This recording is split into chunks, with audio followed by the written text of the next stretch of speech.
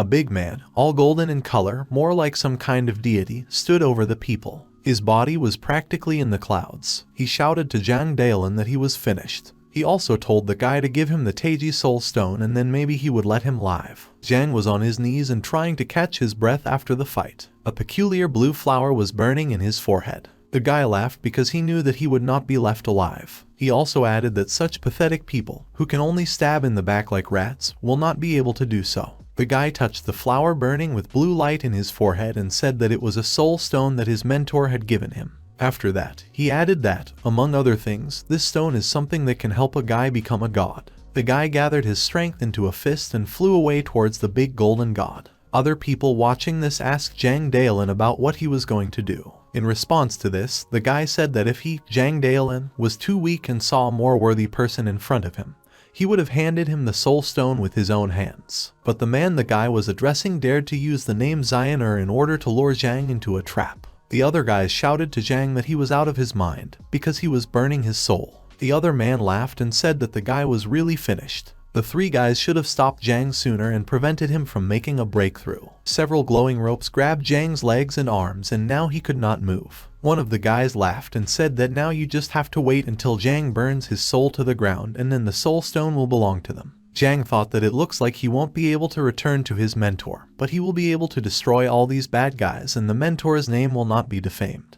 The guy opened a passage to the abode of the dead and the souls of all those who are touched will be destroyed and will not be able to be reborn. All of Zhang's enemies decided to flee as soon as possible, but they were inevitably sucked in. In this scenario, Zhang Daolin himself will not be able to survive, but he does not mind dying if his enemies follow him. Zhang has been free in his decisions and actions all his life, so no one can even admit the thought of controlling him. After that, everyone was sucked into the abyss. The guy, dying, thought that it would be great if Xian really called him to this place. Suddenly, a pink-haired girl appeared in front of him. This was Xian. She was holding some kind of sphere in her hands and threw it to the guy. The guy picked up the sphere and said that Xian really sacrificed a part of her soul to summon the soul stone. The girl was glad that she had made it in time. Zhang asked her about why she was still here. She needed to leave soon. The girl replied to the guy that he had discovered the abode of the dead, and if he did not use the soul stone, then his true soul would dissolve. The guy has worked so hard to gain the favor of the deity, and is now finally able to achieve immortality and become a god. After that, the girl sacrificed herself in order to save the guy. Zhang was born again as a small child. He was in the hands of some man, apparently one of the subjects. The woman who gave birth asked if everything was alright with the boy. In response to this, the man said that his mistress should not worry, because the young master is fine. He also added that such a powerful energy envelops him, which he sometimes did not feel before. Zhang couldn't figure out how he got into this body. He looked at his hand and saw a piece of the Taiji soul stone on it. He realized that he had been reborn with him. Thus, Xian and his other half had to be reborn in this world as well. The guy didn't think that he didn't know where to look for her. The girl asked to look at her child. The man said that the young gentleman was very calm, but at the same time very enthusiastic. The girl took the child in her arms and said that she felt powerful fluctuations of magic. The guy looked at the woman and realized that it was his mother and she was not human, since her ears were similar to the ears of elves. Zhang was also surprised that her breathing was very weak, as if she was dying. At that moment, the lady lost consciousness. Zhang realized that his mother's vital energy was running out. After that, Zhang directed some of his energy towards his mother. He thought about the fact that his mana now is only remnants from a past life. It will dissipate very soon. He decided to use it to prolong his mother's life. The guy also thought that in the future, he would cultivate and be able to rid the woman of this disease completely. At that moment, the girl's husband flew into the room. He was very concerned about her well-being. The man who delivered the baby began to say that the lady was just a little sick. The girl turned to her husband and said that he was one of the 4 great generals of the Holy Land, as well as the Holy Sword, and panicked just like a child. The girl assured the man that she was fine. Yajin looked at the man and was surprised that this was his father, the same man who forced his mother to give birth to 5 children almost without a break. The second older man, who entered the room with the girl's husband, addressed her by the name of Xiaoyi and thanked her for working so hard to replenish the dragon's blood in their family. He said it was really amazing. The girl in response thanked her father for his kindness. The girl told her husband that her son is physically a little less well-built compared to their other children and she is afraid that he will not be able to become an outstanding commander. but he has very powerful mana. Perhaps he will become a great wizard in the future. Everyone standing in the room was surprised. They couldn't believe that a magician was born in the dragon's blood family, and the boy must be very talented. The father of the family said that the family manages the strongest legions that have been successfully guarding the borders for many years, the army of the underground dragon, and the army of the griffin. Although they have the reputation of being invincible, they can only rely on strategy and basic skills. If they have a powerful magician on their side, then the kingdom will be more protected. The man also added that the 5 great clans have been successfully cultivating wizards for the past few years, and he can't help but say that he didn't care. Now that their family has a wizard, none of them will dare to laugh at them. The girl turned to her father and told him not to worry, since her son's mana is more powerful than anyone in the elf clan. The girl also added that she is sure that her son will be the strongest magician in the kingdom. Hearing this, the guy thought that great hopes were pinned on him, and therefore, he would not hesitate. The guy thought that he was going to cultivate diligently. Since he didn't die from a collision with the abode of the dead, he should return. In this world, there is no concept of cultivation as such. Everything here is based on magic and martial arts, the basis of which is mana and the spirit of struggle, respectively. Moreover, many races coexist in this world. For example, elves, dwarves, humans, Vikings, all of them are fighting among themselves. Among them, humans are the strongest and predominant species. At the moment, the main character is in the Kingdom of the Storm, which is divided into 39 provinces. Although the Kingdom of the Storm occupies a fairly decent territory and its inhabitants do not seem to know any worries, in fact, it is surrounded by enemies on all sides. The Kingdom of Kurt in the east, the Kingdom of the Sand Robbers in the west, Vana in the south, as well as the Alliance of the 4 Aristocrats in the north, all of them are hostile towards the Kingdom of Storm. This is the information that the main character managed to collect during the 100 days that he was in this place, and it is absolutely useless for him. That's what worries him more, so it's the numerous women and nurses who constantly touch him. The father laughed at the fact that his boy is good enough because he is still small and already surrounded by female attention. One of the girls spoke up and said that the reception in honor of the anniversary of the young gentleman would be simply incredible. She shared that she had heard that His Grace Sars himself would baptize the baby. The girl asked if she could be honored to find out what name her master would be baptized with. The father replied that His Eminence had learned about the power of his child's mana, and therefore wanted to baptize him personally. And as for the name, the man said that a little later he would announce it to everyone. The girl told her son that his father would give him a wonderful name that would not yield to the names of his older brothers. The girl put her son in the cradle and said that everything would start soon, and he just needed to wait a little. The main character thought that finally there is peace and quiet around him and now he can practice Tai Chi. The guy thought that even if they are not familiar with the Tao practices in this world, but the spiritual energy is quite concentrated. The guy also discovered that the Taoist spiritual Kai and the energies of this world are quite similar. In this world, the cultivation process will be 5 times faster than in the previous life. At this rate, the guy will be quite capable by the age of 20. Suddenly the guy heard a voice. He said that this is the same child who has incredible mana, and that he is very beautiful. The guy decided to see who decided to interrupt him this time. She was a beautiful young girl. She took the child in her arms and began to look at him. She said that the child does not look at all like his stern father, but is as beautiful as Elijah. The girl called the guy her nephew, and then he realized that the queen was his aunt. The king was standing nearby. He said that the child is really very beautiful, but he thinks that the boy should be as strong as Commander Dar. However, the king added that the boy has such an incredible gift, he shows hope. The king said that when the boy becomes an outstanding magician, then physical strength will not be so important. The man looked at the king and realized that the girl, or rather his aunt, had found an unsuitable match for herself. The king turned to the boy's mother and thanked her for another such talented child, because now the blood of the princess of the elven clan Elijah will continue to flow in the outstanding people of his kingdom. The boy's mother bowed and said that it was an honor for the elven clan.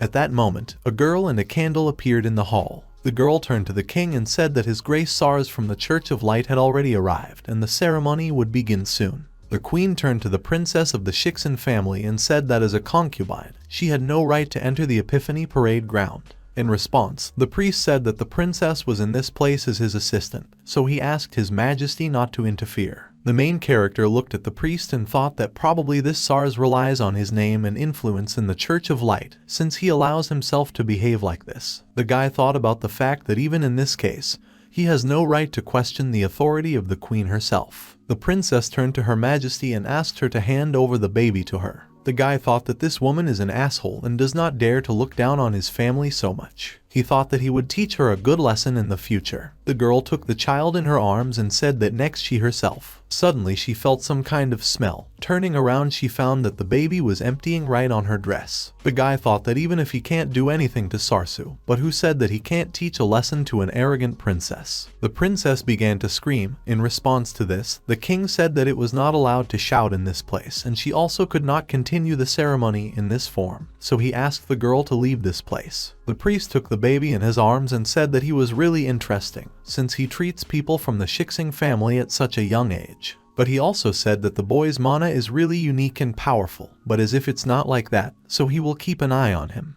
The boy was surprised that the priest noticed this difference. He thought that even his mother could not understand that his mana is something other than the energy of the Tao.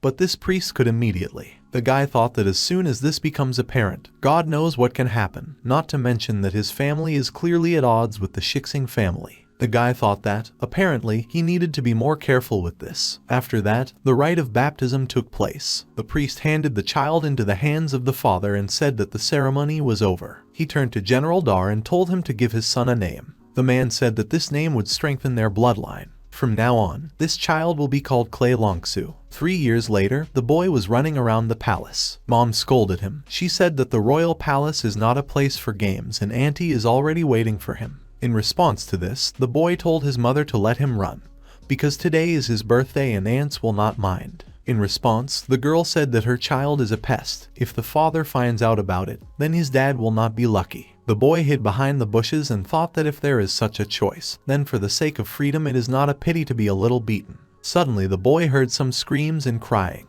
Some girls were crying and asking them to forgive them. In response, a voice laughed and said that these princess fools are already letting out snot. Another voice replied that these are not princesses, but simple dirty-blooded girls who were born a servant. The guy heard it and followed the sound. Someone kept shouting at the girls and saying that the more he looks at them, the uglier they seem and even the rat in the palace is better than them. After that, the voice asked about how these girls dare to stay here at all. That voice turned out to be a boy. He said that if the shelter is dirty and they want him to let him go, then let them eat the earth. And then they have to say that they thank the great fifth princess for such a generous treat and that they are his faithful servants. The guy added that if the girls didn't do it, he would just beat them to death. At that moment Clay appeared. He asked about what was going on. The guy said they don't have to bully people and told them to get lost until he gave the guys a hard time. In response to this, the prince said that it was not the child of the Dracosh family who did it. Clay shouted that he wouldn't let him hurt the girls. One of the subordinates whispered to the fifth prince not to forget that this scum has mana. In response to this, the prince said that this child is only 3 years old, and it would be a great achievement if he could at least lift a pebble with his mana.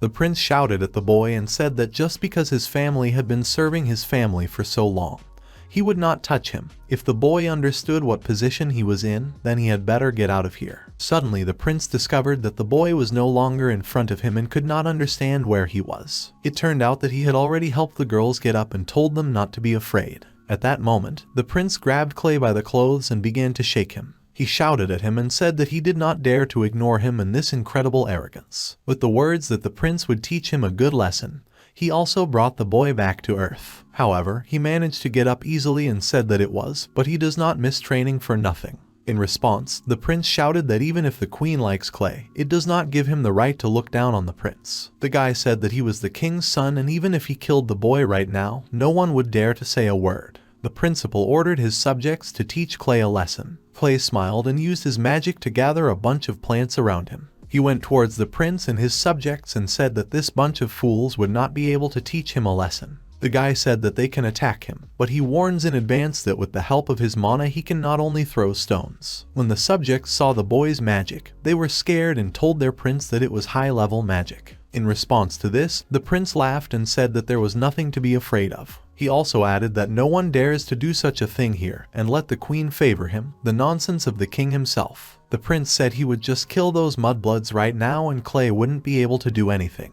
After that, the prince kicked the girls. Clay shouted to the prince to stop right now, otherwise he would not stand on ceremony with him. The prince laughed and said that the boy could not pretend to him that he was the fifth prince. He also added that the boy would kneel in front of him and beg him to stop and then maybe he would think about it. One of the subjects said that the boy is so arrogant only because of his magic, and today he is teaching him a good lesson and will teach him to respect the fifth prince. The second guy is that now he will find out which is faster, his arboltum or the boy's magic tricks. The man thought that he had heard that the adults said that the dragon's blood family did not particularly get along with their Shiksen family, and now that their family had this half-wizard, the relationship had become even more strained. The guy decided that today he would get rid of the boy, using as an excuse that it was necessary to protect the fifth prince. The boy decided that his family would definitely appreciate it. Another guy said that no matter how outstanding the boy's magic was, it was too late for him to cast spells. Both guys fired a crossbow. Clay realized that these little assholes really wanted to kill him. They decided that if they did not finish off the wolf, there would be deplorable consequences. The guy thought that then they should not blame him, since they themselves are so inhuman. However, the boy thought that he did not want to cause trouble to his family and aunt. If his victory is so unconditional, it can lead to bad consequences for him. The guy decided that he needed to pretend that one of the arrows had hooked him.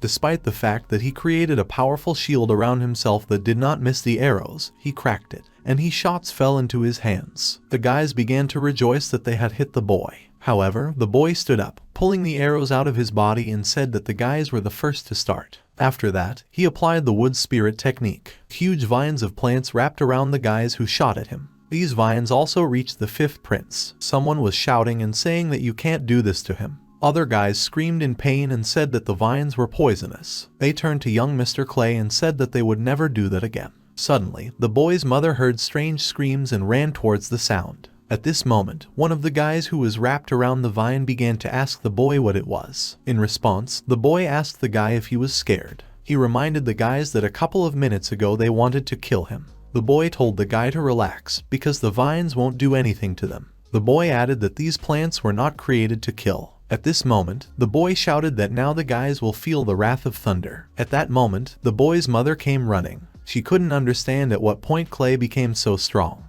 The lightning that the boy summoned struck his enemies. At that moment, the boy said that even death would be a small punishment for them. After that, Clay fell to the ground and said that it was still too hard for him to use this technique and that he drew all the spiritual power from it, and it looks like the boy is still very weak. After that, the boy lost consciousness and woke up. His mother stood over him and said that he had lost consciousness and asked the boy if he had really forgotten what he had done. She patted the boy on the head and jokingly said that he was a brat. She said that Clay unknowingly used third-level magic, which is subject only to advanced wizards, and in the eyes of others he is still a beginner. Then she asked the guy about when he learned to use poisons. She said it cost her a lot of effort to pull those children out of the vines and heal their wounds. Hearing this, the boy was surprised that his mother cured those scoundrels. He said that that brat from the Shixing family wanted to kill him. In response, Mom said that she wanted to cure that boy, but he was struck by lightning. At that moment, Clay realized that the boy had died and his family would have problems. In response, the mother told her son not to worry,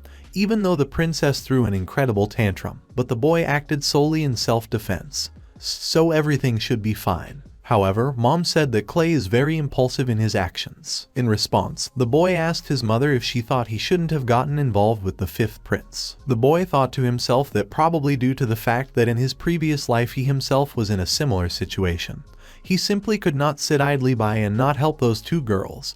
But it seems that something else is more important in this world. However, at that moment, the mother jokingly called the boy a fool and said that he had saved two innocent people. Mom hugged the boy and said that she was more concerned that at the age of 3 he was already using high-level magic. If this continues, she is afraid that Clay may get into trouble. However, she added that the Dragon Blood family will always clean up their traditions, and the fifth prince and the Shixing family are all complete nonsense. She added that there are influential people in the world who use their position to commit all kinds of lawlessness with impunity. But with the support of the Dragon Blood family, as well as the Elf clan, the boy has nothing to fear. Hugging Mom, the boy thought that it's very nice when he has a mom. The guy thought that as long as he remembers you in a previous life, before meeting with the mentor, he was always lonely.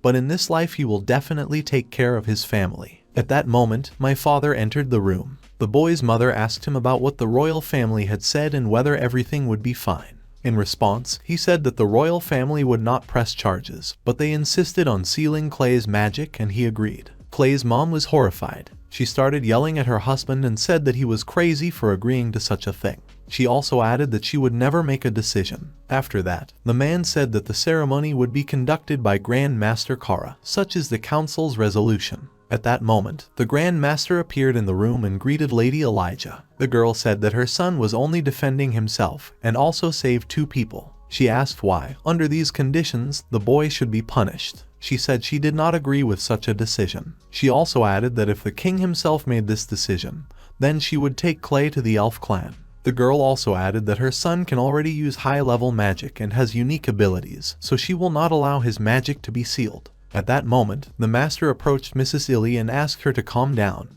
He said that this was not what she thought, and also that this ceremony would benefit the young master. He also added that, as she herself said, the boy has incredible strength, but due to his young age, he cannot fully control her. If such an incident happens again, it will be very difficult to resolve it. The man also added that the council decided to seal only a part of the young master's magical abilities. As he matures, and his ability to control his magic improves, the seal will kill us a little. The young master was not completely banned from using his gift. The girl asked if it was true. In response to this, the man said that he swears by his position and long years of faithful service with General Darl. The boy thought that if he didn't agree to this, then the royal family and the Shixing family would never leave his family alone. The guy also thought that his mana was something other than spiritual Kai power. It will not be difficult for his abilities to break this seal. The boy took his mother's hand and said that he didn't mind. He also added that she always taught him that a man should be responsible for his actions, especially since this seal is not forever. The master said that the boy was very good and praised him.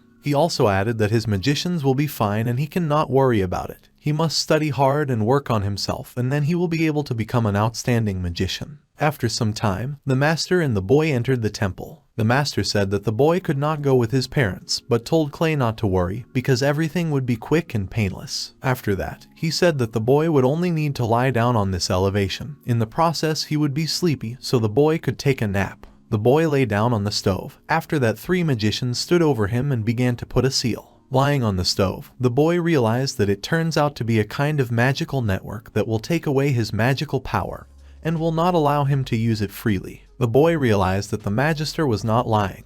His spiritual energy would really be fine and he would be able to break the seal himself in a few years. Suddenly the guy felt pain and could not understand what was happening. At that moment, SARS said that the previous seal had already come into effect and it was better for the boy not to move, but just stop fighting it. The boy could not understand what was going on and what this man was doing here. After that, SARS said that the boy had wounded the 5th prince and also killed the heir of Shixing.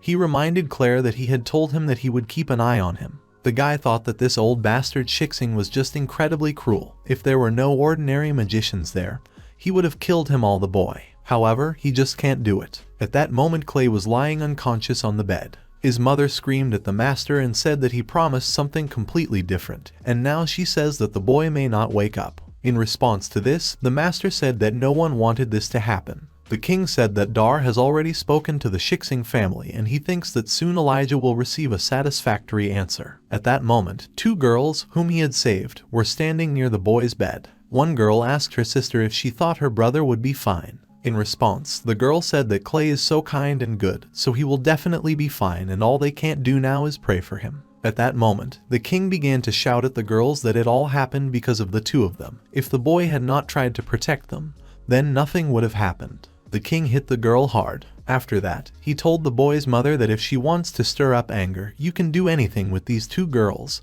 since they are the cause of all the troubles. In response to this, the girl said that His Majesty understands like no one else that the girls have nothing to do with it, and although she will protect her child to the end, she will never offend innocent people. At that moment, Clay woke up and started using the breakthrough technique. The boy thought about how he had hoped that he could break the seal completely on the first try, but still he was still too weak. The girl asked the master about what had just happened. In response to this, Kara said that it was simply incredible, because the seal of His Eminence was broken. He asked the boy about how he managed it and said that he had never encountered such a thing. Clay thought that of course the master had never encountered such a thing, because it was all thanks to the Taiji cultivation technique. But the boy only said out loud that he also did not know how it happened and said that 2 beautiful voices brought him out of the darkness.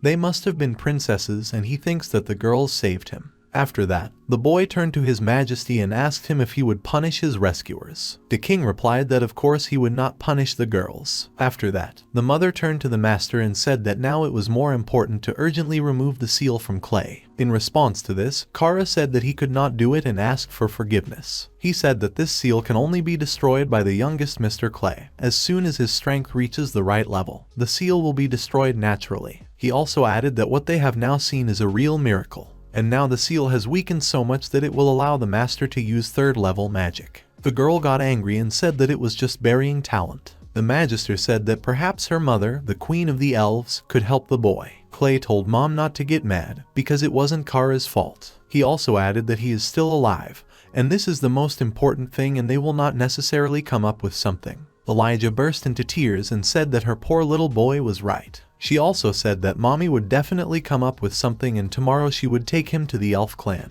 The king said that the elf queen would surely be able to remove the seal from Clay. In short, I asked the boy what he wanted to get as compensation for this situation. He said the boy could ask anything. In response, Clay said that he wanted the king to take care of the two princesses who saved him, and also called them to study with Grand Master Kara. The king said that to fulfill his request and now the girls will become princesses and everything will be fulfilled. A few days later, a carriage was prepared for the boy's trip to the elf clan. He was very glad to have at least some opportunity to travel a little, because he was already tired of being constantly in one place. At that moment, the princesses ran up to the young master. They said that they understand that the boy broke the seal not because of them. I am not very grateful to him for saving them, and also added that no one has ever been so kind to them. In response to this, Clay said that it was nothing and you shouldn't thank him. However, the girl took a chick out of the bag and handed it to the boy. It was a small falcon. The girls said that they saved him from the 5th prince that day, and then Clay saved them, so they think the chick should be his. She also said she hoped he could be a loyal companion on Clay's long journey. The boy was very grateful to the girls and said that he would definitely take care of the chick.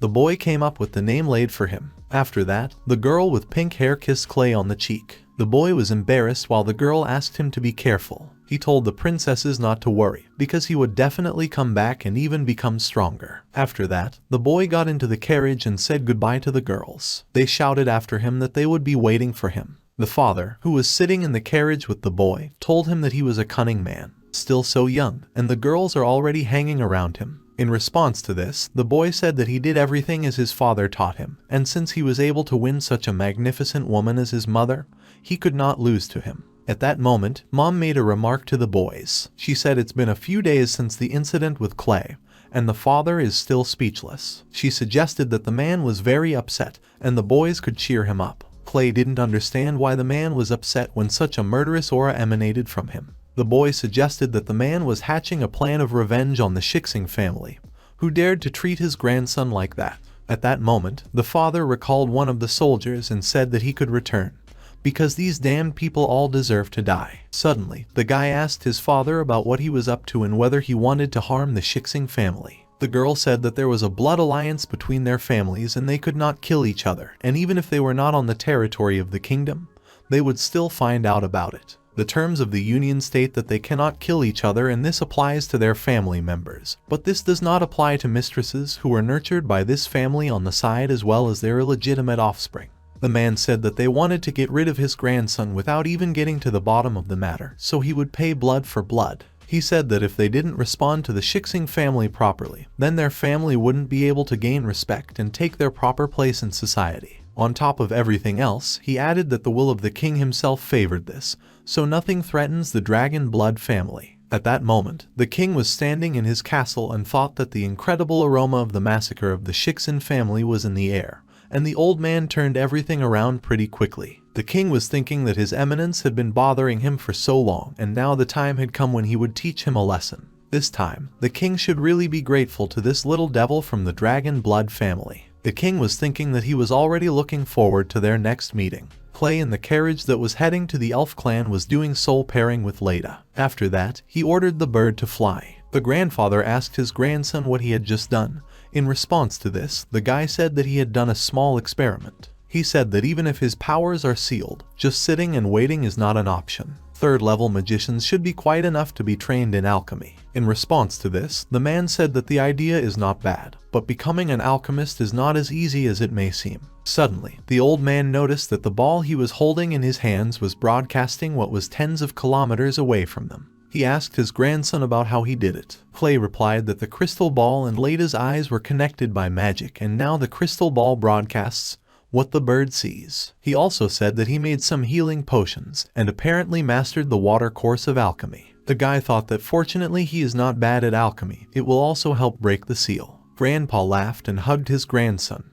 He said that the boy was just a treasure of their family and a delight for his eyes and ears. The boy's father intervened and said that it was all Elijah's genes, because when it comes to alchemy and magic, no one can compare with the elves. Grandfather said that no one could have thought that not only a wizard, but also a brilliant alchemist was growing up in their family. At that moment, the boy saw a fire in the balloon and told his grandfather and father to order the bunch to stop, because it seems something terrible is happening ahead. The boy's mother looked at the ball and said that in these forests, the battles of magical creatures are a frequent phenomenon, and judging by the magical discharge, these creatures are at least at the 7th level, so they definitely get into trouble if they continue to move in this direction. Mom kissed her son on the forehead and said that thanks to the glue they would be fine. She also added that there was a small town ahead where they would stay overnight and replenish their supplies. The boy thought that staying in the city was a good idea, but his mother made a mistake in something, because all the monsters are not at the 7th level. The boy realized that apparently other people feel this, but the air is literally filled with a murderous aura and these monsters are terrifying creatures of the 9th level. The boy decided that he had felt nothing like this for a very long time. He needed to go and check. At night, when the whole family was asleep, Clay began to summon the primordial basis of the Golden Lotus. The lotus turned out to be very small because of the seal. However, it was enough for Clay to move. The boy thought that Charles's actions, which he imposed on his mother, would last until dawn, and he hoped to have time to return by that time. The boy got to the right place and saw a huge fire. He watched the struggle of the 9-headed Hydra, the owner of the swamp. It was a mid-level 9th rank creature, its 9 heads corresponding to 9 magical elements. Hydra fought against the Earth Bear, the Earth God of War. It was a high-level creature of the 9th rank. Its ability was armor condensation. A special skill was the roar of the King of Beasts. The boy was glad that there were 2 9-ranked creatures right in front of him, about whom he could only read in books. He thought that he wanted to take advantage of the fact that they were weakened. However, even if each of them was on the verge of death, the boy would not be able to defeat them. In the end, the Hydra bit the bear. The boy watched this and thought that it was clearly written in the book that an Earth Bear can condense its armor. The boy did not understand why then the bear allowed himself to be bitten so easily. It turns out that the bear was too young and could not transform armor yet. The guy realized that the bears were about to be gnawed alive and began to think about whether he should help the bear. At this moment, the bear is angry, thinking that some person will climb into his head and bother him. He thought that as soon as he dealt with the Hydra, he would immediately eat a person. In response to this, the guy said that bears that it is to watch the tongue,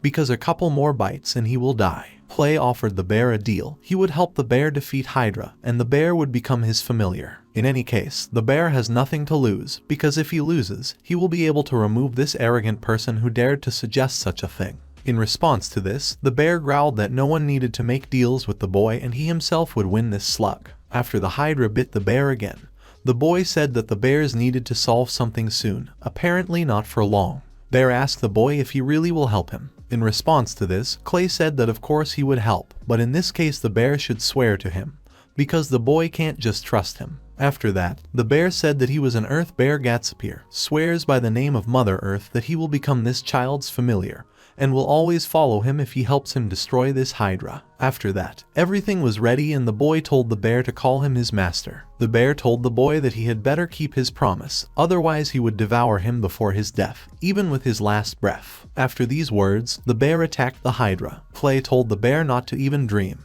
The boy said that the bear is a stupid clubfoot, because he should just use his roar of the King of Beasts to finish him off. He added that the Hydra will not die until the bear destroys all its heads at the same time. After that, the boy poured some kind of infusion from a bottle over the bear. The bear noticed that his wounds were healing faster, but besides that, his mana was getting more powerful by the second. Suddenly, an armor appeared on the bear and he, calling the Hydra a vile slug, told him to prepare for death. The bear used his roar of the King of Beasts. With this, he killed all the Hydra heads at the same time. After that, he turned to the boy and asked him about what he had given him. Clay replied that it was just a strengthening remedy, and for lack of time and materials, it was the best thing he could do.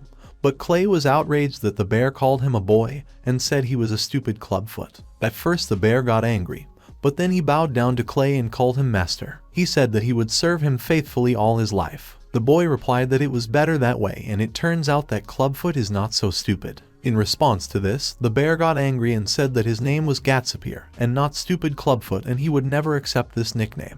In response to this, Clay agreed with the bear, but said that his name was too long and therefore he would be Pippi. Then the boy said that with the size of the bear it would be a little problematic to take it with him and asked the bear if anything could be done about it. The bear smiled and turned into a little teddy bear. Clay was delighted, took him in his arms and said that it was better that way. The dawn was already slowly visible, and therefore they had to hurry, otherwise if the boy's mother wakes up earlier, but he will not be satisfied. The guy stood on his lotus and wanted to fly home, but he fell to the ground. Clay began to say that the bear was too heavy, and he replied that in fact it was his mana that was too weak and he should not have accepted such a dumbass as the owner at all. Clay told the bear to go back to his previous size and take him, and as soon as they get out of the forest, he will turn into a baby again. Otherwise only all the people in the city will scare away. The bear agreed. Suddenly, a large green crystal appeared above the snake. Clay asked about what it was. The bear said that this is the magical core of this slug. If you use it, the power of mana will increase significantly. However, Hydra is an aquatic creature on top of everything. Now the boy is the bear's owner and it's up to him what to do with him. Clay thought that the crystal was big and would be useful in alchemy, but unfortunately it was too noticeable,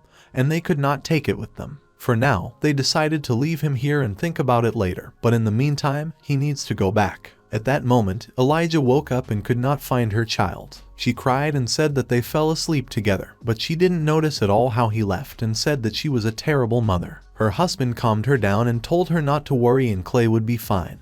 He had already ordered his people to start searching. At that moment, Clay appeared in the room holding a bear in his hands and asked his mom and dad about what they were doing here. The parents were very happy that their son was all right and asked him about where he had been. They started touching the bear and asking if he really brought a doggy. The boy replied that it was a bear cub. Clay said he heard a sound, so he ran to help. The poor thing got lost in the woods. Then he said that they had made a deal and asked his parents if he could go with them. The boy's mother replied that as a magician, of course, he can enter into contracts with magical animals, but no one will allow him to run away at night anymore. Clay was glad that he was allowed to keep the bear. Suddenly, Elijah had a headache. The husband saw this and told his wife that she had been looking for Clay since the morning and they had better stay in this place for another day to buy everything they needed for the road. The girl replied that she was fine, but they really should replenish their supplies. The boy intervened and said that on the way he had not seen a single cart with something like this and for sure everyone here uses local resources. In response, my mother said that such a large number of people could not rely solely on mountain vegetation and pointing to her ring said that all the supplies were here. It was an elven spatial ring. There would be enough space inside to hide a small town. Clay thought that with such a ring,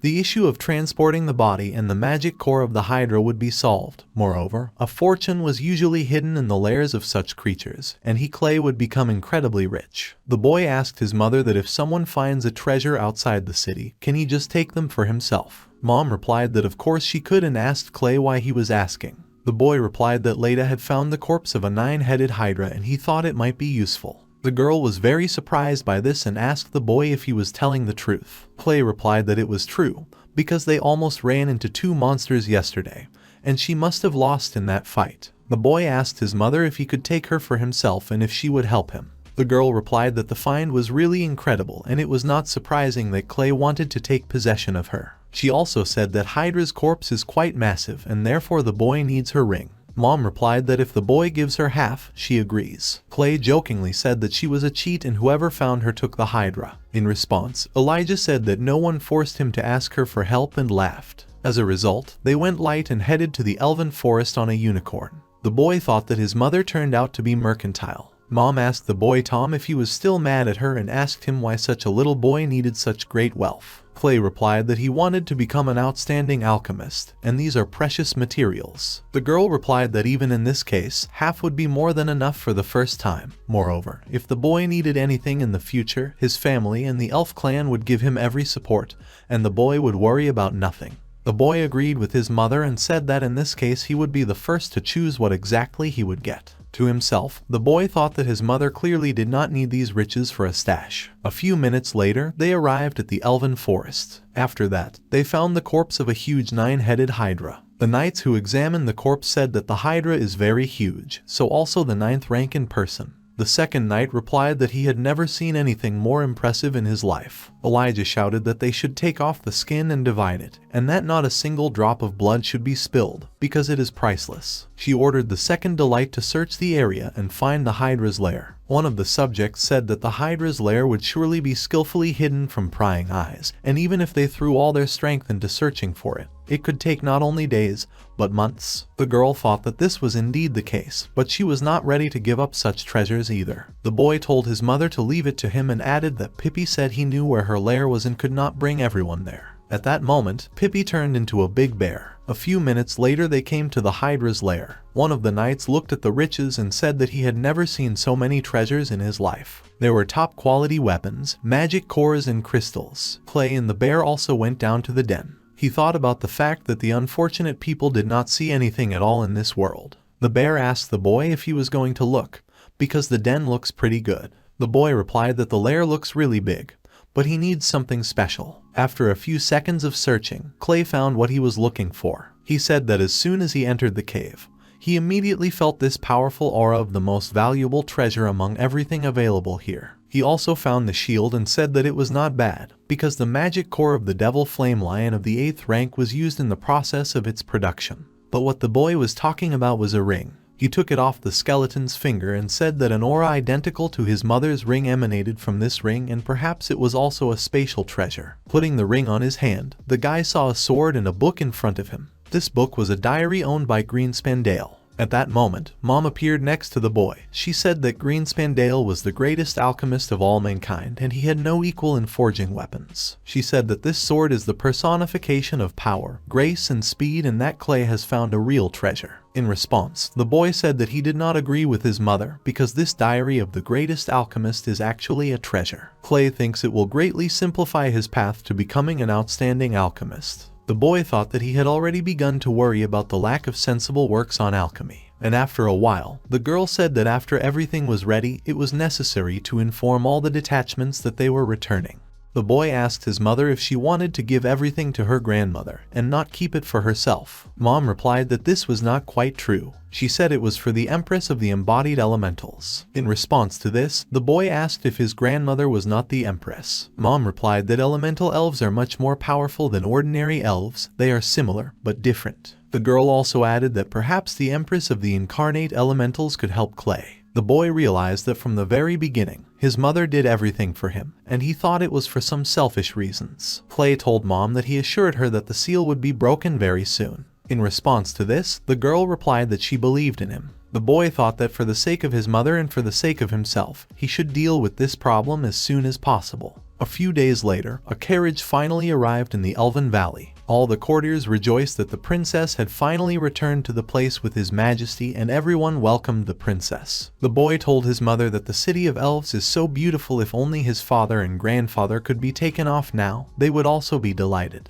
Mom replied that they had urgent business in the kingdom and they were forced to return. Moreover, both father and grandfather have been here before. After Elijah and Clay got out of the carriage, they were greeted by the Empress. She was very happy about the arrival of her daughter and said that she missed her very much. They hugged and the girl said that she also missed her mother very much. The girl told Clay to say hello to his grandmother. The girl was very happy with her youngest grandson and said that he was the son. The boy was surprised that his grandmother was so young, and said that she looked more like his mother's sister. The woman took the child in her arms and said that her little granddaughter was so pretty. She said that she was really his grandmother and asked him to let her kiss his sweet cheeks. After some time, already being in the palace, the grandmother examined her grandson. The girl began to ask her mother about what was wrong with her son. She began to shout that the cursed prelate did not dare to do such things with the child and said to immediately inform the father that she was extremely dissatisfied with what had happened and demanded an explanation. The subjects immediately went to carry out the order. The Empress added that if he was ignored or tried to mess with her brains,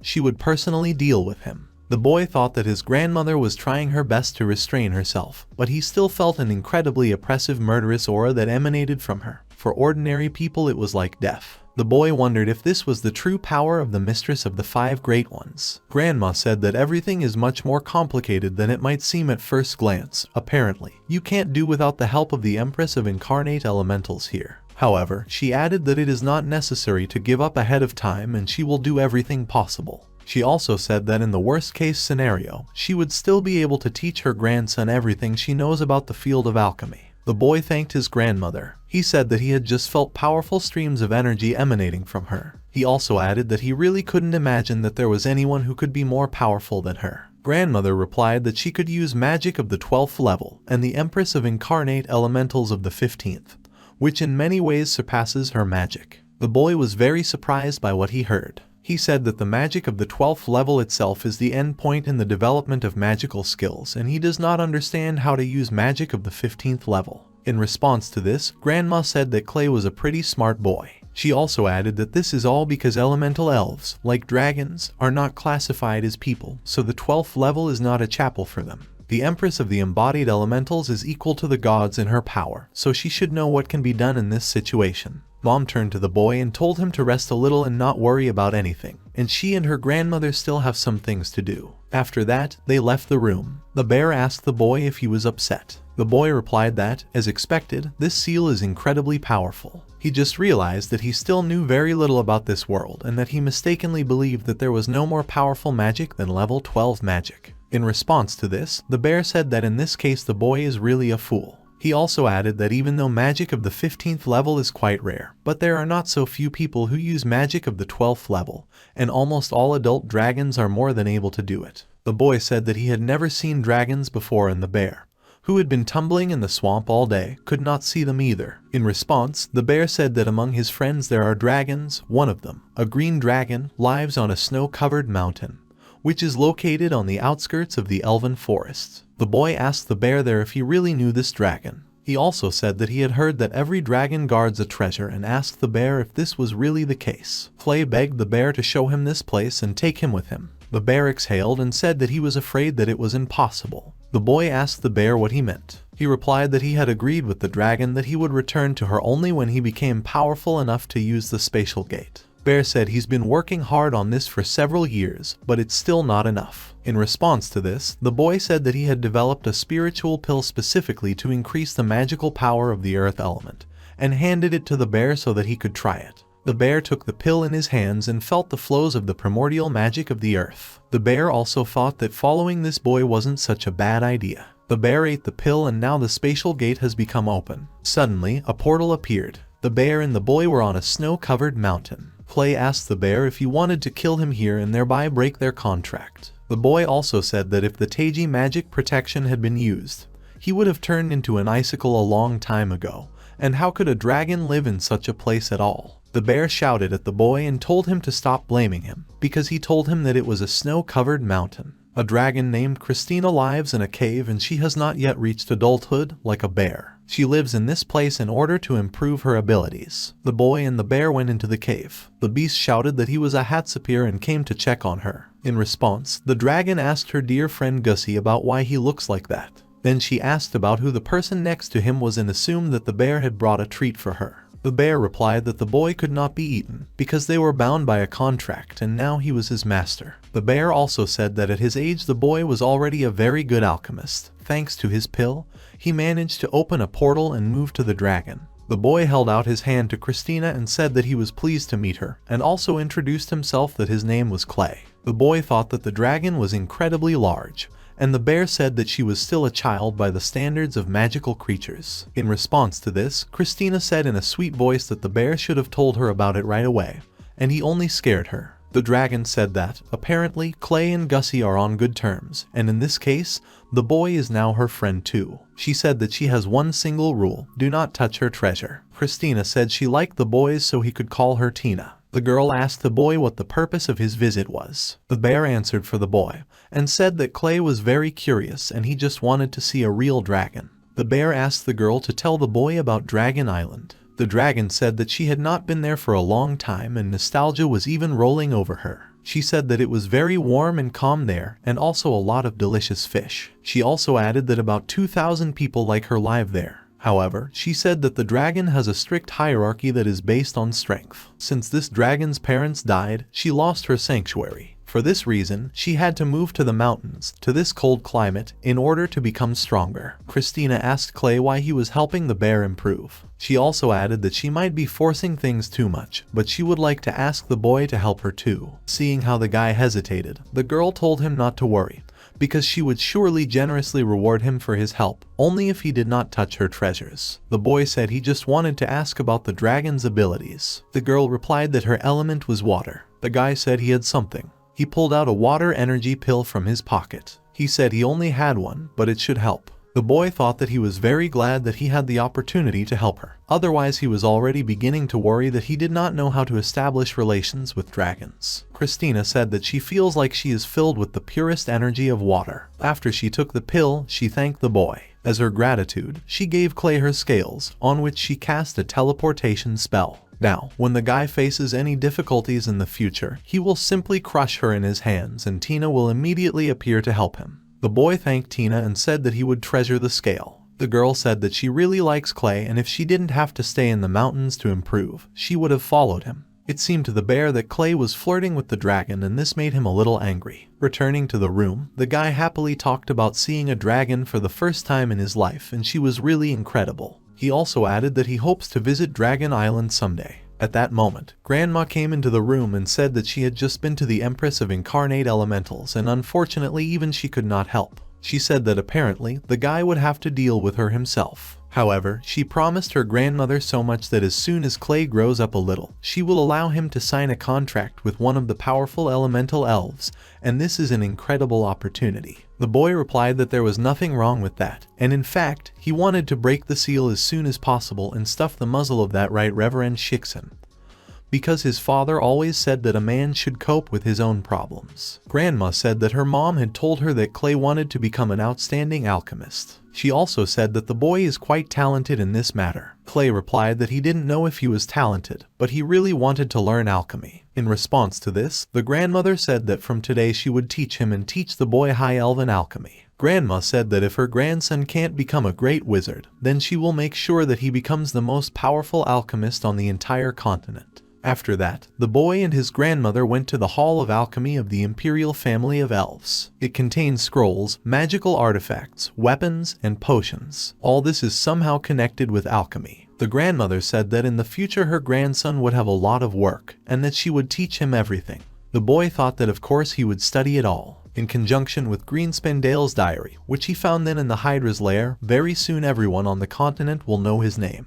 Suddenly, they came to some kind of artifact. The guy asked his grandmother about what it was. She replied that this is what their clan has been trying to figure out for centuries, the blessing of the god of sorcery. This is the lost weapon of the elf god, a magic wand that generates elemental magic. The Empress of the Incarnate Elementals personally commissioned this case, but for hundreds of years they have no discoveries or leads. The amount of the reward was repeatedly increased. Even an announcement was made that whoever could create it would receive the loyalty of 10,000 elf warriors for a 10-year period. However, nothing happened. The boy asked his grandmother that if he could create the same wand for the Empress of Incarnate Elementals, would he be able to receive this award? The grandmother replied that the boy would certainly receive this award. But in order to create a weapon identical to the blessing of the god of sorcery, the boy needs to possess 5 elements at the same time. Even the most outstanding alchemist takes about 10 years to hone the possession of or 2 elements out of 5. Leaving the hall, the boy said that he was sure that he would be able to control all 5 elements in 5 years. The boy set himself the goal that if he wants to become the strongest alchemist, then he should even receive the blessing of the god of sorcery. 3 goals later, the boy was racing somewhere on his bear. Clay shouted that they were about to experience the power of his new creation.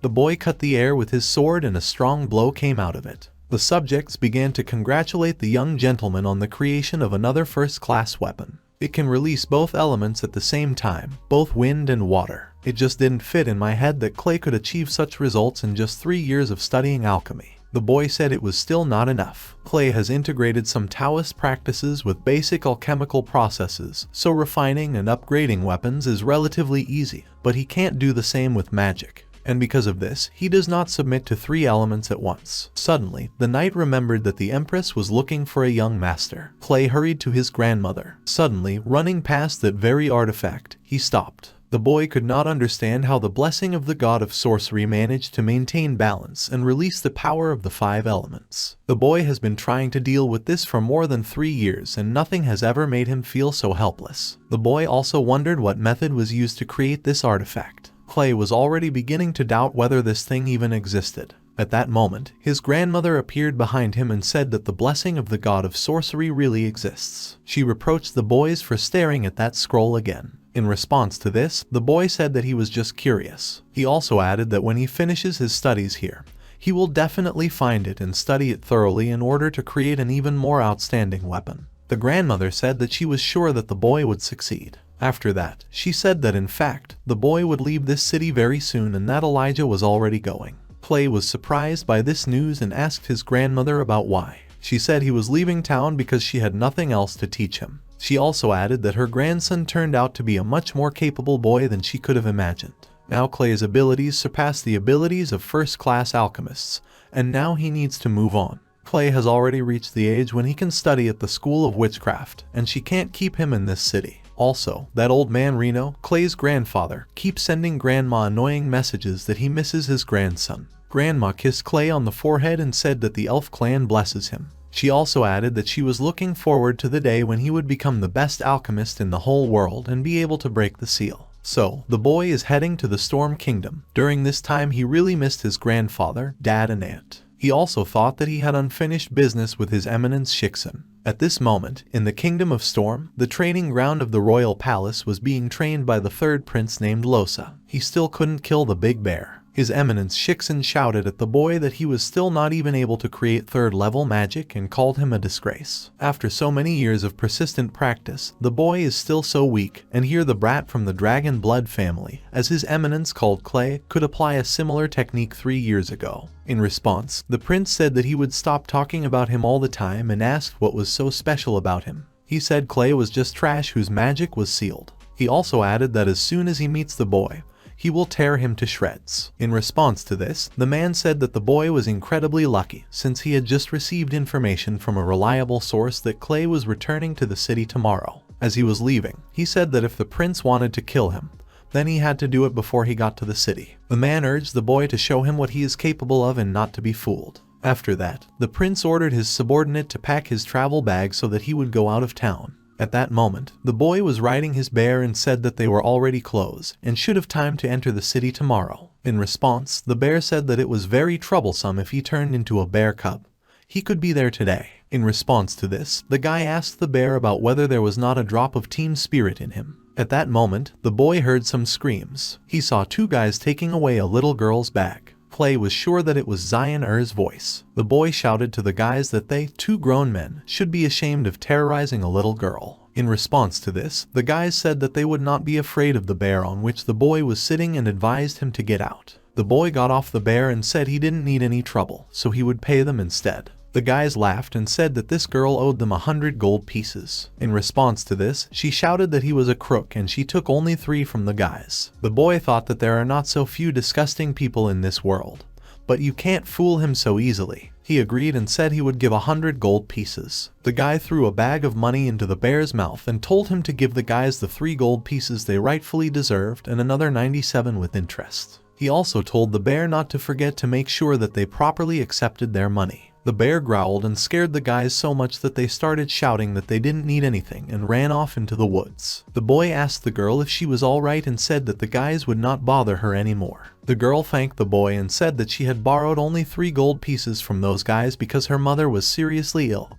and needed medication. The girl said that she did not expect everything to turn out like this. The girl said her name was Senia and asked the name of her savior. The boy thought that initially he assumed that this was the reincarnation of Zion, but now, after studying the spiritual component of the girl, he realized that this was not the case. The boy said his name was Clay. The boy also added that he has an excellent doctor who could help the girl's mother. At that moment, a big black dog with bat-like wings appeared. He was told to bring Clay to the gorge on the outskirts. As a result, the dog took the money. The boy decided that he belonged to those 2 types and told Pippi that they should have treated them harder. The boy told Xenia that he would return the stolen goods, and she should find her mother and tell her about it. The cart must be somewhere nearby. The boy ordered Pippi to stay with the girl and protect her. The boy was running after an incomprehensible dog. At that time, the prince and the subject were standing in the gorge. They were waiting for Clay to kill him. Everything had to look as if the boy had been attacked by bandits and they should not give themselves away inadvertently. Seeing the prince with a bunch of knights, Clay immediately understood what was going on. He began to ask them about who sent them. They replied that no one sent them and they are bandits. In response to this, the boy said that bandits do not wear knight's armor. The knights replied that it didn't matter because the guy was going to die anyway. The boy concluded that the master of the knights was really afraid of him, since he had sent level 4 magicians. However, for Clay, the alchemist magician, this squad did not pose any danger. The boy thought that his mother was waiting for him and he should finish here as soon as possible. Clay summoned a 5th level alchemical artifact called the Elemental Scroll. An icy rain rained down on his enemies. Immediately after that, a fiery snake appeared. The knights did not expect such abilities at all from a child whose power, on top of everything else, was sealed. Clay said that knights should not underestimate children in the next life, otherwise, who knows what it might lead to. As a result, the boy burned the whole squad. The prince, who was watching all this, could not understand how Clay could be so strong. Suddenly, the boy heard a crash and noticed the one who directed the whole squad at him. The boy ran to the stone in order to see who was behind all this. However, when he got closer, he discovered that those who were hiding there had already escaped. Clay concluded that the power of the explosion of the 3rd level magic was not enough. Suddenly, the guy saw a bag of hay. He picked it up and realized that it was not difficult to guess that this was the work of the Shiksen family, and they would definitely answer for it.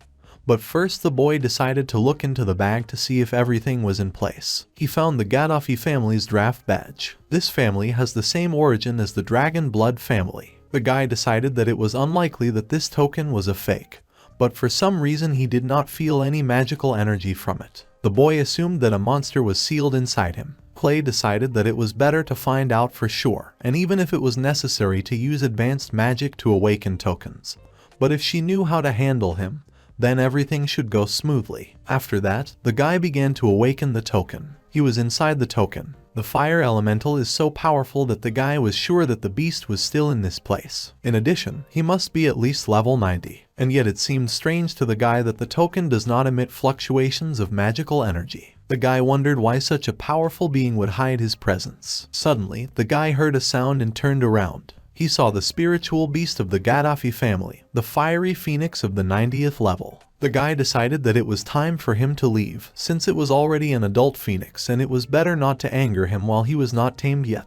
But apparently now the beast was distracted by something. The guy felt the elemental energy of the elves. Is this weapon, lost hundreds of years ago, a blessing of the god of sorcery? The guy understood why no one had been able to find him all this time. Moreover, the token does not emit magi due to the fact that this thing completely absorbs it. It was really an outstanding magical animal. But unfortunately hundreds of years of imprisonment only angered him. So now was not the best time trying to get in touch with him, and to begin with it was necessary to find a way to get the blessing of the god of witchcraft. Clay picked up a pebble from the ground and threw it away in the direction of Phoenix. The bird heard the sound and flew towards him, while the guy flew towards the artifact. He pulled the cane out of the stone and it crumbled. At parting, the guy told the bird that he was taking this thing with him and now she owed him. He said goodbye to the phoenix and walked out of the token. He discovered that this fiery phoenix had become so active that even while inside the token, he managed to set it on fire. Clay decided it was better for the bird to stay there and cool off a bit. After that, the boy switched to the cane that was in his hands. This was the blessing of the god of sorcery. The boy thought that he had come to this world by pure chance and almost immediately found something that no one could find for hundreds of years. Unfortunately, the boy was not a magician, but an alchemist. But in any case, the fact that he managed to discover this artifact was an incredible success. Suddenly, the boy heard his name called and searched. The boy replied to his mother that he was behind the stone. The girl approached the boy and said that he had scared her very much. She also added that the closer they are to the imperial city, the more attentive they need to be. After that, the girl pointed to the body of the guys who were lying nearby and asked the boy if he had done this to them. Mom asked Clay if he knew who sent them. She asked the boy to tell her soon about who did it, and she would make them pay for it. The boy replied that it was not worth doing this, since they so shamelessly decided to attack him. The boy was sure that they had cleaned everything behind them in advance, so they would hardly be able to figure out who was behind it all. However, much more important was what the boy found, and he showed it to his mother. She was very surprised and immediately realized that this was the blessing of the god of sorcery. The girl asked the boy about how he managed it. The guy said it was all thanks to Xenia. He said he told her to find her mom and started looking for the girl. The girl asked her son if he was talking about the girl who sent the message from him. Mom said that the girl is not very well. Some time later, Clay found himself in the girl's house. She was lying on the floor under the bed and howling. The boy could not understand what had happened, because she was all right. The girl ran up to her mom again, and it began to shake in order for you to wake up. The boy's mother said that her son promised to help this girl, so she followed her in order to cure her mother.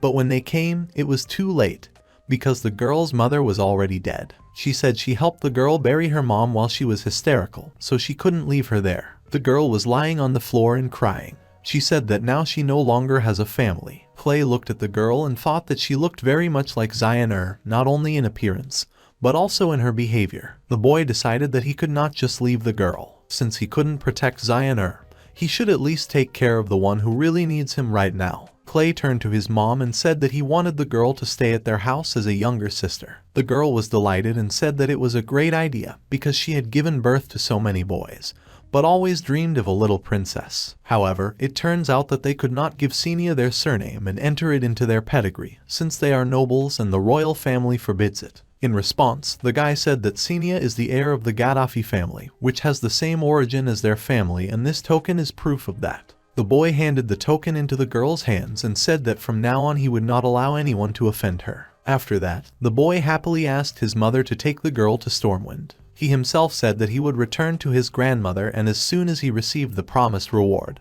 he would immediately return home. Mom was surprised that her son wanted to return to the Elven Valley since he was going to travel such a long way alone. However, in response to this, the boy said that his mother should not worry since he has an artifact that will help him get there as soon as possible, and he will cope even faster than he and Xenia will get to Stormwind. After that, the boy ran to his bear, jumped on it and said that they needed to find a suitable place and open a portal to the Elven Valley. Pippi asked the boy if he had any spiritual pill, since creating a portal is a very energy-consuming business. In response to this, the boy said that as soon as he received his reward, he would feed the bear at least 500 pills so that he would never be hungry. The bear said they had an agreement. After that, they opened a portal to the Elven Valley and stepped into it. In the Elven Valley, the Empress was crying because she missed her beloved grandson. She said that no one cares about such an old poor woman like her. She was very sad that her grandson had left her. One of the courtiers told Her Majesty that young Mr. Clay had just returned to his homeland, and grandmother was talking about it as if he had died. In response to this, the woman said that the man could not understand her feelings. She had already begun to think that she needed to go with him, and she could not understand what she had done wrong. Her precious grandson, whom she raised so diligently and taught everything she knows herself, left at the first opportunity. She said she just couldn't help but grieve. At that moment, a portal opened in the floor of the room. The courtiers and the queen were surprised. One of the men shouted about who dares to break into the palace so unscrupulously. At that moment, Pippi the bear appeared in the room with Clay. The boy happily shouted to his grandmother that he was back. The woman was very happy to see her grandson. She hugged him and said that she missed him very much and remembered him every minute. She asked the boy if he felt it through their mental connection. The woman assumed that he returned for this reason. However, in response to this, the boy said that he had just returned to give something away. Grandma asked him what he meant. In response to this, Clay said that he had found the blessing of the god of sorcery. The grandmother was very glad that her grandson managed to find the treasures that no one could find for hundreds of years. She asked the boy about how he managed it. The guy replied that it was just a lucky coincidence, but he asked if he could still claim the award. The boy said that he really wanted to keep this artifact for himself and literally tears it from his heart. In response to this, the grandmother said that the boy would certainly receive an award. She also added that the Empress of the Incarnate Elementals is extremely concerned that the moon well has dried up, so they need to go to the city of elemental elves as soon as possible, because the Empress will be very happy. After that, the grandmother and grandson approached the portal and found themselves on the spot. The Empress told her grandson that they were in the territory of the Incarnate Elementals, so it was better for the boy not to stray far from his grandmother. Otherwise, if he met the guards, he would not get rid of the problems. The boy agreed with his grandmother without any problems. The two of them were walking through the forest. The boy said that it may seem like an ordinary fog, but in fact it is concentrated magical energy. The boy asked his grandmother if she had not said that the power of the embodied elementals was running out. After all, in that case, if these elves were in their prime, how concentrated would the haze be then? Suddenly they heard cries for help. The grandmother asked her grandson about what was wrong. In response, the boy said that apparently someone needed help and asked his grandmother if she had heard the screams. The grandmother said that she had not heard anything and assumed that the boy had imagined it. The boy replied that he did not imagine it and he really heard screams. He also said that he could not ignore it and asked his grandmother to wait for him on the spot. The Empress shouted to Clay to come back because there were guards everywhere in this place, but the boy did not listen to her. He was running towards the sound. The one who shouted for help said he couldn't breathe. The boy ran and thought that this sound is very similar to if someone tried to convey it with the power of thought, and if it were not for the high sensitivity of the boy to such things, then most likely he would not have heard it either. Suddenly the boy stopped because he could not understand where they were calling for help. Suddenly he saw a big tall tree in front of him and realized that he had found the source of the scream. It was a little girl who got stuck in some viscous liquid. The boy saw the baby and asked her about how she got into such a situation. After that, the guy helped her. The boy's grandmother stood in the forest and called her grandson. Some voices in the forest said that this magic does not belong to the elemental elves, which means there was an invasion and an interventionist was flying. The guardians of the forest decided to get rid of him and attack him. The grandmother heard this and thought that they were not talking about her grandson. At this moment, the boy was communicating with the girl who he helped. She had wings. She cried and said that she thought I was going to die. Answer: this honey was just terrible. In response to this, the boy said that the girl was stupid because it wasn't honey at all, but pine resin. In response to this, the girl got very angry and said that her name was Vela and she was an incarnate elemental and, by the way, very respected. The girl opened her book and said that it was strange that it says that mint has a yellow-orange color, but she thought it was not. Looking at this, the boy said that not only mint has such a color and asked the girl if she has ever tried it. In response to this, the girl said that she certainly tried honey, but she did not try exactly the one that people make.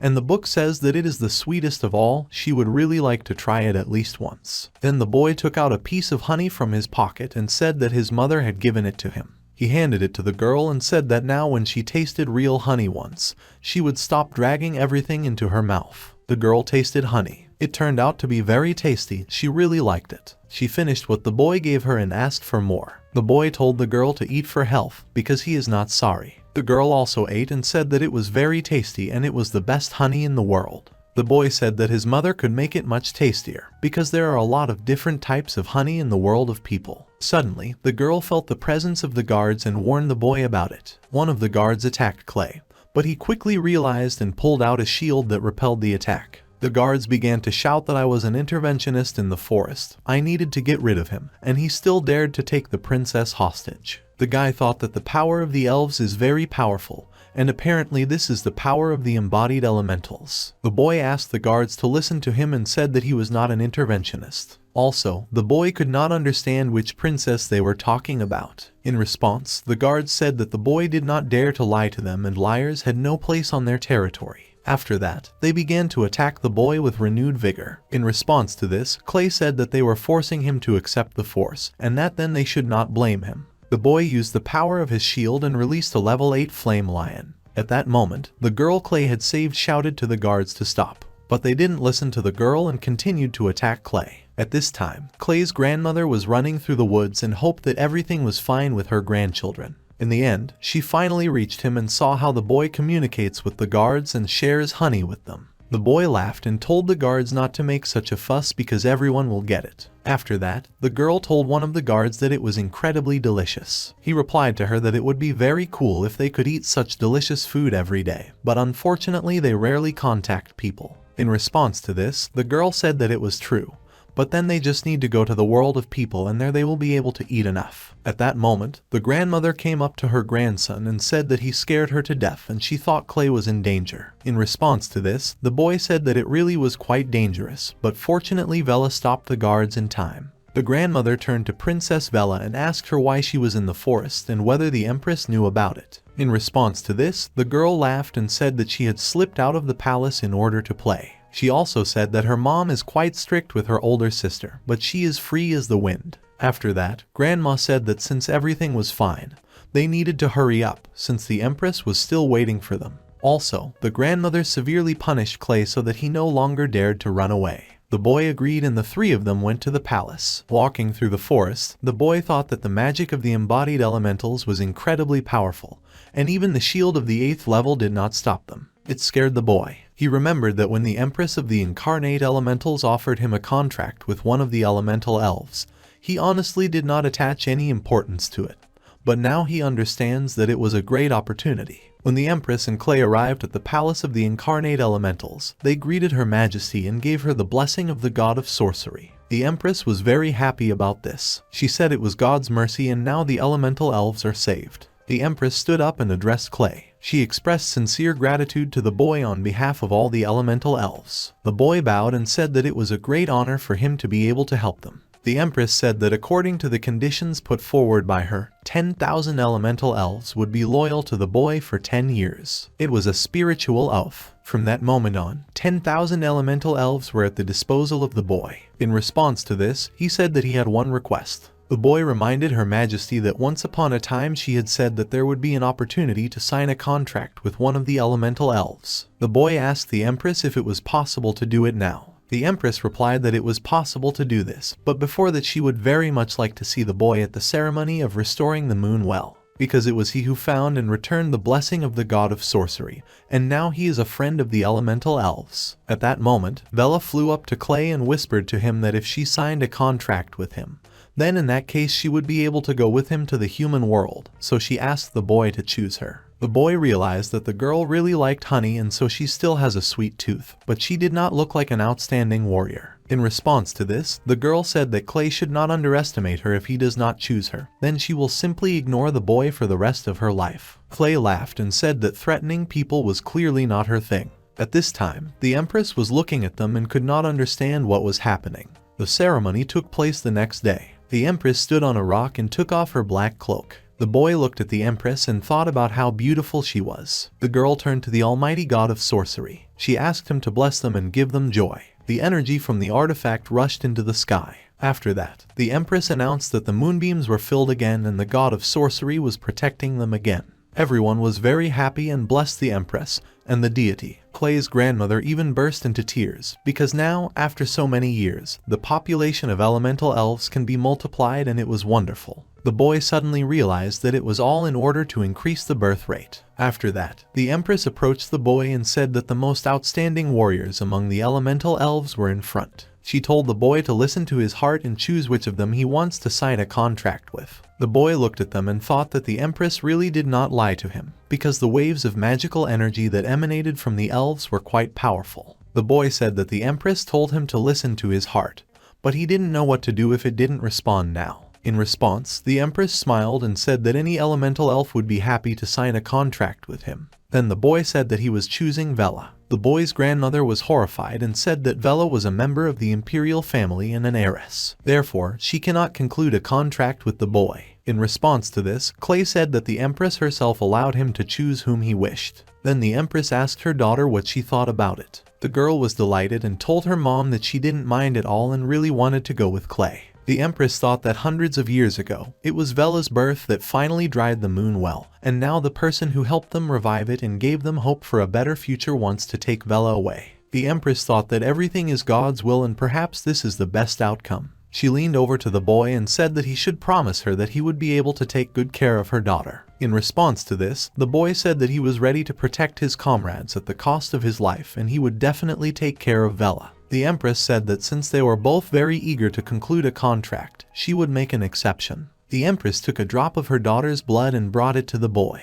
She announced that from now on, Elemental Elf Princess Vela and Clay from the Dragon Blood family are bound by a contract, and the blood oath has been successfully concluded. The Empress and the boy returned to the palace with the help of the portal. Clay told the girl that he couldn't even think that she was a princess. He asked Vela if she was really ready to follow him, even if it meant that she would not be able to become an heiress. The girl replied that she had an older sister for this. She also said that she did not mind her sister inheriting her throne. She prefers sweets. The moon well tried so hard to produce another contender for the throne, but now she has left them. Vela said that even though no one had ever said a word, everyone blamed her for draining the moon well, which caused their entire race to be on the verge of extinction, and therefore it was a real torture to be there. The guy realized that the girl was not particularly worried, since there are 2 contenders for the throne. He also thought that as soon as the time came to inherit the throne, unfortunately, it probably wasn't without bloodshed. The boy also realized that his grandmother also understands this, and everything seems so clear. At that moment, Bella yelled at the boy and told him not to turn up his nose, since she can do all the same things that her mother can do and can even neutralize the opponent's magic. The girl also added that from that day on, Clay's safety is in her hands. The boy replied that time would tell. Suddenly, a messenger came running to Her Majesty and said that Her Majesty the princess had sent a scroll, and asked young Master Clay to return as soon as possible. At that moment, the boy remembered that his mother had talked about a reception in honor of the return, and it completely slipped his mind. The boy said that using 5th level magic just to send a flower with a request to arrive at the gala dinner as soon as possible was not exactly like his mother. In response to this, the Empress said that in this case it was better for Clay to return as soon as possible, because it must be something urgent.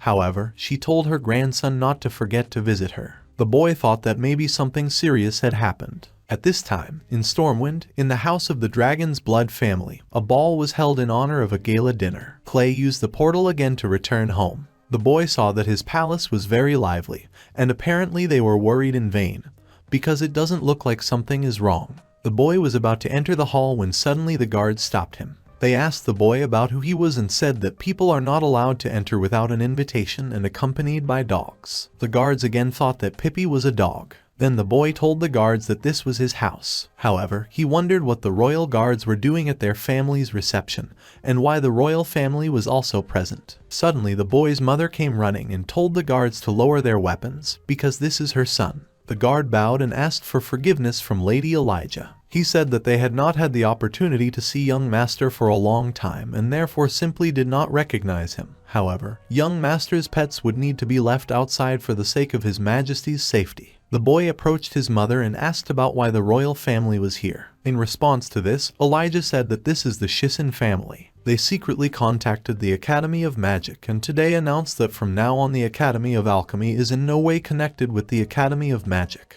Then the boy asked his mother about what was the matter and what it changed. Mom said that now the boy must pass the test in order to enter the Academy of Magic. The girl also added that in order to successfully pass this test, at least 4th level magic is needed. But because of this seal, the boy's magic still cannot cross this border, and so the doors will only be opened to him to the Academy of Alchemy. The boy was indignant at this. He said that he came back to study magic, and they want to teach him alchemy. The boy also said that he was more than capable of being a teacher himself, and they wouldn't let him take a step. In response to this, the boy's mother said that they were careless, and if they had realized what was happening earlier, everything would have turned out differently. But now they simply have no choice. The Shixing family invited the king precisely so that he would smooth over the situation, and thus they simply cornered them. An angry Clay said that this old man was playing dishonestly and dirty and told Vela to get ready for a fight. The girl happily got ready. Going into the hall, the boy thought that most likely this is just the beginning and he has yet to find out what surprises this family has prepared for him. When the boy entered the hall, the king was very happy about it. He said that their little genius had returned and they hadn't seen each other for so long that he wanted to take a closer look at him. The boy bowed and thanked His Majesty for his hospitality. The king replied that the boy was becoming more and more courageous and was really behaving with dignity for the heir of the Dragon Blood family. The king also said that the boy tried very hard in the Elven Valley and he is sure that after entering the Academy of Alchemy, he will conquer everyone with his knowledge. Then the boy said that he wanted to enter the Academy of Magic. At that moment, a representative of the Shixing family intervened and said that the boy's soul was sealed, and to enter the Magic Academy, it is necessary to possess magic of the 4th level, and the boy cannot do this. Clay said it was very arrogant, just level 4 magic. He turned to the Archbishop and said that he should not worry so much, because the boy already owns even more advanced magic. In response, the man shouted that the boy was lying. When Clay said that they could verify this personally and he only needed to find a level 4 magician in order for them to fight, and His Majesty would be a witness. Then Archbishop Shixing agreed and said that the boy's opponent would be a prince, because he owns the 4th level magic and is capable enough to enter the Academy of Magic. Also, the man forbade the boy to use all sorts of alchemical tricks. Clay asked Prince Loza to escort him to the arena, because they would need a lot of space. In response to this, the principal said that without the use of alchemy, the boy simply cannot defeat him, and the prince will destroy him, so Clay can already run back to his mother. In response to this, the boy asked the prince about how his early and in order or his head. He said it was only level 3 magic and asked the prince to be careful in the arena. Koroi came to the arena and announced that this duel would determine whether young Master Clay from the Dragon Blood family was worthy of becoming a student of the Academy of Magic. He also said that the use of weapons or scrolls is not allowed during the battle. The prince said that Clay used to always catch him off guard, but now that he has a magic barrier, Clay can't beat him. In response, the boy asked the prince if it was a confession that it was he who set those soldiers outside the city on him. In response to this, the prince laughed and said that in the next life, perhaps the boy would find out the answer to this question. After that, the fight began. The prince once again attacked Clay and said that without his scrolls, he was just an insignificant insect. The prince was using ice magic, while Clay was just trying to dodge the blows. The boy's mother was watching all this, and at the moment when the prince struck a strong blow, Elijah shouted the name of her son, as she was very worried about Clay. Archbishop Shixin laughed and thought that even if this ice did not kill the boy, it would definitely seriously injure him. However, Clay brought this on himself and no one asked him to show off. The prince told the boy that he was just trash. Then Clay asked the prince if it was too early for him to be happy and said that he was a real idiot if he thought that these childish amusements could somehow harm him. After these words, the boy attacked the prince in response. The prince could not understand what it was. Then the boy replied that, apparently, the princess and there is still a lot to learn and Clay will allow him to see what the magic of the 5th level is. The princess's parents couldn't see anything because Clay was using the magic of Svi. One of the courtiers suggested that the boy had somehow managed to break the seal. Archbishop Shixing was shocked that the boy was using 5th level magic. I can't understand how he managed to break the seal. The prince asked Clay about what kind of magic it was. The boy said that if he attacked, the prince's elemental shield would just throw him back. Clay said he wasn't that stupid. The boy turned to Vela and said that now, while no one is watching, she should share her sealing magic with him. The girl realized that since the boy's magic level is lower, he decided to seal the prince's abilities. Vela noted that this is a very smart move. She also said that according to their level of magic, this spell would last about 5 minutes, and its radius of effect would be no more than 3 meters. Clay said that would be enough. Then the girl called the elemental elf contractor and asked him to accept the blessing of the deity. The prince told Clay not to even try to joke with him and attacked him with an ice dance. Large chunks of ice flew towards the guy, but the boy put up a shining shield and blocked the attack. Thus, Clay blocked the prince's attack and everyone around him concluded that the boy had 4th level magic. One of the observers asked if this meant that the boy's powers were equal. Another replied that he thought Clay was bluffing and it turned out to be true. The boy's mother turned to Archbishop Shixin and said that since Clay managed to block the attack with level 4 magic, it means that he passed the test. But in response to this, the man said that it still does not mean anything. The man got angry and thought that it was just a coincidence because his seal should work properly. He also thought that he should take advantage of the fact that the boy could not use the alchemy scrolls and kill him, because he could not be allowed to enter the Magic Academy. The man remembered that they were in the sacred arena, and in the arena there is always a winner, and a loser. The knights of their kingdom never lose. At that moment, the prince, in a rage, asked Clay if he had really blocked his attack. Then the boy asked the prince if he really thought that all this time he had studied only alchemy. The boy told the prince that he could admit defeat now. In fact, Clay remembered that Vela's spell only lasts 5 minutes. In response to this, the prince said that Clay was very arrogant and some kind of trash whose magic was sealed did not deserve to study next to him. After that, the prince created ice swords in his hands and ran at the boy to attack him. But Clay blocked his kick again. The boy realized that if this continues, the magic will dissipate and everyone present will guess everything, so he urgently needs to come up with something. Then the prince attacked the boy again and told him to defend himself, because now they will find out if he can repel this attack. Clay smiled and thought that this was exactly what he needed. Clay used his magic again and the balls in the prince's hands melted.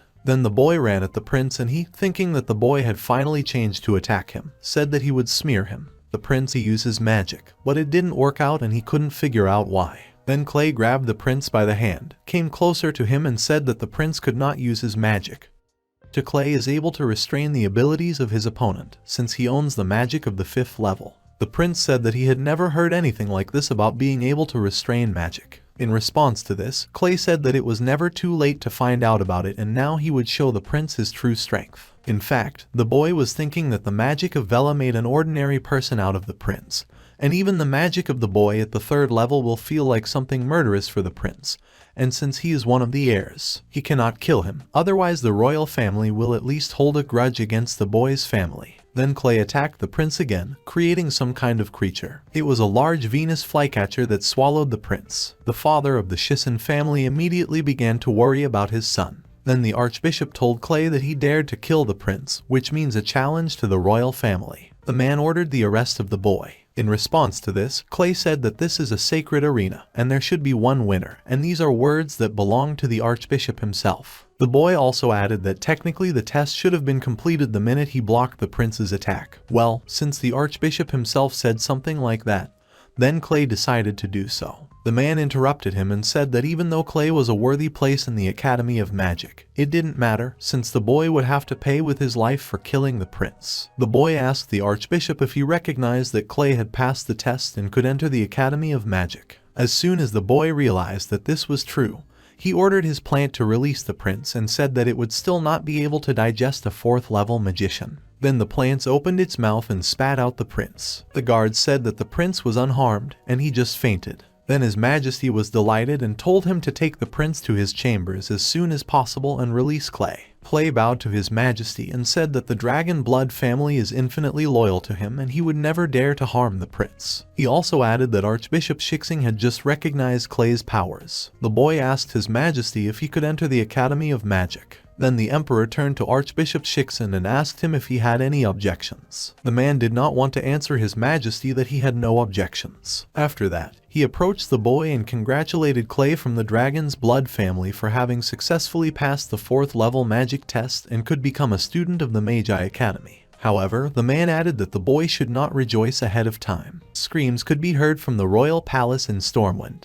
It was the prince. He was in a lot of pain and he was sick. The boy shouted that it was all because of the magic that Clay had set on him. The boy said that he was unbearably ill. The boy's mother cried and said that it was a nightmare that his poor child was completely exhausted by Clay and said that the boy was a real barbarian.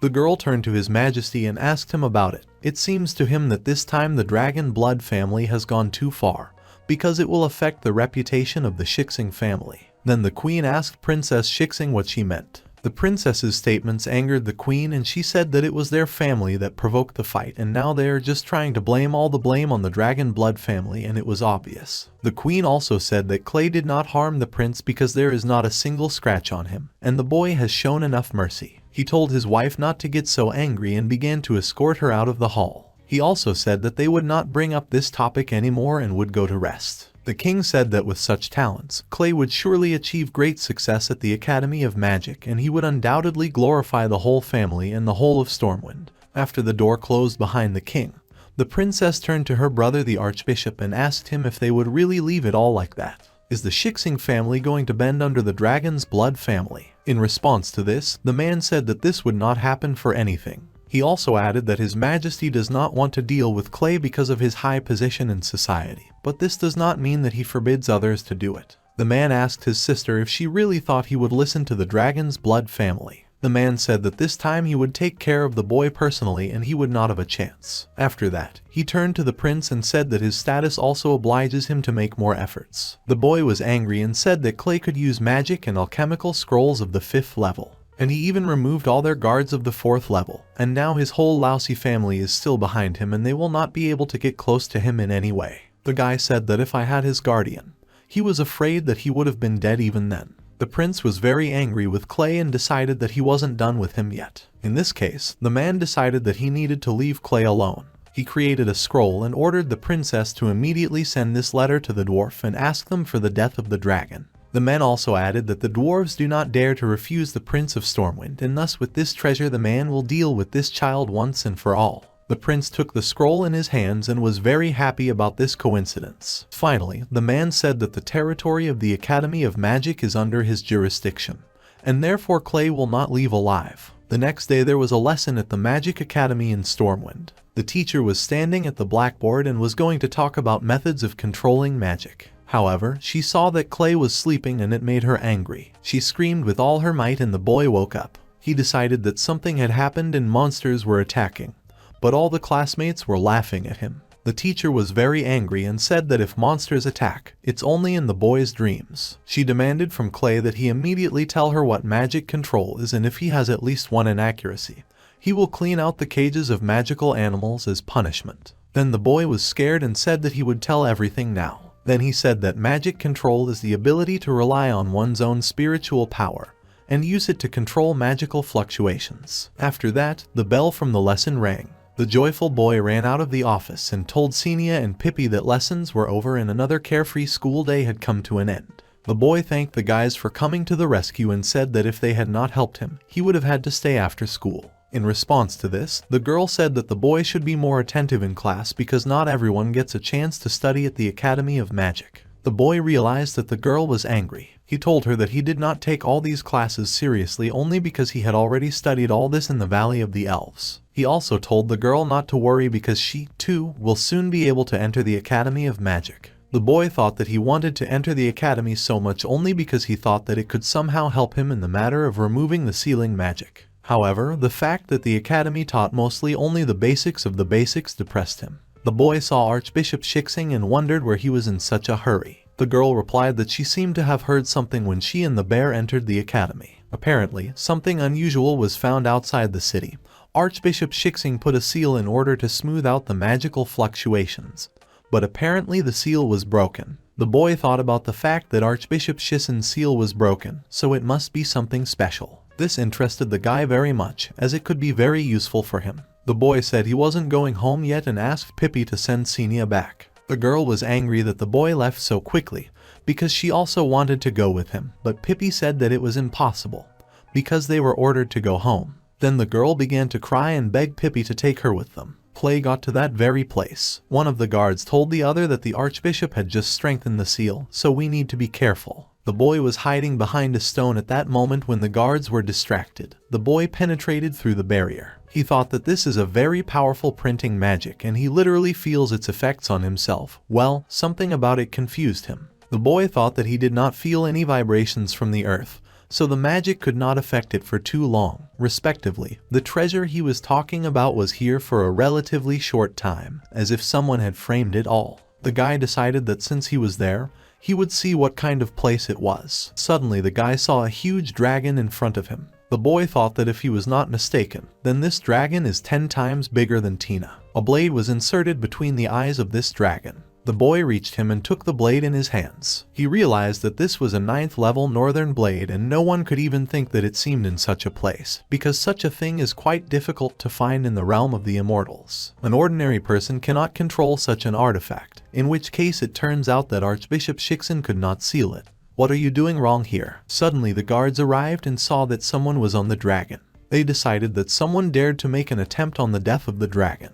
The boy said that everything was wrong. He showed his badge and said that he was a student of the Magic Academy, and that he had accidentally wandered into this place and was about to leave. However, the guards did not believe him and said that the boy was just a petty thief, and they were ordered to guard the territory and immediately deal with anyone who dared to enter it without permission. The boy realized that Shixin must be behind all this. The knights began to attack the boy. The prince and the archbishop watched all this from afar. Loza couldn't understand why it was necessary to send only specialists of the 5th rank just to deal with some garbage, and even magicians of the 6th rank. In response to this, the man said that the boy did not understand anything, because all their previous attempts failed because they underestimated the enemy. The man also added that if they killed him for no obvious reason, the Dragon Blood family would be angry at them. But if he is attacked for trespassing on the sealed territory and trying to steal the treasure of the dwarves, then this is a completely different matter. So the blame for what happened can be pushed to the dwarves. The man told the prince that there was nothing else for them to do here and they should go back to the city and wait for wonderful news. At this time, the boy was trying to evade attacks from all sides and so far he was doing well.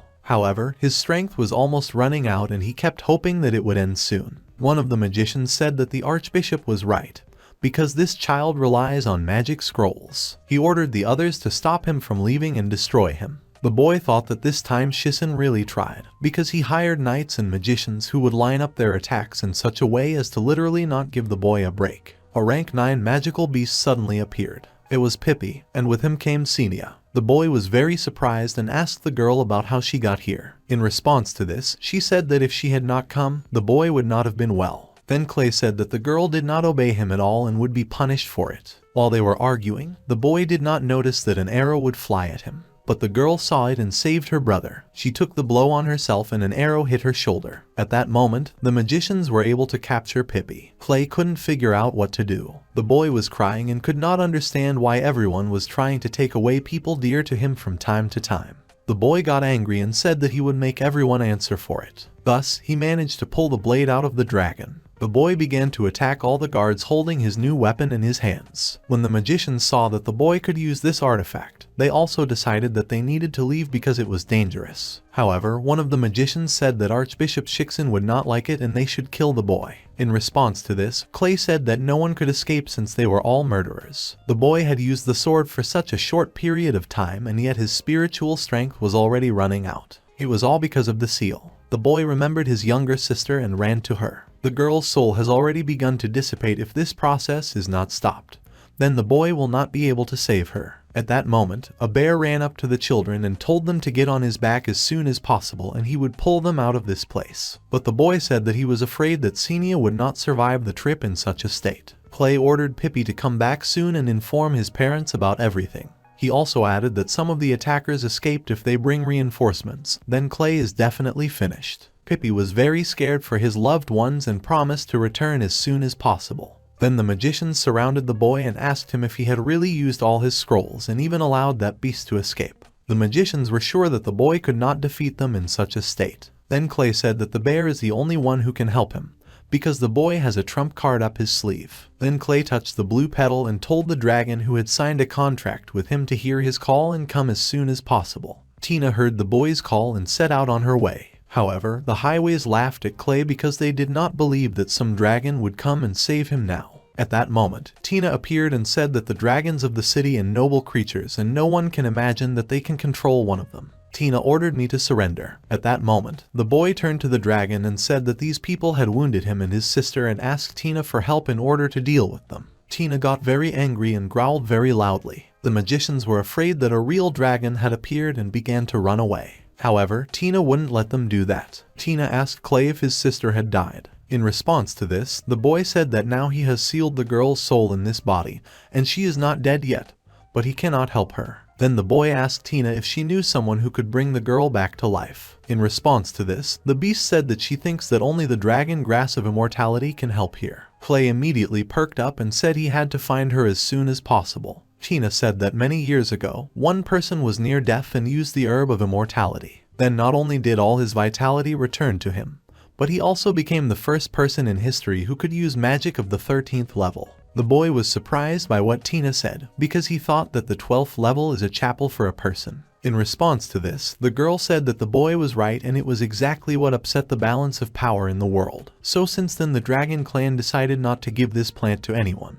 Clay replied that he would do anything for his sister, no matter what it cost him. Then Tina said that currently there is only one way to get an immortality injury. Whoever wants to get her must help the dragon clan from searching for the long-missing dragon emperor. The boy was surprised that dragons have an emperor. Tina said that no one had seen him for several thousand years. Their clan tried hard to find at least some clues, but it was all in vain. The body of the dragon emperor is dozens of times larger than that of an ordinary dragon. The girl could not understand where such a person could be hidden. Then the boy pointed to the skeleton of a dragon, but with which he stood, because this dragon was just 10 times larger. It was only at this moment that Tina noticed that she was really standing next to the skeleton of the dragon emperor, and she could not understand how he ended up in this place. In response to this, the boy said that it was no wonder that their clan could not find the body for so long, because the dwarves had been hiding it so diligently all this time. The boy climbed on the dragon with his sister and said that now the dragon clan should give him the herb of immortality. The boy asked Christina if she would take them to her clan. However, at that moment Tina heard a sound and could not understand where it was coming from.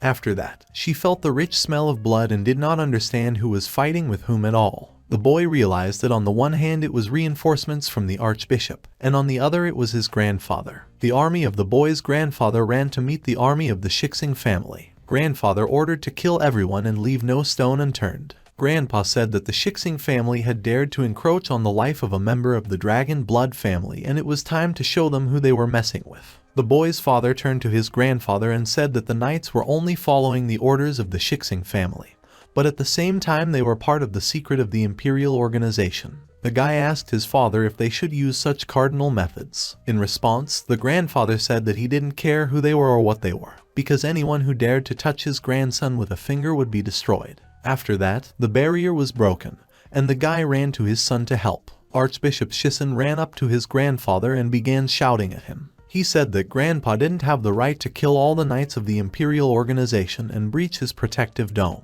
The man said that in this way they were going to declare war on the king himself. Then the grandfather struck the archbishop and told him to wipe that smug face from his face. He also said that the archbishop's words would not shake the loyalty of his family to the king.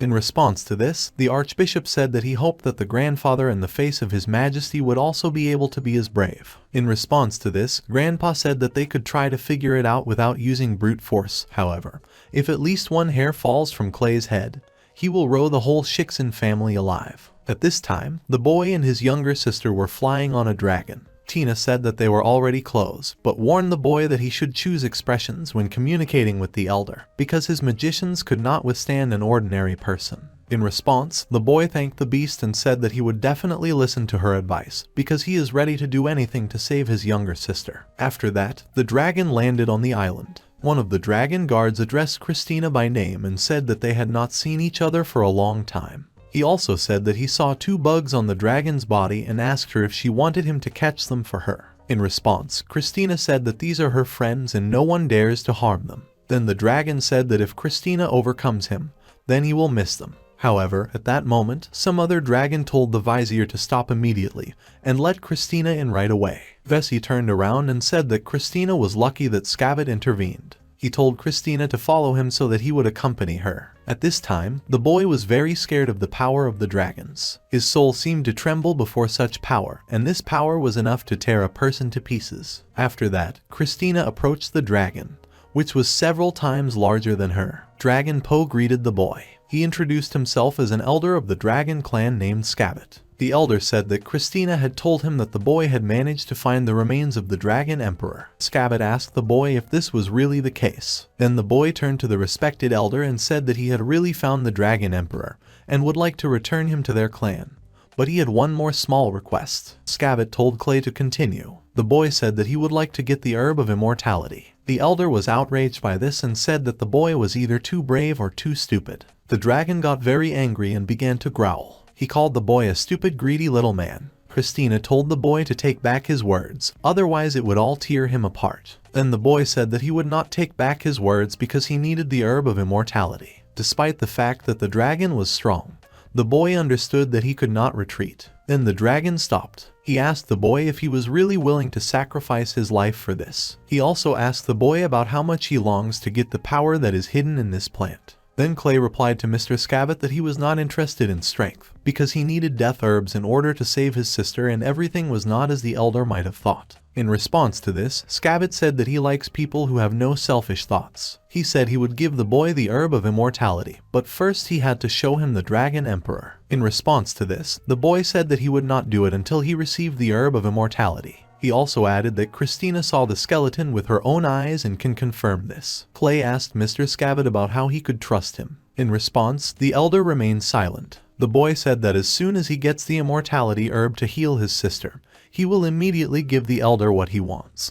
Otherwise, he will destroy the skeleton of the dragon emperor. In response to this, the elder said that the boy is quite reckless. However, he must admit that Clay's threats have a certain influence. The dragon told the boy to wait outside and he would bring the grass without death in order to save his sister. The elder also added that if the boy dares to deceive him or damage the bones of the dragon emperor, he swears that he will destroy their souls with his own hands. The boy was looking forward to the return of the dragon and his younger sister. He couldn't understand why it took so long and hoped that Xenia would be alright. Suddenly the boy heard his sister calling him. He turned around and saw her alive and well. The girl ran at the boy and hugged him. Clay asked his sister if everything was fine with her and if she definitely didn't have any pain. The girl replied that the herb of immortality just works wonders and it was as if she was born again. Moreover, she felt an incredible surge of strength and her body seemed to be overflowing with mana. The girl said that she would now show her brother what she meant. Xenia threw her arms into the sky and created a shield.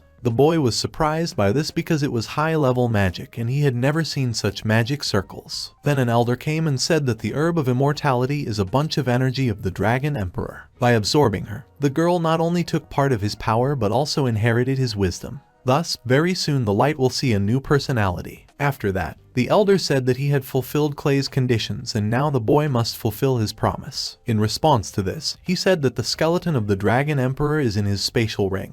The dragon was surprised that the boy was hiding him there at that time and said that it was quite reasonable. The elders told the boy to follow him to the dragon tomb because it was time for the emperor to rest. The boy told his younger sister to stay where she was and he would be back soon. After that, the boy entered the cave, and the dragon took the form of a man and turned out to be a handsome man. The boy was surprised at this because he did not know that the dragons were capable of such a thing. There was a large seal on the wall in front of the cave entrance. The elder turned to the boy and told him to take his hand, since the magical pressure in the dragon tomb is not something that an ordinary person can survive, and without his magical protection, the boy will be dead at the same moment as soon as he enters the tomb territory. The boy understood and took the elder by the hand. After that, they entered the portal and found themselves in the dragon tomb, which was another dimension. There were a lot of dragons that had already arrived in it. The boy realized that the power emanating from these dragons is comparable to that of an elder, and it must be that these are also elders who came to this place in order to honor the memory of the Dragon Emperor. After that, the dragon also took human form. Suddenly the boy saw a flower that was hidden behind the dome.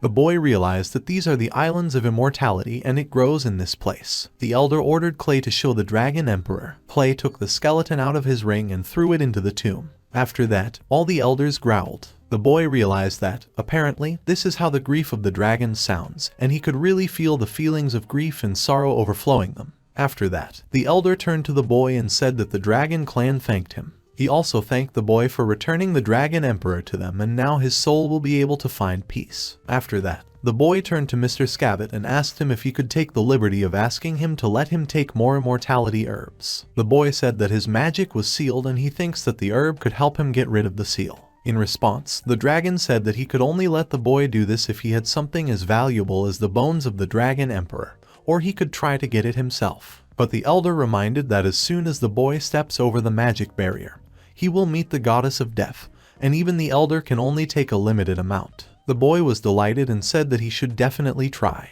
After that, Clay broke out of the protective barrier that the elder had made. One of the dragons told Scabbit that this greedy boy would die. The elder replied that he was not doing it out of greed and moreover he himself allowed him to try it. The man also added that if the boy manages to collect the herb of immortality, he will not let him die. The boy was flying towards the flower. The angry souls of the dead dragons had the same abilities as they had during their lifetime, but their spiritual bodies were quite fragile. The boy decided that he would be able to restrain them by using the necessary elements, and so he would gain time and collect the herb of immortality. At that moment, the boy was attacked by a fire dragon and he decided that this was a great opportunity to use one of his pills. The boy chewed it and was able to create a water barrier around himself. The dragons who watched this wondered what the boy ate all after that he managed to create a very powerful water magic. Another dragon said that Clay had created a water barrier, and the other dragons couldn't attack the boy because of the fire dragon. The elders recognized that the boy is smart. Finally, Clay got to the flower and decided that he needed to hurry up. Otherwise, he would be attacked by other dragons and everything would be over. It was at that moment when the boy plucked the flower that other dragons began to fall out on him again. But at that moment, Mr. Scabbit appeared next to him and repelled the attack. The boy was very glad that the elder came to his aid, because if he had not done so, the boy would already be dead. Scabbit told the boy that he also did it because he was extremely curious about what exactly the boy had just eaten and what allowed him to create such strong magic. In response, the boy showed the elder a small bottle and said that these were elixirs of his production, which allowed him to temporarily strengthen the magic of a certain element. Clay also said that he currently has the elixir of fire and earth water, however, for other times is for the dragon clan. These elixirs have a permanent effect and other elders can ask Christina about it, because the boy treated her with a water element pill. The other elders were very happy when they heard this. The boy realized that everything was written on their faces about how they wanted to get these pills. Even Elder Scabbit perked up and asked the boy if he still had elixirs, since so many of the dragons are unable to develop further, since they have already reached their limits. In response to this, the boy said that in fact these elixirs are not so easy to make and he made them to order, and if he just gives them to the dragon, then he will have to pay a huge penalty. However, the boy said that he could exchange them for something valuable, and the one who offered the highest price would get them. A queue of other dragons lined up for Tina. Tina asked everyone to go through one by one and register the prices they were willing to offer, while he wrote them down in a book. She also asked to clarify the elixir of which element they need, and reminded that the quantity is limited, and the final price will depend on it. After that, Christina was tired, sighed and thought that she couldn't wait for it all to end. Some time passed and Christina came up to the boy and said that the calculations were over. She asked him about why she should do it. She also added that the boy does not even imagine how hard it is for her to restrain herself in front of so many treasures. At this time, the boy was sitting at a table with the elder and the island guard. They ate, merrily chatted and laughed. One of the dragons told Christina that this was a great opportunity to train her endurance and she should be grateful. After that, Christina just fell wearily to the floor. She thought about how they help her as they please just because of their status. And Clay is also good. In just a couple of days all these avid conservatives were under his heel. At that moment, the boy turned to Mr. Scabbit and said that since Tina had already finished the calculations, then the auction could begin. The boy also thanked the elder for his hospitality and kindness, but reminded them that, however, they already need to return home. One of the dragons was surprised that the boy was about to leave. At that moment, the elder stood up and said that it was he who should thank the boy for returning the remains of the dragon emperor to them. And before the boy and his sister left, he would like to give him a gift on behalf of their clan. The man offered the boy a spatial ring that can accommodate an entire state, as well as the horn of a white dragon. The elder said that with this horn, the boy could count on the help of the dragon clan at any time. In addition, he added that this lesson makes a sound that will scare away even a rank 9 monster and all the power of the white dragon is concentrated in this horn. The man also added that he was looking forward to the day when the boy would be strong enough to unleash the full potential of the horn, as well as use the praise of light. Praising the light is a kind of white magic that can only be used by pure-hearted priests. This ability doubles the strength and speed of the user using it, allows you to perform unlimited physical strength. However, what is much more likely is that the person who uses this lesson can heal himself. Even being on the verge of death, you can get back to normal in a matter of moments. This is what is really important on the battlefield. With the help of the horn, it is really possible to create a glorification of light. On this continent, only a few could boast of such an artifact. At that moment, the elders turned to the boy again and said that he sees in him two of the most valuable qualities, honesty and kindness. For this reason, as soon as the boy becomes stronger, he will be able to use this horn without any problems. The man also added that as soon as he dealt with all the cases, he would ask Tina to take them back. The man said that he does not like to say goodbye, so let her do it. Clay thanked Scabbit. When they were returning back, Christina said that the boy had received a lot of money and had a very good trip to Dragon Island. In response to this, Clay said that Christina should not be sad because she had done a very good job and therefore the boy left 2 bottles for her. As soon as Christina heard this, she was very happy and said that she knew that the boy was the best. Suddenly Xenia looked at Stormwind from the height of dragon flight and asked the boy if there was a war going on in the city. The boy looked at the city and said that indeed, apparently, these are the armies of the Dragon Blood and Shixing families. The king stood between them and asked everyone to calm down and talk. In response, the guy told His Majesty that the Shixing family killed Clay and Xenia, and they should answer for it. Suddenly, everyone looked up into the sky and saw a huge dragon, and Mr. Clay and Miss Xenia were on it. The dragon landed and everyone ran away in fright in different directions. Christina growled and said that she was a friend of Clay Longsu,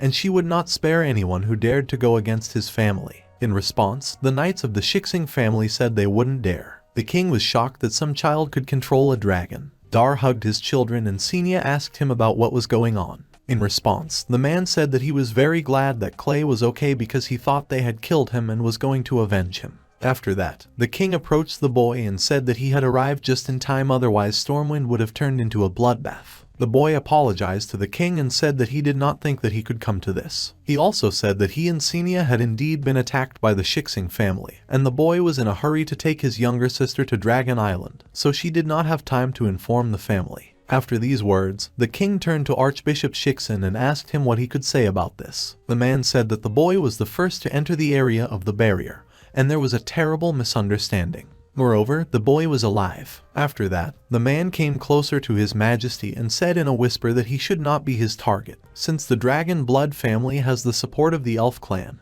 and now Clay has also managed to enlist the support of the dragon clan. He also added that His Majesty had better take care of this if he wants to maintain his position in the state. After that, the king turned to Dar and said that this was a terrible misunderstanding, but they could not arrange a massacre here. Then the man said that he could not disobey His Majesty's order, so he would withdraw the troops. However, they would not leave it like that. The king said he agreed with the man because their little Clay was incredibly scared this time. The boy was uncomfortable with the fact that the king looked at him like that, because they were not in a close relationship. The king told the boy that as compensation he decided to reward him with a defense reading and also allocate land in the province of Borak. The boy was very surprised by this. The king asked Clay if he did not agree, because these lands are located next to the lands of the elves and he thinks that the boy should like it there. In response to this, Clay smiled and said that he agreed and thanked His Majesty. After that, the king announced that Clay is the only native of Stormwind who received the title at such a young age. The boy's father thanked the king, but it didn't look like he was happy. The boy realized that his dad had such a look, as if he shouldn't have done it. In the dead of night, a scandal broke out in the estate of the dragon blood family. Ilya was shocked by the news that her son was going to the province of Borak. She shouted at her husband that the king was scared that Clay had enlisted the support of the dragon clan, and it was obvious. She asked her husband about how he could allow Clay to accept such an offer. In response to this, the man said that it was not fair, because the boy made the decision himself and he had no right to object, especially in front of the king. Xenia asked her brother about why mom was so angry because she thought it was not bad that the boy took the title. Clay replied that the problem was that the king granted him the lands of the province of Borak. The boy managed to find out that this is a fairly vast territory with fertile lands, but most of it is occupied by an elven forest, which is teeming with magical and other creatures. Xenia said that it turns out it's not the king's salary at all, and he just wants to send the boy away. Elijah said that all the nobles who had been sent there in recent years either returned crippled, or did not return at all, and her son could not go there. Dar tried to calm his wife and asked her not to cry, because he had already thought about it and decided that they would just say that the boy still needed to attend the academy, and why tactfully refuse this gift. At that moment, Dar's father appeared in the room, who was very angry. He started shouting at the man that he had heard that the king had sent Clay to Borak and had done nothing about it. In response to this, the man said that it would be much more difficult for him to deal with this if his father chopped him into pieces now. Then the boy hugged his grandfather and said that his dad was not to blame, because it was his choice. Then the grandfather turned to his grandson and said that he had acted stupidly and asked him if he did not know what this place was. Clay replied that it was because he knew he wanted to go to this place. He told his grandfather that the Magic Academy was not the place he imagined, so the only right decision would be to go to Borak and learn from his own experience. Grandpa didn't believe the boy's words, but Clay continued and said that Borak is the most suitable place for training and the land there is very fertile. The boy also added that he has personal protection, so he will be fine. Clay thought that the king just wanted to send him to certain death, but he unknowingly gave him an incredible opportunity. But since he had made such a decision, the boy could not disappoint him. At this time, the king was lying in his bed and heard some strange sounds. He looked at his window and found the dragon very close. However, Clay was on the dragon. He told His Majesty not to worry. The king told Clay that he had scared him to death. The boy apologized and told His Majesty that since Christina loves to fly at night, and the boy will leave them soon enough, he decided to combine business with pleasure and introduce her to the city. The king asked the boy if he was really going to leave Christina in Stormwind. In response to this, the boy said that he and Christina had signed a contract that obliges him to support her. But since the revenues of the province of Borak are quite meager and most of them need to be given to Stormwind, the boy will not be able to feed her in that place. The boy also added that Christina really likes His Majesty and she will visit the king from time to time after Clay leaves, so it's better for the king to get used to it quickly. In response to this, the king said that he did not need it. The king said that he had just decided that from now on the province of Borak would be completely financially independent. All income would belong to the boy, so he could take Christina with him and not have to visit the king. Then the boy said that even if it was quite far to the mountains and it would be difficult for Christina to get there every time she was hungry. In response to this, the king said that he would send 200 people with food. The boy bowed and thanked His Majesty for his generosity. At parting, the boy said that he wished the king good dreams and said that he was leaving tomorrow, but would look forward to their next meeting. After Christina and the boy flew away, Clay laughed and asked Christina about how she liked his skill. Christina concluded that Clay loves money very much and asked him if he really didn't want to take her treasures away from her. In response to this, the boy said that he did not need money, but he needed freedom. The boy said that he just did not want to be decided and manipulated for him. The boy also added that he had come to the king in order to show him that he was not so easily frightened. In response to this, Christina was surprised to say that people are very complex creatures. After that, he and Christina returned to the estate. She told the boy that if that was all, then she would go to the snow-covered mountain.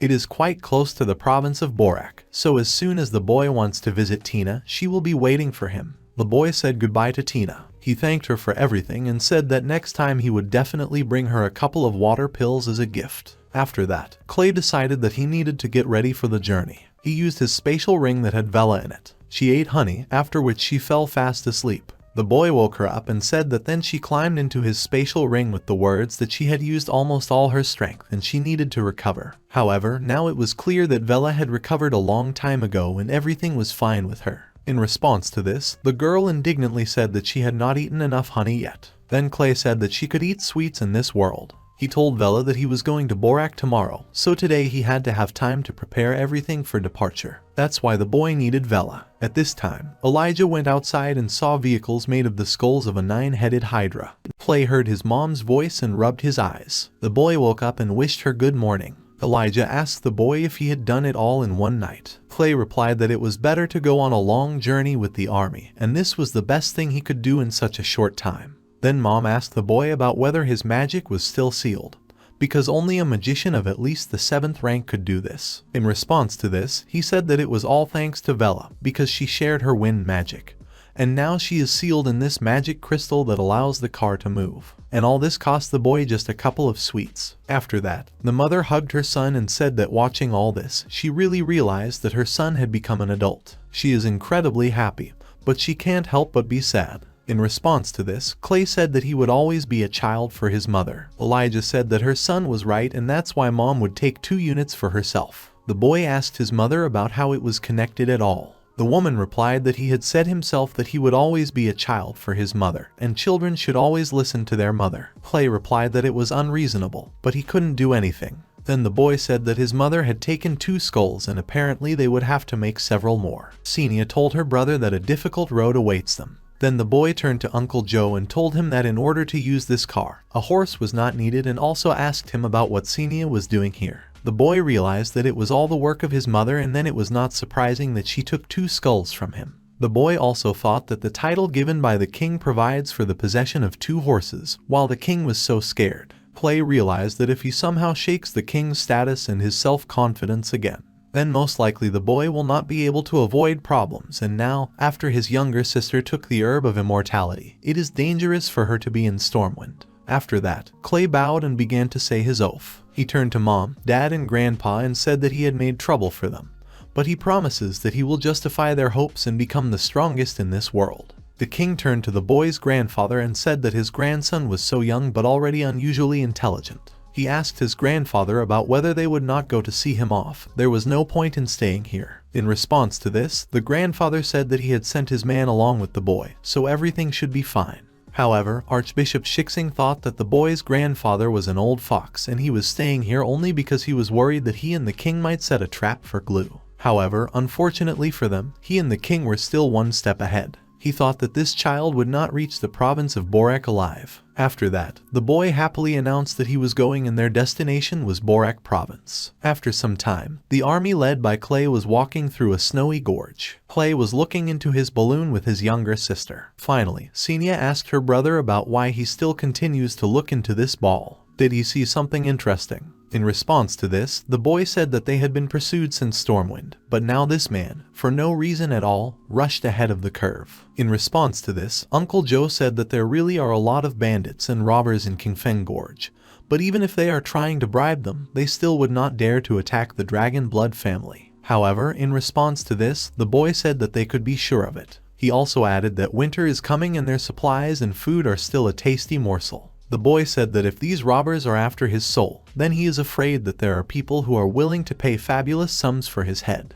Then Clay turned to Uncle Joe and said that he needed his help. The boy said that he was going to lure out their pursuer and earn some money. Uncle John agreed. After a little more time, everyone stopped. Uncle Joe said it was getting dark and everyone needed to set up camp and take care of food safety. The subordinate began to carry out the order. However, at this time, someone was watching them. It was a man dressed in the skin of some kind of animal. It turned out to be the leader of a gang called Wolf's Tooth, which was located in the Kingfang Gorge. There was a black-robed spirit hovering near him. The leader asked this spirit about whether it was a dragon blood family. He also said that their name was quite powerful. However, he wasn't sure how strong an army led by some brat could be. In response to this, the black ghost said that the man had received a message and then he should decide for himself what to do. After that, the ghost said goodbye to the man and disappeared. Then the man pulled on the skin and said that it was time to act. After that, it turned out that he had his own gang. They accepted the order of their leader. At first, everyone hid in the bushes, but after that they attacked Clay's camp.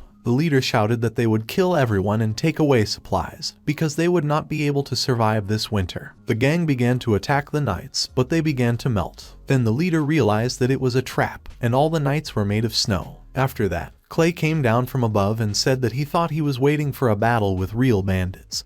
But it turned out that it was just a bunch of kids and all his efforts to create puppets were wasted. After that, Clay ordered his army to take the bandits alive. The knights began to carry out the order of young Master Clay. When the gang leader realized that they really had fallen into a trap, but they had not lost yet. All I had to do was grab this kid, and then everyone else would follow his orders. After that, the man attacked the boy, but he repelled his attack. A huge block of snow fell on the man. After that, the boy approached the man who was lying on the ground motionless. Clay ordered him to talk about who sent him and said that if the man didn't answer, the boy would kill him. The man replied that he was the leader of a gang called Wolf's Tooth and was not afraid of Clay, and therefore he would not tell him anything. Then the boy said that in this case he changes this information about the man. The boy's cook cooked a young lamb. He smelled divine and none of the knights had ever seen anything like it. This pot was made by young Mr. Clay. The boy said that their ancestors took him a long time ago and on a cold winter day, and this is exactly what is needed.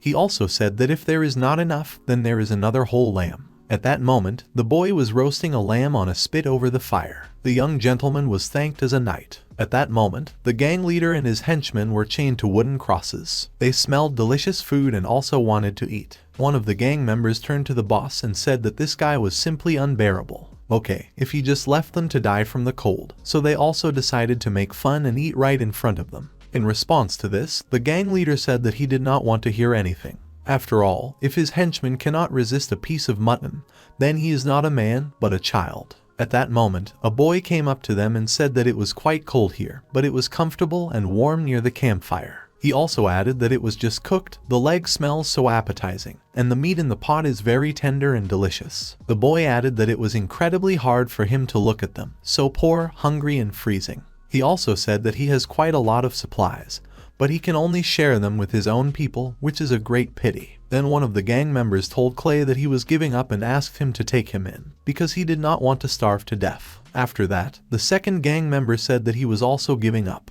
Then the gang leader called them traitors and told them to shut up. He told them that if they surrendered, the boy would not leave them alive. In response to this, Clay said that the wise is the one who is observant, and everyone who is ready to give up can go to the hot pot. After that, one of the knights unzipped the kovo and freed 2 gang members. The gang leader called them ungrateful and insulted them in other words. In response, one of the gang members apologized to the boss and said that it smells so appetizing that he can't restrain himself. He also added that if his head dies of cold, they will make him a good grave. After that, the boy approached the boss with meat in his hands. He told him that it was pointless for him to resist, because if he didn't answer his question, his subordinates would tell him, so why wouldn't he take advantage of the situation? The head of the gang grunted discontentedly. After that, he also agreed and began to eat with everyone. Then Uncle Joe yelled at him and told him to stop eating because the young master asked him a specific question about who was behind their attack on the Dragon Blood family. When the man said that under other circumstances he would never have dared to attack the Dragon Blood family,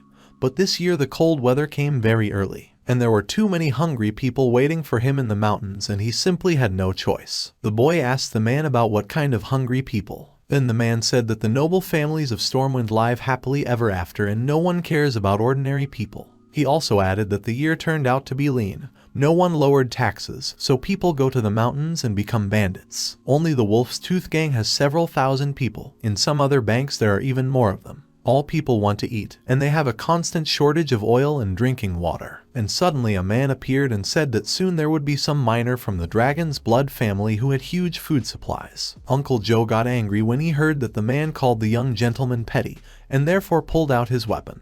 However, the men immediately backed away and corrected themselves, calling Clay a young gentleman. The boy turned to Uncle Joe and said that everything was fine, because the man did not want to offend him and asked the knight to leave the man.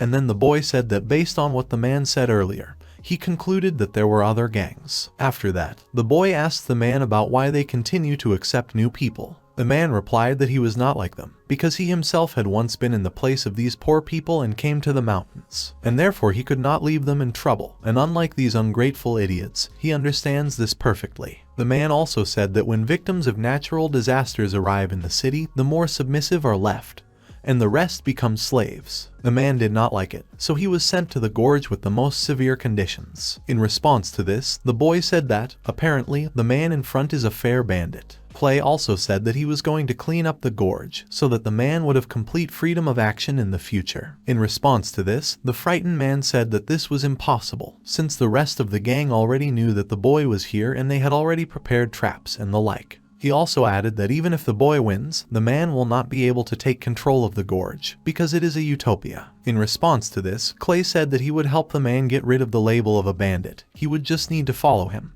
The boy would take care of the rest himself. He asked the man what he thought. After that, the boy gave the man the blade. Clay told him that he was a warrior, and therefore he knew what kind of blade it was. The boy said that if he lost, the men would be able to keep the blade for themselves and return to the mountains and continue to engage in bandit activities, and if the boy won, the men would swear eternal loyalty to him. The man said it was a magic sword and a dragon. He asked the boy if he was really going to bet on it and if the man could really keep it for himself. In response to this, the boy said that it was so. Then the man agreed to the deal. At that moment, Uncle Joe came up to the young gentleman. He said that Kingfeng Gorge is practically not criminal, and they have only 3,000 people, so it might be better for them to go around. In response to this, Clay said that he understands his uncle's concern, but they can't do it. The boy said that someone had prepared well and he was sure of it. By this man, the boy meant Archbishop Shisen. Clay said that if they went around, they would rub a lot more. If they are faced with a surprise attack,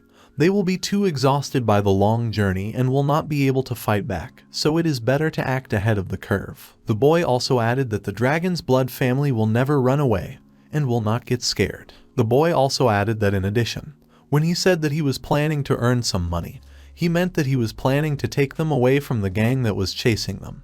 But now, apparently, the catch will be bigger. Uncle Joe asked the boy what he meant, but in response to this, Clay said that it was a secret. The boy ordered his uncle to prepare several hundred of the most outstanding soldiers and said that they would go out at night. Joe proceeded to execute the order. The man thought that young Mr. Clay is incredibly unpredictable, and this is his charm. He also thought that the boy was the hope for a better future for the Dragon Blood family. After a while, the boy, the gang leader, and Uncle Joe were sitting in a shelter. Through his crystal ball, the boy watched the bandits and said that now they are the most vulnerable, so they will not find the best opportunity to attack. The boy asked Uncle Joe if everything was ready. The man replied that according to the young master's plan, the soldiers took up their positions at the entrance to the gorge. They must set fire to the bandits' lair and then they will come right into his hands. The boy told the army to prepare as not to make a single unnecessary sound and not to shine. The head of the gang said that he warns in advance that he is responsible only for the road and if something goes wrong, he will immediately dump. They didn't know that a man in a black robe was watching them at this moment. This man laughed and said that it was really not so easy with the boy, because he not only did not go around, but also decided to attack. The man also said that you really can't count on these stupid bandits, because if he wasn't on their side, then this little boy would have already finished them off. They didn't even notice. At this time, the man sent him some bright signal that woke up the bandits. They heard a sound and realized that someone was attacking them. Clay also saw this signal in the sky and realized that someone had found out his plan. Then the boy said that we need to hurry up and ignore the source of the signal. He also added that they need to occupy the area before the bandits react. At this time, Vela told the boy that maybe they should leave, but Clay replied that if someone wanted to do it, he would personally deal with him. The bandits ran to meet the boy's army and wanted to kill them, because if they kill the troops from the Dragon's Blood family, they will become heroes of the gorge. One of the bandits said that whoever takes his head off the boy's shoulders will receive a generous reward. Clay was standing back to back with Uncle Joe at the time. The uncle asked the boy if he was sure that they should go on the defensive, because now that they have already been discovered, it's better for them to get out of here. In response to this, the boy told him to relax and added that he had some thoughts on this. He told Joe that he had a plan, but he couldn't do without his help. The boy added that all the bandits were already in place and asked his uncle to detain them here before the boy returned. At this time, the head of the gang intervened in the conversation and said that it was absolutely impossible, because several hundred people would try to restrain about 20,000 bandits. It's like sending everyone to certain death. Then the boy asked Uncle Joe if he believed in him. In response to this, the man smiled and said that he had never heard such a murderous tactic, so he did not even know what the boy was going to do, and it was madness.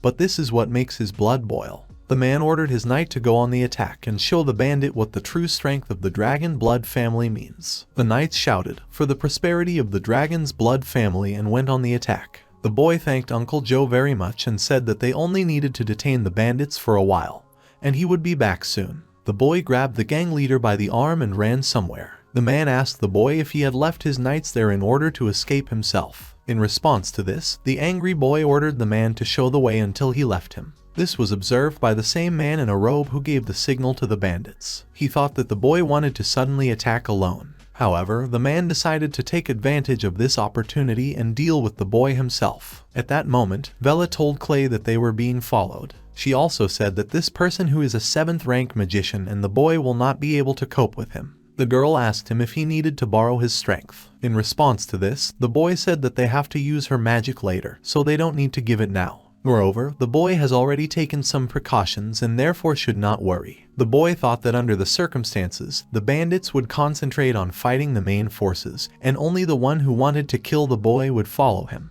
This man revealed their location and the idea to the bandits. At that moment, the boy pulled out a vial of poison. A man in a robe crept up to the boy from behind, but he turned around in time and managed to pour poison on the man's face. The man bent down and started touching his face. The boy said that it was the poison of the 9-headed Hydra, and therefore, it is better for the man not to even try to use magic.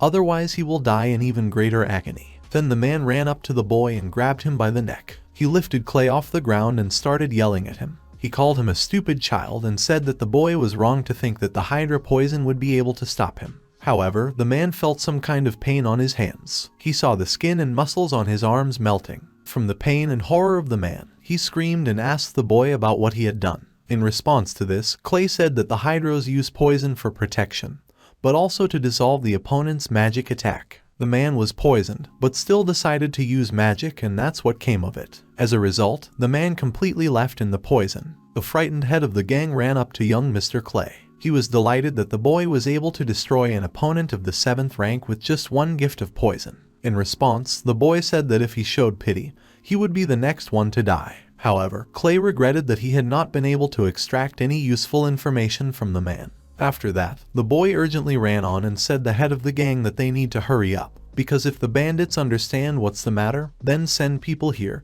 and it will be difficult for them to find them. In response to this, the man asked the boy about who he was going to look for, but he did not answer anything. After a while, the boy and the head of the gang hid behind a rock and watched the lair. Vela, who was still sitting on the boy's head at that time, was surprised that the bandits live in this place. She wondered why no one was guarding their lair. In response to this, the boy said that it was all because they had no brains. All the bandits went into battle and didn't even bother to think about it, and this plays into the hands of the boy. The head of the gang thought that he felt humiliated, but did not show it. Suddenly, one of the bandits who was sleeping in the den suddenly woke up. He heard some noise and couldn't figure out who was nearby. However, these were the poisonous vines that Clay had created. They enveloped the bandits and squeezed them. After walking a little more, the man heard some frightening, incomprehensible sounds. It was a place of detention. People were screaming because they were asking for help. Vela flew up to one of the boxes and told Clay that there were a lot of people in this place. Then the boy turned to Sam and said that they needed to split up and get the people out of the box. The man realized that the boy had been talking about them all this time and that he had come for the refugees in the first place. The boy opened the door of the box and told people not to worry. He introduced himself as Clay Longsu and said that the prisoners were now free. Someone from the people who were in the box recognized Clay and remembered that he was from the Dragon's Blood family. An old man who was among the prisoners approached the boy and thanked him,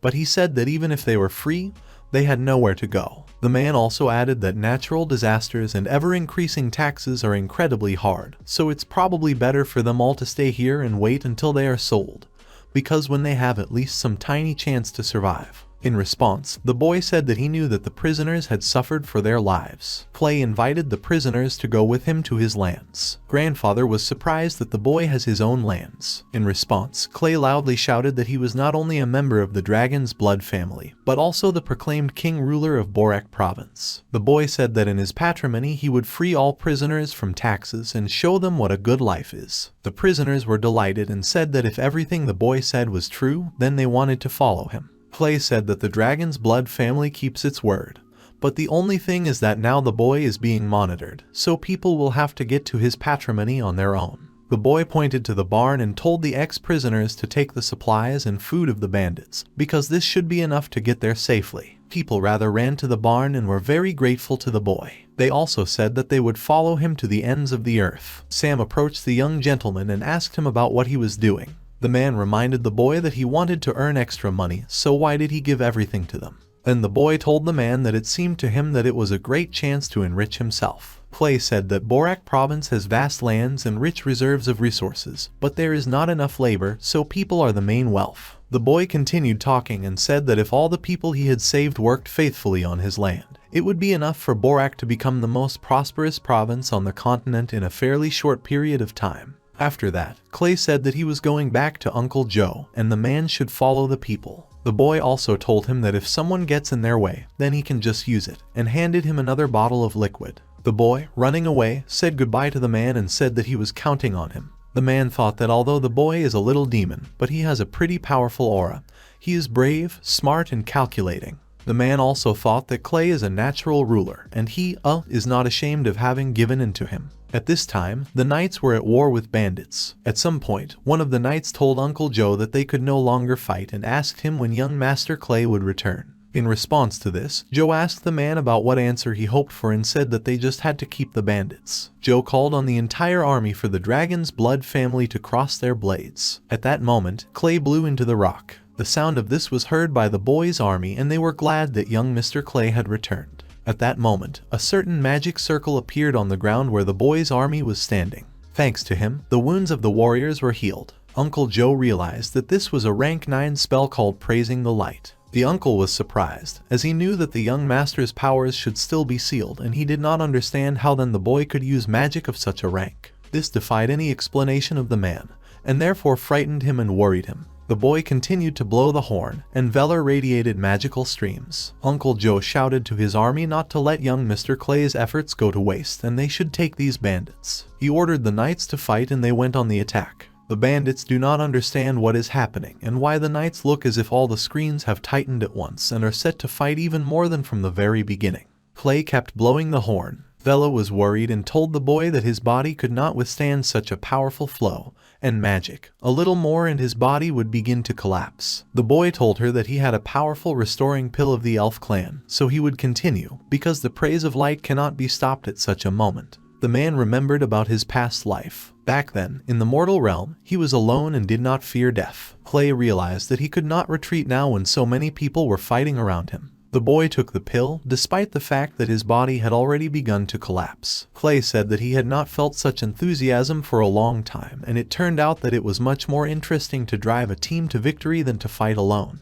An hour later, the knights defeated the last bandit. One of Uncle Joe's subordinates said that all the bandits were defeated thanks to the powerful magic of Mr. Clay, and their country did not suffer any losses. Joe said it was great and now he's going to report it to Mr. Clay. The man ran to the boy as soon as possible and said that lunch was behind them. He also added that everything went according to his plan and was just incredible. However, the man discovered that something was wrong with the boy. When he ran up to him, the young master fell to the ground. The boy said that this weak body and this stupid seal had greatly weakened him. He said that a little more and he would have just died. The boy said that he was very tired and could no longer control his body.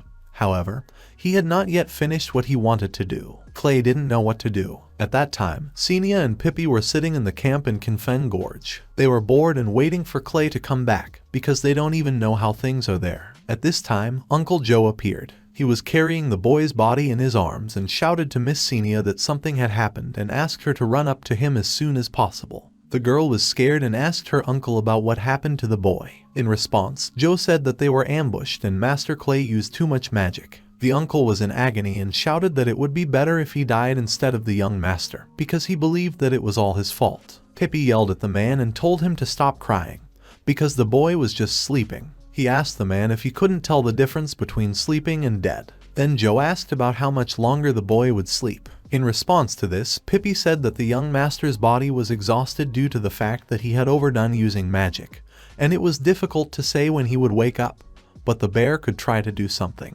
Pippi collected a terrible smell from his mouth and directed it at the boy's face. Clay smelled it and immediately woke up. Xenia and Uncle Joe were very glad that the young gentleman had woken up. The boy turned to Uncle Joe and said that he had an errand for him. In response to this, the man said that he would do everything that depends on him. After some time, the army of robbers decided to attack Clay's army. The leader of the robbers said that they were lucky to survive in a skirmish with 20,000 mountain robbers, but next time luck would not be on their side. They didn't suffer any losses, only Clay was wounded, and they didn't even have a single wizard in their squad. The robbers ran to the Dragon's Blood army and said they would kill them all, leaving no one alive. Then I whistled Uncle Joe and snow fell from the mountains on the robbers and logs began to fall. Sam's gang did it. The man said that Mr. Clay was right, because someone really chased them and now they will be covered with snow. The leader of the robbers said that such an attack would not stop them and they would not have time to escape. However, at that moment Xenia appeared and said that her brother had planned this in order to block the passage into the gorge for their own convenience to move forward unhindered,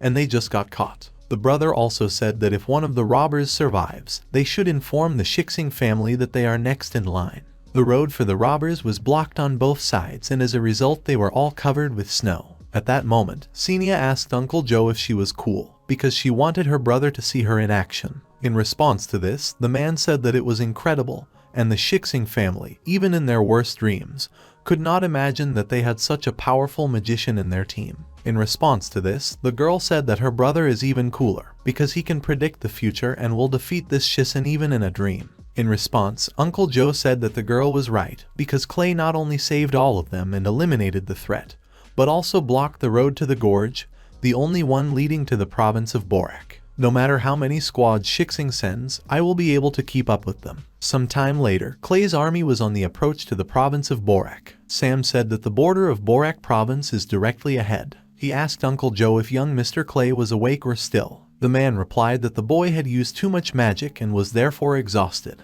At this time, the boy was sleeping. He had a dream about how he fought with Shixin. A sister tried to calm her brother down and told him that he was having some strange dreams again because of which he was using magicians unnecessarily. Suddenly, a fiery ray appeared from the ground. Uncle Joe and Sam couldn't figure out what was going on. The uncle said that they were attacked and ordered the whole army to get ready, because now they will find out who dared to do such an act. They saw in front of them an army leader who was laughing, because he thought that they were really lucky, since they met a whole caravan at a time when they so needed to replenish their supplies. The man said that his name is Peru and he is the owner of this mountain, so if they do not want to die, they must give up all their supplies. The man was sitting on a berserk animal, which is a magical beast of the 6th rank. In response to this, Uncle Joe said that the man should watch his words, since he dares to say that he is the owner of these lands. The man said that if he needed about the dishes so much, he should fight with him first. Both speaking began to attack each other. Peru said he wasn't really interested in fighting the old men,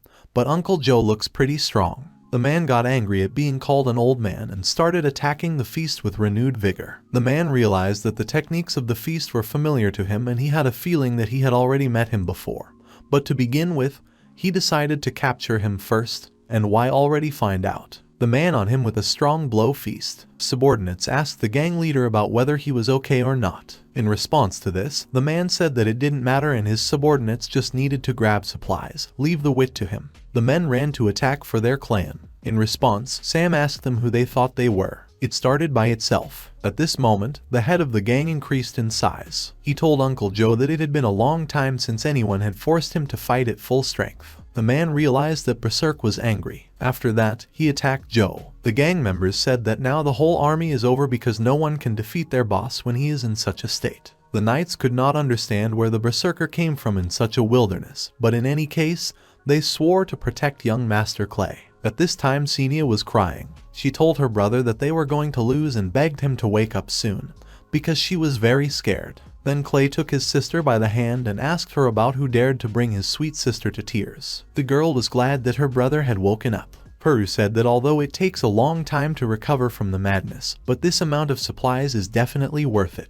At that moment Clay appeared. He turned to the gang leader calling him an old man and asked him if he was afraid of drying up. He also told him that the feast should be more careful in rainy weather. Clay decided to cool the Berserker and directed a large block of water at him. The Berserker could not understand where this boy came from and thought that some kind of water magic would not be able to stop him. However, suddenly the man realized that this is not just water, it also absorbs his power. Clay said that these are water spirits from the elf clan and they feed on rage. The boy took a couple in order to strengthen his scrolls, and just then a Berserker came to hand. The man started screaming, but in response Clay told him to relax because they wouldn't kill him. However, this is quite enough to detain the Berserker. After that, the boy created his vines and they captured all the bandits. However, Clay noticed that Uncle Joe was ill. Then the boy ordered the army of the Dragon's Blood family to break through the encirclement and head to Borak province. After a while, the Dragon Blood family army won and headed further towards the province while the gang members were trying to free their boss. The bandits realized that now they have nothing to do because they are in such a wilderness and it will be very difficult for them without supplies. In response to this, the Berserker said that they would still have the opportunity to take their own,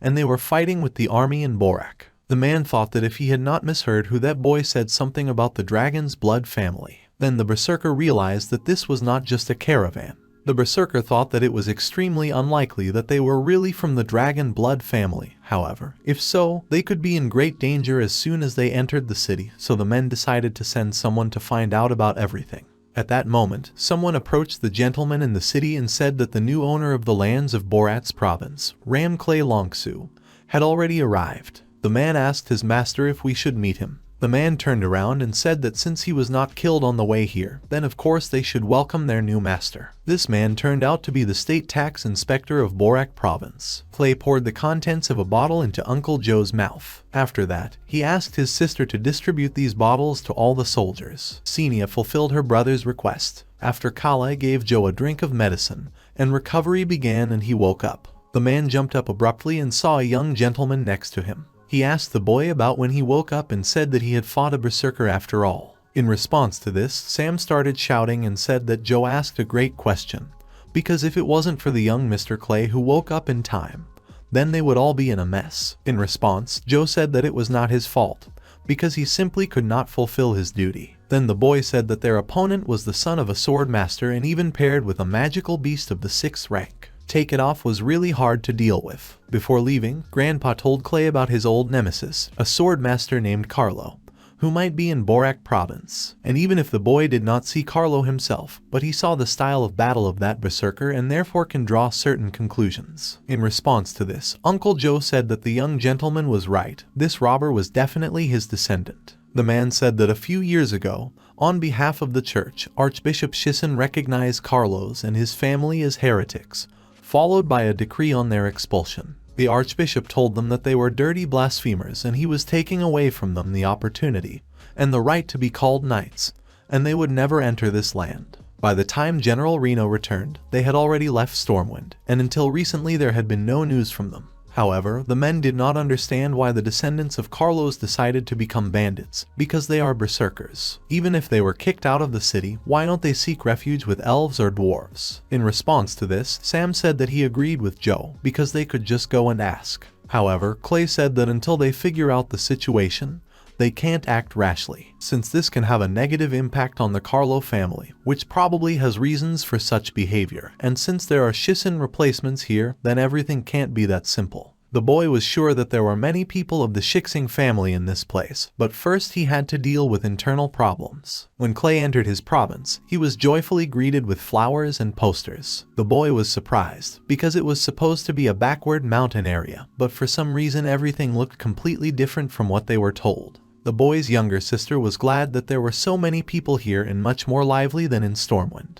The tax inspector greeted Mr. Clay and said that they had been waiting for him for a long time and were incredibly glad to see him. After that, the man apologized and said that he should address him as Baron Longsu. The man said that his name was Kaladu and he was a tax inspector of Borak province. The man asked the boy to let him take him to the residence. Clay happily agreed. The tax inspector said that they had prepared the mansion specifically in order to provide the boy with a comfortable stay on his land.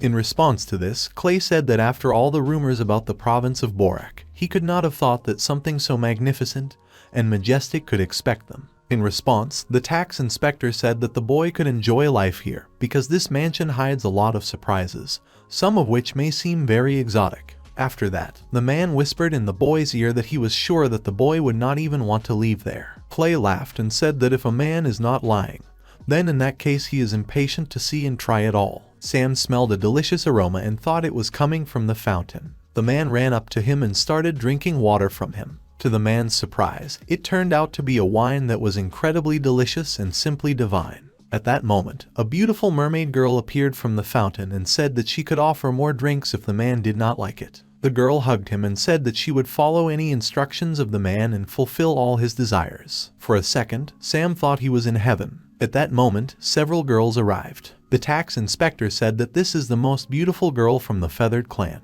He turned to Mr. Clay and said that everything here, including these girls, belongs to him and he has the right to dispose of everything as he wishes. The boy thought that this could be interpreted in different ways. Clay decided that if he could manage everything here, it could mean that he could not do anything outside of this residence. At that moment, one of the girls from the feathered clan approached Clay and asked him to taste the liquid she was holding in her hands in a vessel. The boy thought that apparently the tax inspector was just trying to lure him into a golden cage and it all looked pretty well oiled. It is likely that all the previous owners were led to this. Suddenly the boy saw some runes on the girl's chest but could not understand what they looked like. The girl was embarrassed by the fact that the gentleman was looking at her breasts too intently, and the boy shifted his gaze. The girl moved away from the gentleman and screamed. Suddenly the boy began to say that everything was wrong and the girl misunderstood him. The tax inspector thought that there was so much excitement around the new ruler from the dragon blood family, but it turned out that he was just a boy who had never even had a relationship with women.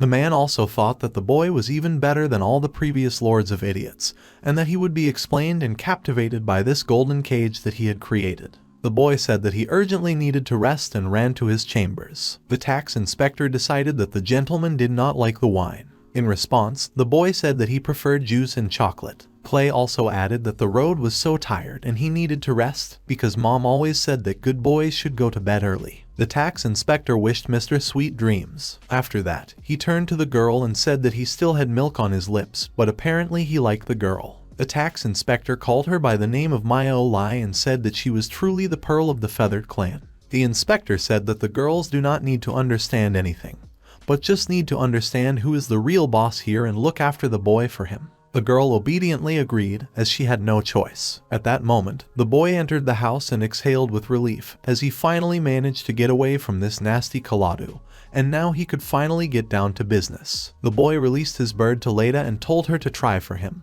because he really needs to know how things are going here. The boy began to look at his crystal ball and realized that this whole mansion and the luxury surrounding it were created only to distract his eyes.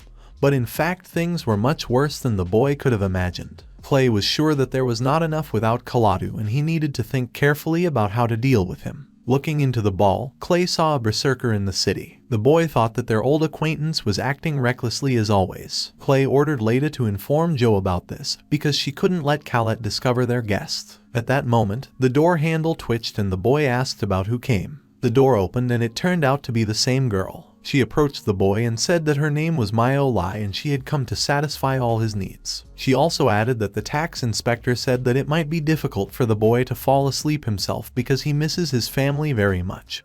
So the girl volunteered to help him. The girl picked up a book and asked Clay about what kind of story he would like to listen to at night. The boy was embarrassed and surprised that the girl came to read him bedtime stories. However, the boy did not lose his head and told her to read a fairy tale about Snow White. The boy realized that the tax inspector would never have sent the girl on such an errand. In order to protect herself, the girl intended to misinterpret his non-ambiguous instruction. Clay thought that the girl was pretty smart and would not be able to cooperate. The boy asked the girl about the rune that he had seen in the afternoon. Clay said he thought it was a slave's brand. The girl was surprised that the boy knew about it. She also said that they all have a similar aptly, and she demonstrates that their lives and soul do not belong to themselves. Manhwa also added that they come from other clans and can only be slaves here, they have no rights and they cannot leave. In response, the boy asked her why they did not resist, but the girl replied that it was useless. She said that these runes are of ecclesiastical origin and even the strongest warriors are not able to resist her action.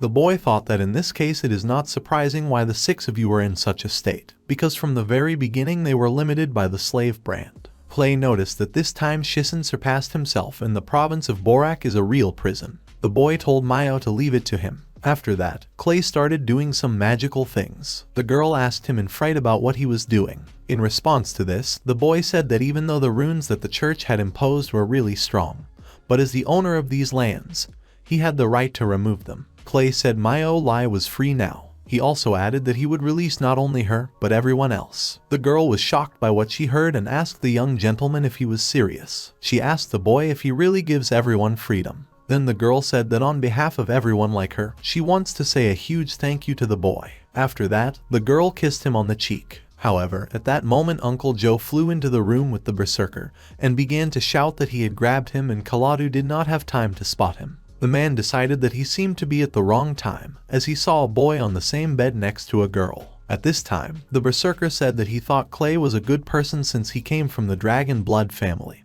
but it turned out that he was an ordinary hooligan. Mayo was very angry at what she heard and attacked the berserker, saying that no one dares to call the young master that, otherwise she would kill him. Uncle Joe came up to the boy and said that this girl with wings was pretty strong and he was worried. However, in response to this, Clay said that his uncle should not worry because the girl would not offend them. The boy called the berserker to him so that they could talk. Clay said that what happened here before was terrible, because the tax inspector relied on the support of the church and Archbishop Shixing in particular in order to make a fortune here, but the boy is not going to leave everything as it is. Clay's inauguration ceremony is due to take place tomorrow and he has a plan.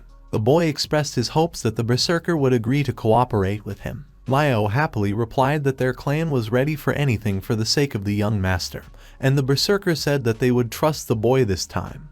But if he dared to set them up, he would be a lesson for all berserkers. The man thought that Clay wants to remove these Arabic marks and maybe he really is different from the past owners of these lands. The next day, a tax inspector came to the young gentleman's mansion. He asked Clay about how he had slept last night and expressed his hopes that Manhwa had performed her duties well. The boy yawned and left the room and said that if it wasn't for the inauguration ceremony, he would still sleep or wander around his possessions. In response to this, Kaladu laughed and said that it was true. He also added that the boy will not have much time for games and sleep when he becomes the lord of these lands, but he has a suggestion on how to lighten his burden. The man said that if the boy would give him the authority and allow him to govern the province of Borak instead of him, then he would be able to live happily as he had done before, and the tax inspector would take care of all matters. The boy was delighted and told the man that this was a great idea, and he would transfer all powers to him as soon as he took office. Kaladu bowed and thanked the young master. The man thought that a child is a child and it was too easy. However, he didn't even realize that Clay had his own plan.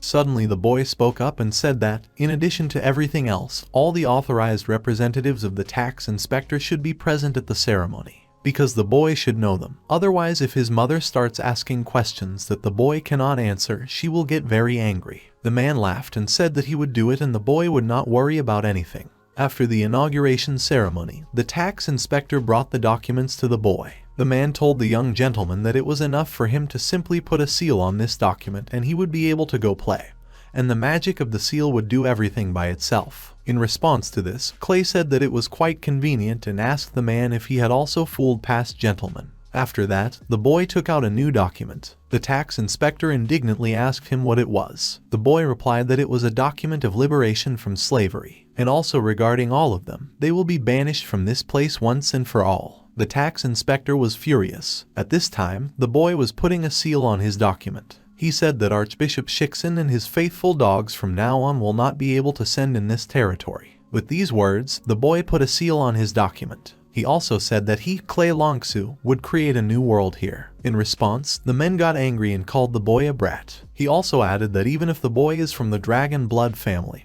he thinks in vain that he is allowed to do everything, especially to go against him and against Archbishop Shixing himself. In response to this, Clay said that he would still try. After that, the boy ordered Uncle Joe to tie them all up and send them to Stormwind, and kill those who would resist on the spot. The man proceeded to execute the order. The tax inspector shouted that he was not to blame, and the boy in vain thinks that he will be able to govern the province of Borak, because his army will come to these lands. The berserkers and the feathered clan appeared on the square at this time. They were glad that the marks really disappeared and the boy wasn't lying. Myo Lai told her plan that they would fight for Borak and for Mr. Clay. The boy said that if the army comes for Kalat, then first they will need to fight with the berserkers and the feathered clan, and he does not think that knights are capable of such a thing. The tax inspector could not understand when the boy managed to pull it all off, because he was constantly under his supervision. In response to this, Clay said that a man does not need to know the answer to this question. He just needs to know that a new era will begin very soon in the province of Borak. The boy addressed the people and said that the refugees he had rescued from the gorge were about to arrive, and it would be a fresh breath of air for Borats. The boy said that he was going to make this place rich and prosperous. On the border with the elven forest, the berserker Peru was knocking on the door. He asked to open the gates to him and tell him that the new lord of the province of Borak has arrived. On the other side of the gate, the man said that the heir had returned and told his subordinates to go and report it to the boss. The gate opened. Peru looked at the boy and said that it was too late to give a back one.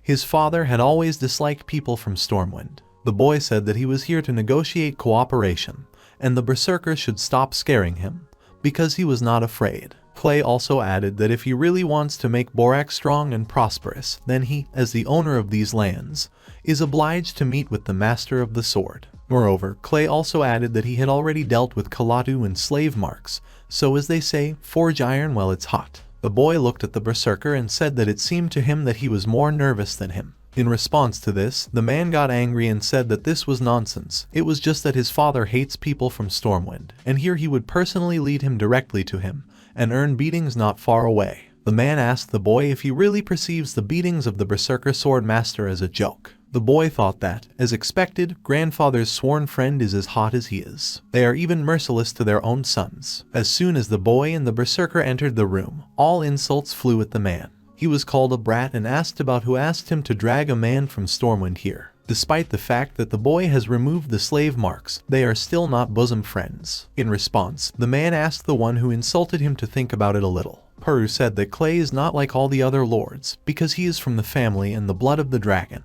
The Holy Sword of Wrath Kalo asked his son about how this distinguishes the boy from others, because they all still remain watchdogs of Stormwind. The man asked his son if he really thinks that his father recognizes the boy just because his surname is Longsu. The boy approached grandfather Carlo and spoke. He introduced himself by name and said that his grandfather had not seen him for a long time, but he misses him very much and often remembers him. The boy also added that he is not there. He always said that Carlo is the strongest of the holy swords, and today Clay will be able to see for himself. In response to this, Grandpa laughed and said that the boy had a good tongue, unlike the rude old man Reno. The man called the boy closer to him and told him to come over if he had something to say. Peru got angry because his father had just said that he would not accept just anyone, and after just a couple of compliments, he already agreed to everything. Clay sat down next to grandfather Carlo and said that he was more majestic than the boy could have imagined. He turned to the man and asked him if he could discuss something with him. In response to this, the old man laughed and told the boy to tell him soon. Clay said that first of all, this winter turned out to be extremely harsh. Peru told the boy that they didn't have enough supplies,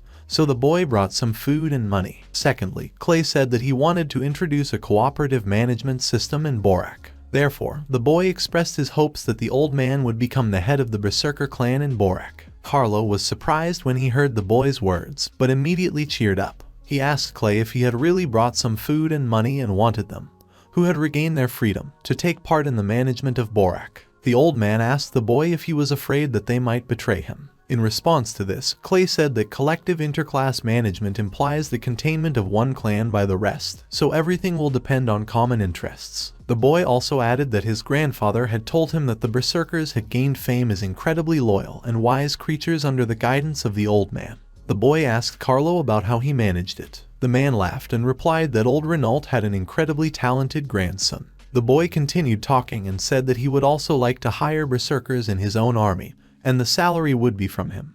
But the old man could also ask for an additional fee. Carlo agreed with the boy without question. After that, Clay jumped off the throne and told the old man that he would first sort out the supplies and then return to him. In response to this, grandfather Carlo replied that he would wait for the boy. Peru and Clay were returning to the gate and the man told the boy that fortunately, his father liked him. However, as he understood, Clay wanted to talk about cooperation. But so far from everything he said, it seems to Peru that only they benefit. In response to this, Clay only smiled slyly and said that the negotiations on cooperation were successful. Clay thought to himself that the strongest warriors that Stormwind refused were now part of Clay Longsu's personal army. The boy also thought that no matter how much he invested, it was only a drop in the ocean compared to what he would receive. The boy's goal was the unexplored treasures of the Elven Forest. At this time, in this very forest, two berserkers caught two beasts of the 7th rank. It was a 3-headed filth catcher and an earth python. Peru told the boy that before, just taming a beast of this level would have cost them several people, not to mention catching them alive. This trap is really good and thanks to it, this time it turned out to be an excellent catch. Peru told the boy to stop worrying about this picture in his hands and look at the loot. It turns out that the boy was holding a map of the Elven Forest in his hands, which he drew himself. Let the Elven Forest belong to the province of Borak. However, a full-fledged map simply does not exist, because these territories are too dangerous. Now they were exploring unexplored territories in order to improve the map. After 6 months of active research, Clay came to the conclusion that these two are not the largest animals in this forest. Peru was surprised that 2 monsters of the 7th rank are not the best prey, and there is someone else. The boy said he meant the mines. There should be mineral deposits near the lair of these monsters. At that moment, the boy came up to some place and said that if he didn't feel it, then the deposits were right here. The boy used his magic to drill the ground. Beneath it was a shaft of ice stone. Peru was shocked by what he saw. Clay replied that, as always, berserkers can take 1/3 of everything. Peru was surprised again by Clay's words, because it was he who discovered her and he, as the main one, would quite like not to share with them. In response to this, Clay said that he would not have been able to explore these territories without the help of berserkers and they deserved it. At that moment Clay got a call from his mom. He asked her about what happened, because she decided to dial him at least once, not at night. Peru, who was watching all this, noticed that this sound transmitter is used only by the strongest alchemists, but this is the first time he sees fine jewelry work. The man did not believe that Clay had made it himself. Elijah told his son that she had urgent news. The boy's aunt's birthday is next month, so Clay can return to Stormwind to visit the family and celebrate with them. Also, the boy's mother added that everything is already coordinated in the Queen. In response to this, Clay said that it was his aunt's birthday, so of course he would come back. However, Clay was concerned about the issue related to Archbishop Shixon. He always disliked the boy and tried to kill him in every possible way. Did he really not try to prevent this time in any way? In response to this, Elijah said that it was really a little strange, but they didn't care about it, they just wanted to see their son again. Clay smiled and said that this was also true and he couldn't wait to get back as soon as possible. Clay turned to his subjects and said that they had a long and harsh road ahead of them, so everyone should take care of supplies and not forget about the 2 monsters. At that moment, Vela appeared and asked the boy about why he didn't just put everything he needed into the spatial ring and use the portal. In response to this, the boy said that the girl is the princess of the elemental elves and is subject to all the elements, so it is not a problem for her to use the spatial ring. But if other creatures are placed inside it, then they will only be able to get out of their dead. Vela didn't know about it. At that moment, Mayo Lai appeared. She turned to Mr. Clay and said that they had heard that the boy was returning to Stormwind on the occasion of his birthday, so they had prepared something. The girl handed the boy a box and said that it was a gift from all the clans. The boy said that he had already prepared a gift on behalf of the entire province of Borak and there was no need to worry so much. In response to this, the girl said that the young gentleman had freed them all from taxes and hardships and would also allow them to live a full life, so he simply had to accept this gift. After that, more members of other clans came up and said that Mr. Clay would accept a gift from all of them. The berserkers said they would serve Clay forever faithfully, and wished him to return as soon as possible. The boy was delighted and said that in this case he would accept the gift and thanked everyone. At that moment Uncle Joe came up to the boy and said that there were some problems with the three-headed dog, which they had to leave in Stormgrad. The boy thought that someone had interfered with it. However, it turned out that everything was not at all as he might have thought. This monster just happened to be female and gave birth to a child. The boy was horrified by this news. In Stormwind, a festive banquet was in full swing on the occasion of the Queen's birthday. Elijah approached Her Majesty and congratulated her on the holiday. The girl said that only she had come so far, but Dar and his father would come a little later. In response to this, the Queen said that she was very glad that the girl had come and the rest was not so important. However, the Queen asked the woman about where her baby Clay was, because she said that he should return. At that moment, the princess of the Shixing family laughed and said that he probably decided not to return in order not to be disgraced, because the owner of such lands, which the province of Borak has, probably will not even be able to afford to present a decent gift. In this case, he can't even attend such a holiday. The girl turned to Her Majesty and told her not to entertain these thoughts, because Clay would not come. After that, the princess said that she would like to make a toast now, so she would take her leave. Elijah was angry and could not understand how a simple concubine dared to say such things. However, the queen immediately reassured the girl. Elijah turned to her sister and asked her how she could bear it. After all, the girl intends to behave this way in order to attract more attention to herself, and the queen should say access to everything else. So what right does she have to do this? In response to this, the queen said that the girl is the sister of Archbishop Shixing, so she believes that she can do whatever she pleases. However, the queen thought to herself that when the church was completely under their influence, then it would be possible to get rid of her. The queen hoped that this day would come very soon, and she was sure that Clay was also expecting it. At this time, Archbishop Shixing asked her sister if she was provoking the queen again. In response to this, the girl said that she certainly does it. She also added that Clay and the Dragon's Blood family used to not let them live in peace, but now that he has been sent to Borak province, the girl may no longer show mercy to the queen. In response to this, Archbishop Shixing said that Kaladu had reported to him that the Borat's ladies were constantly concerned about the lack of funds in the treasury, and they even had nothing to eat. Clay was just a child. He could not be their rival. At that moment, a servant came into the hall and reported that the lord of the province of Borak had arrived. The ram Clay Longsu arrived to congratulate the queen. Archbishop Shixing was surprised that the boy had returned. One of the knights said that the boy had brought with him a whole army of 3,000 berserkers, and he also brought a lot of gifts that they simply cannot place in warehouses. Hearing this, the Shixing family was furious. The king thought that the boy had managed to subdue the berserkers and was frightened by this fact. Only Elijah and the queen rejoiced at such news. At that moment Clay entered the hall. He turned to Her Majesty and said that they had not seen each other for a very long time. The boy also added that he missed his aunt incredibly and that it was time for them to expand their warehouses. Clay added that all the gifts simply did not fit, so he would be forced to hand over some of them directly into the hands of the queen. One of the gifts was an ice stone, which can only be found in the province of Borak. This stone is so gorgeous that it can be used to create jewelry. All the guests were shocked that the boy brought a whole box, because just 1 gram of such a high-grade ice stone would cost hundreds of thousands of gold coins. The boy also brought jewelry, which were gifts from all the clans that lived on the territory of Borats. Some of the decorations were handmade by representatives of the dwarf clan. Clay said he thought these ornaments would be the best way to decorate Auntie. The guests were again shocked by such a gift and did not understand how the boy managed to get something like the manual work of the dwarf clan. The boy also brought a tinder festive attire from the feathered clan. The boy said that Auntie has no equal in the possession of the element of fire, and this dress will allow the queen to shine even brighter. The queen was very pleased with such gifts. She took the dress in her hands and said that she was incredibly pleased and she would go and change right away. At this time, Princess Shixing was watching all this with envy and anger. At this time, the boy turned to Archbishop Shixing. He said Kaladu had done terrible things to Borak. He plundered the treasury and established his laws there. He also kept saying that he was a trusted person of Archbishop Shixing, and therefore the boy was here today so that they could clarify everything. Shixing thought that, apparently, Clay had been sending him all these letters on behalf of Kaladu for the past 6 months. He realized that all this was done in order to lull his vigilance and not let him suspect anything.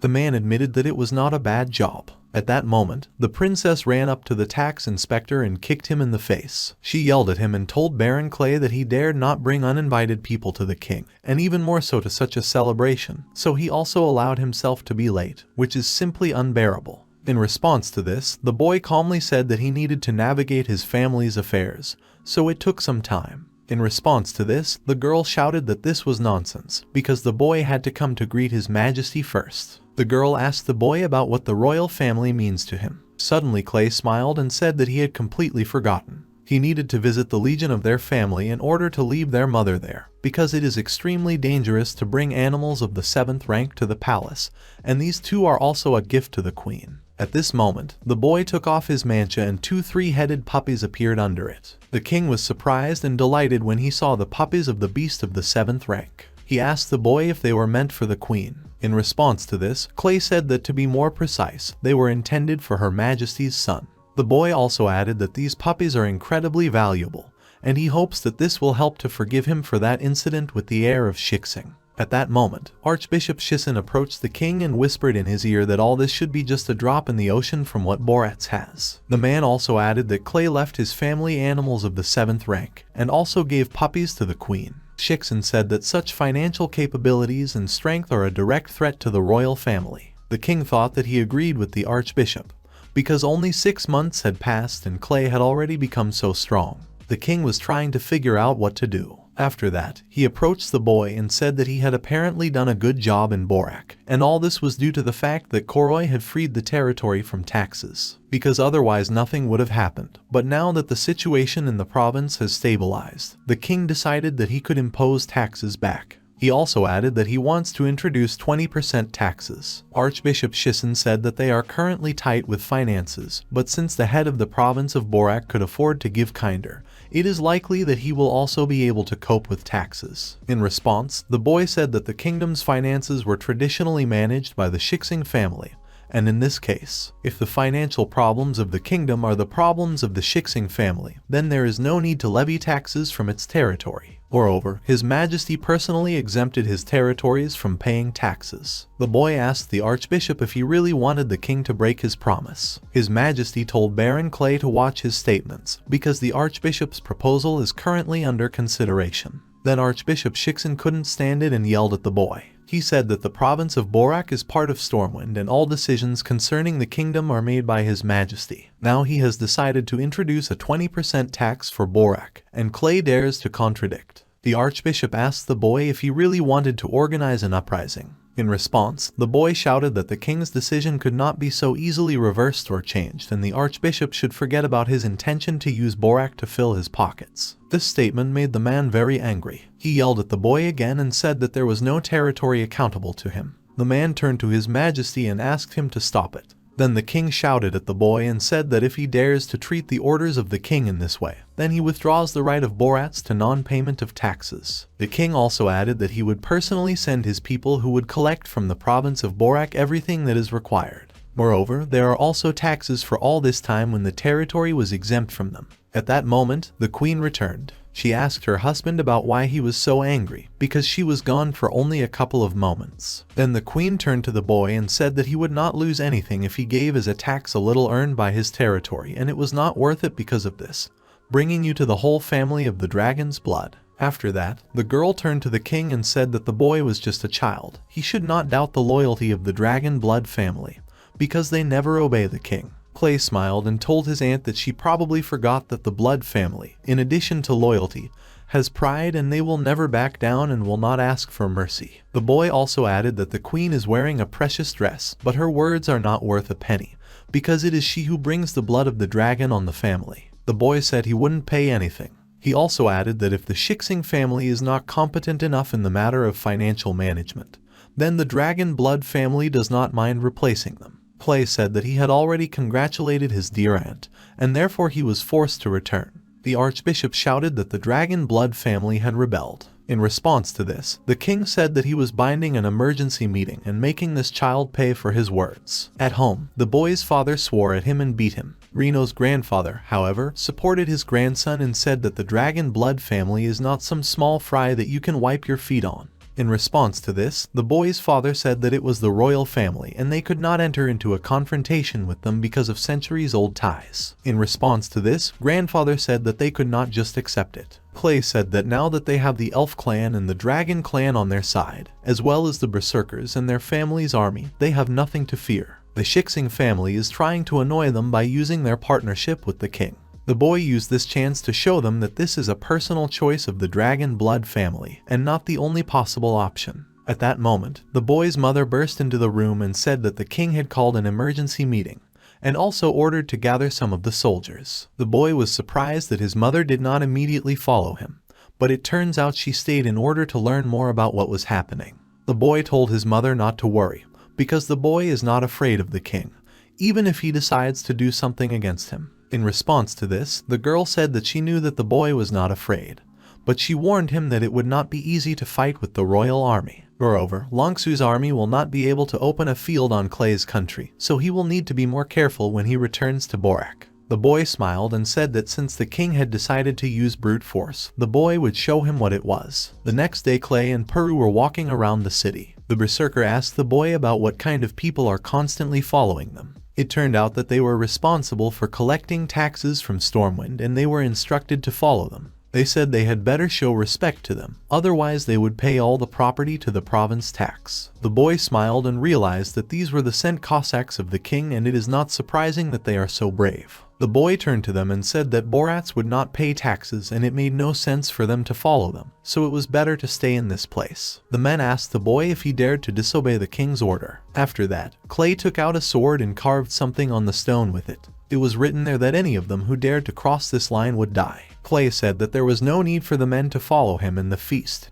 but if one of them still insisted, then the choice was up to them. After that, Clay ordered his army to move to the province of Borak. The king was furious. He ordered Archbishop Shixin to order the soldiers that had been lying in ambush since last night to prepare and kill Clay's army. At that moment, a servant ran into the king's room and said that something had happened. He said that the palace guard was killed. The king and the archbishop were shocked and could not understand how this was possible. The servant said that last night a group of unknown assaulted their people. They were very strong and they couldn't even fight back. Their plan failed and they suffered significant losses. The archbishop was sure that it was all the work of Clay and the dragon's blood family. In response to this, the servant said that there was no trace that this was done by the Longsu army or by someone from Borak. Without witnesses or prisoners, they also cannot prove their guilt. The king wondered if his soldiers were so weak and realized that Clay was a threat to his authority. The king was very angry and sure that he would kill Clay. 5 years have passed. The Minister of Finance came to His Majesty and brought him a chest with the collected taxes, but he said that this year the amount was small. In response, the angry king shouted at the man and asked him about why this has been going on for several years. It turned out that the Minister of Finance of Stormwind was Bill Shixin, the head of the Shixin family. He replied to His Majesty that it was all because of Baron Clay. The man added that due to the fact that he refused to pay taxes 5 years ago, most of the merchants left Stormwind and went to Borak, so they cannot collect enough money. The king got angry and called Clay a bastard. He had a fight about the fact that because of some brat, he had to endure all this for 5 whole years. Archbishop Shixing said that this boy from the dragon blood family could not openly oppose the royal family based on his beliefs alone. The man was sure that the entire dragon blood family and their army were definitely behind this. Shixin also added that if they want to get out of this swamp, then first they need to weaken the dragon blood family. The king agreed with Shixin, but did not know how to do it. Then the man said that they have a great opportunity. The archbishop pulled an envelope from his coat pocket and handed it to the king. He said that Dar Longsu went to patrol the southern borders with 5,000 soldiers, where they encountered the Carter State Army, who attacked the borders. The size of their army is 150,000 people and right now they are fighting. As a result, they recently received a letter asking for reinforcements. The king smiled slyly and said that without the gift, it would really be easier to subdue this family.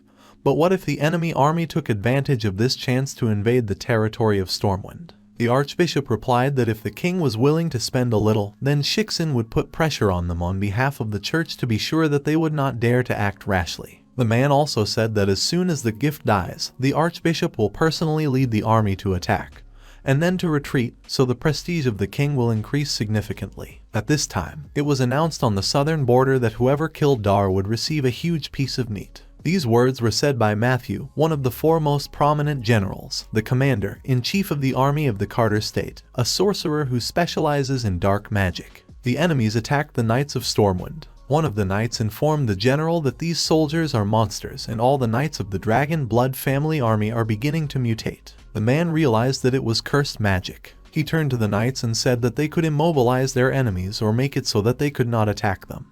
But they could not kill them, because if they tried to do this, they would become puppets of the enemy and attack their own. The general realized that in this way they are only delaying time, but he hopes that this time will be enough for reinforcements to arrive. At that moment, the main enemy appeared. He laughed and said that as expected from the holy sword of the gift, he had a great reaction. The man understood how the enemy's technique worked, but it was of no use. The man said that the outcome of the battle had come unless of course some miracle happened. He also added that if the general agrees to become his slave, then he must leave him alive. In response, the man said that he was a member of the Longsu family and he would never be someone's slave. The enemy said that if the man does not agree, then in that case he made his own choice. After that, the man attacked the general. Daryi couldn't withstand the attack and an explosion occurred. Matthew started laughing and talking about how he had killed the general, and the reward was already in his hands. However, suddenly the man felt a magical aura. He realized that the general was not capable of something like this and could not understand what it was. At that moment Clay appeared.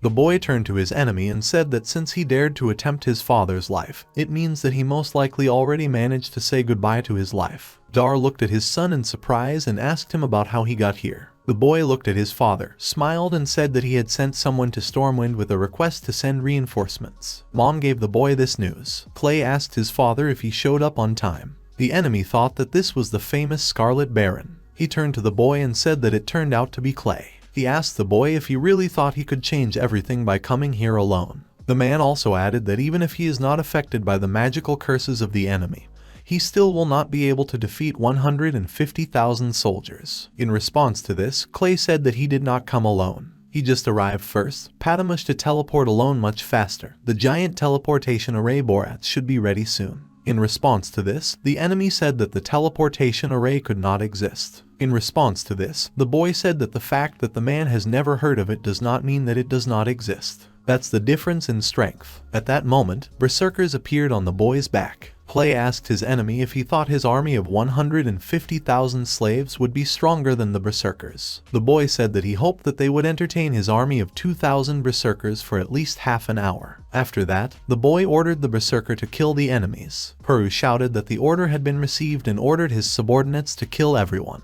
The berserkers went on the attack for Mr. Clay. However, the enemy laughed and told the boy that he thought Clay was smart, because after killing his soldiers, the boy's berserkers would become subordinate to the enemy, and he should thank Clay. At this time, the boy took out a horn and began to blow into it. Due to the magical power of the horn, all the knights who were mutated monsters became human again. The enemy realized with horror that his curses had been lifted by the magic of praising the light. In response to this, Clay said that it was actually a healing array that he had managed to extract from praising the light, since it was still difficult for him to use rank 10 magic. The boy pulled out his sword and pointed it at the enemy, saying that his army was finished and asked the man if he was ready to say goodbye to his life. The enemy told Clay not to think that he was unaware that the boy was only a level 3 mage with sealed powers while he was a rank 8 mage. The man was sure that the boy would not be able to kill him. In response to this, the boy said that his enemy did not seem to fully understand what was going on, because this was not a magic duel, a real war. And in war, important knowledge and skills and rank here does not solve much. In response to this, the man said that Clay was a nasty brat and did not dare to look down on him, because he was not even in the plans when he was already a marshal. The man said that today he would show Clay what it means to fall a pirate by absolute force. After that, the man began to use the forbidden techniques of the 8th rank. The boy clicked and said that the man pressed so much noise and it was just a group lightning attack. In response, the man laughed and said he wanted to see how they could hide from such a high-speed attack. The man was sure that the boy would be torn to pieces before he could utter his praise of the light. In response to this, Clay said that his enemy is quite self-confident. These words struck the man and put him into a stupor. The boy explained that the man had survived so many battles on his wiki but did not know about the most vulnerable point of such attacks. The man did not understand how the boy managed to survive because it is impossible, and he asked him about how he did it. In response to this, Clay said that he is not like the enemy. He is a magician but also an alchemist. The boy did not understand how his enemy could not know such simple truths. He also added that lightning strikes the high points of objects that conduct current in metal is perfect for this role. The boy said that this was another confirmation that brains should be used in battle. The man could not understand how he could miss his opportunity. After that, the boy attacked his enemy, but he turned into a ghost. He turned to Clay Longsu and said that he would remember him. He also added that the boy did not think that he had won because sooner or later the man would come for him. After that, he disappeared. Then Dar ran up to his son and asked him about where Matthew was, because he assumed that the boy had killed him. In response to this, Clay said that he had only escaped, but if we take into account his wounds, he would not be able to attack Stormwind for at least the next few years. The general laughed and said that he was on business. He dared to invade someone else's territory with a large number of troops, but did not appreciate the strength of those who guard this territory. After that, the boy turned to his father and said that if his mother hadn't informed him about it in time, he was afraid that Matthew would be in a great mood in his place right now. The boy also added that 5 years ago, when he refused to obey and left Stormwind, his father accused him of undermining the reputation of the king. The king knew that a 5,000 army was fighting here with 50 enemy soldiers, but the boy did not observe any reinforcements on the spot. Clay asked his father if he still thought that staying loyal to the king was the right decision. The boy told his father that they were loyal to the lands and people of the kingdom of Stormwind, but not to any one person. The boy's father hesitated and did not know what to answer. Then the boy said that his mother had warned him that his father was a little slow. Clay told his father to just think his words over again in a more appropriate setting. After that, the boy handed something to his father and said that he had made this armor from dragon scales especially for him, and also cast a spell praising the light. This armor should protect the father in future battles. The man caught the armor. Clay turned around and started walking away. He told his father that since the job was done and the teleportation array was no longer needed, he was going to return to Borak province. The boy said that he would definitely visit his father as soon as he had time. After that, Peru ordered all the berserkers to hurry up to deal with the enemies, because they must return to Borak. Dar said that this little guy thinks that once he flew out of the family nest, he can receive it. It infuriated him. However, he quickly cooled down and thought that maybe he really should reconsider his views. One of the knights approached the general and said that all 150,000 enemy soldiers had been destroyed and asked him about what he was doing. At this moment, the man was jumping with armor in his hands and rejoicing. He told his subordinate that it was an armor made of dragon scales made for him by his son, which is just incredible. He asked the knight if he envied him. Dar said he would put it on and never take it off again. The answer to this knight asked the general about how he would then go to the bathroom, but the man ignored the question and told the knight to shut up. A few months later, at the residence of Baron Clay in the province of Borak, the boy was sitting on his throne. He said that visiting is good, but it's better at home. The boy said that he had to find a way to improve the teleportation array, otherwise they would not be able to go on a long expedition. His younger sister stood next to the boy and said that her brother was right and he would definitely be able to figure everything out, because he had already passed such a hard way. The girl also added that her mother asked her to inform her about Clay's arrival home and sister Myo Lai is waiting for him with a report on the current situation in Stormwind. The girl asked Clay what he wanted to do first. The boy said that he roughly knows what his mother wants to say and she must want to talk about the victory over Matthew and the fact that the king generously rewarded his father.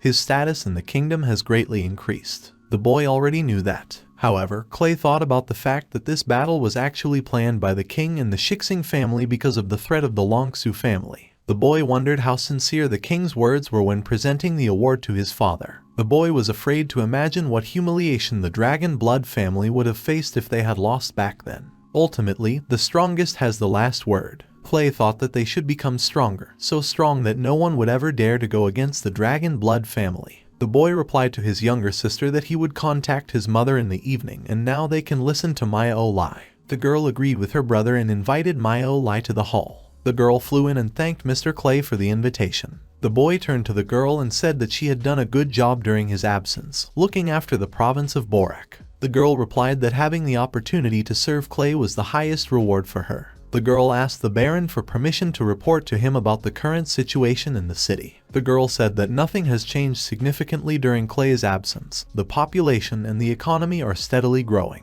The girl also decided that it was worth noting that the orcs had applied for permission to enter Borak. Clay was surprised that the orcs wanted to go to his province. The boy believed that these were violent elements that loitered in the vicinity of the state of Van. The boy did not understand why they decided to overcome such a distance and even massively. In response to this, the girl told Clay not to worry. The whole verse since they appeared here, they behave quite decently, and they arrive in the province mainly because of the war in Van. The boy wondered since when the orcs began to worry about such things as war. Clay decided that something else must have happened and he knows what it is. A messenger ran to the temporary orc camp on the outskirts of Borak and said that supplies from Baron Clay had arrived. He called all the orcs. They were very happy and said that the head of the province was very generous because they had already received supplies just a couple of days ago. The boy hid his identity, so he pretended that he was an ordinary person and distributed supplies to the orcs. He said that the Lord had just returned from a successful battle on the border with the Carter state in a great mood, and therefore the volume of supplies for each clan increased. One of the orcs laughed and asked if they would continue to receive so much, because after all, Lord Clay is one of the 4 heroes. The boy asked the orc about the 4 heroes, because he had never heard anything like this before. The orcs were surprised that the boy didn't know about it. One of them said that Princess Jessica, who formed the first orc army, is the first hero. The Prince of Spirit, who defeated the Poison Dragon pirates, is the second hero, and Prince Carl,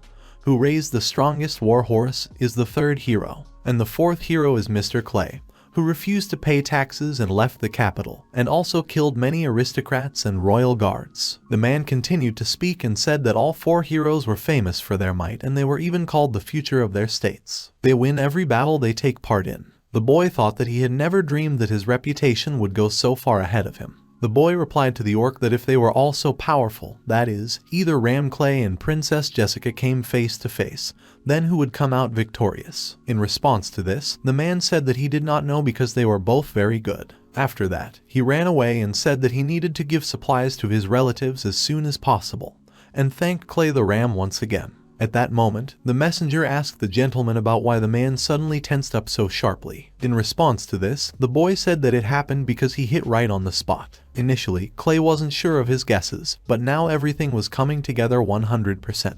The boy told Uncle Joe that it was time for them to go because a serious battle was waiting for them very soon. The boy also ordered to inform everyone about the need to gather at the Lord's residence, because they need to take care of everything in advance. Uncle Joe was surprised and asked the boy what he was talking about. After that, everyone gathered at Clay's residence. Joe turned to the young gentleman and said that the leaders of all the clans who live in the province of Borak had arrived. Among them were the head of the Winged clan and the manager of the mansion of Lord Mayo Lai, the head of the Elf clan Karin, the head of the Dwarf clan Parker. The boy said they could start. Clay started talking and said that this time their enemy is the state of Wang. The commander of the army is most likely General Cage and one of the 7 princesses. Karin asked Clay if he had come to this conclusion just by walking around the orc camp. In response to this, the boy said that the camp was mostly old people and children. She had the phoenix emblem of the 7 princesses of the state of Wang in the tents. This once again proved that they came from there. More recently, there was a famine in Van and those who know how to fight and eat a lot were most likely sent as an advanced reconnaissance group. The boy said that most likely it was all the idea of the 7 princesses and it was really interesting.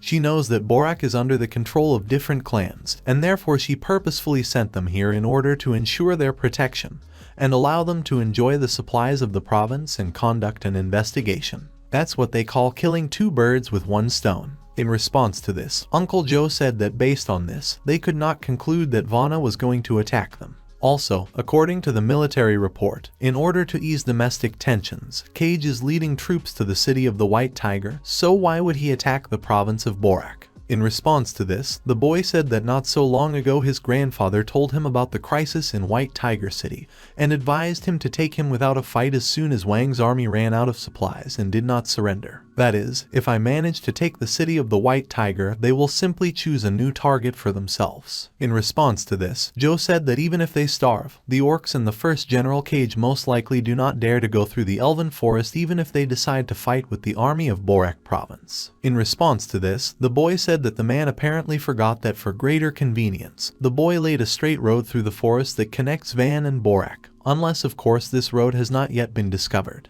Judging by how surprised the man was when he heard this information, The road was never discovered and no one knew about it. The boy said that with Van's equipment and the current state of affairs, as well as taking into account the fact that they have never gone on long hikes, there is a huge chance that they will decide to follow the path of least resistance. In response to this, the man said that they had always tried to keep all their actions secret. Then the head of the dwarf clan laughed and told the gentleman that the price of goods for Vana had increased fivefold, and for sure it was those offended merchants who passed the information to the military. And Myo Lai added that it is possible that they discovered this road in a natural way, because after Mr. Clay doubled the volume of goods transported, it would be difficult not to notice such active movements. Uncle Joe shouted at the young gentleman and said that he tried very hard to make sure that something like this did not happen, and he broke everything. In response to this, the boy awkwardly cleared his throat and said that now they need to decide what they will do with Vana's army. Karin turned to Joe and told him to calm down, because it was only a matter of time before this road was discovered, and besides,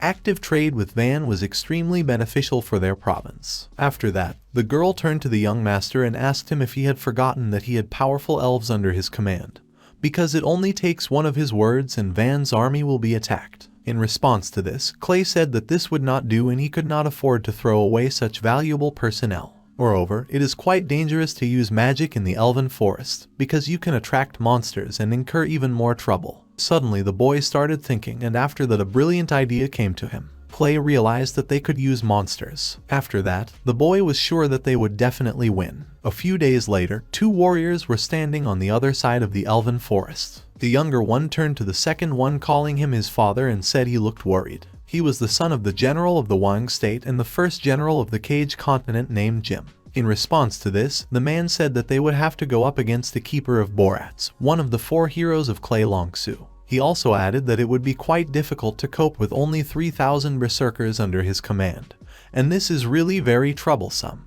But nothing can be done. At this time, Cage's second son named Ram told his father about whether he had forgotten what Clay had done in Stormwind. Ram assumed that Clay was no longer loyal to Stormwind and maybe they could get through without a fight. In response to this, the man said that it would be nice. However, the second son reminded them that they had just captured the city of the White Tiger and the army was stationed there, and now, when they go to Borak, he will certainly try to fight back. The man and his second son remained silent and said nothing in response. However, after a short pause, the father spoke up and said that if Clay went for it, they would talk in a rude language of force. He also added that all soldiers should be vigilant. He ordered them to speed up because they need to leave the elven forest behind as soon as possible. After that, the general ordered his army to attack Borak. At this time, Leda was watching all this, which means that the young master also saw everything that was happening in his crystal ball. Uncle Joe told the boy that the enemies had entered the forest. In response to this, the boy said that they should not hurry,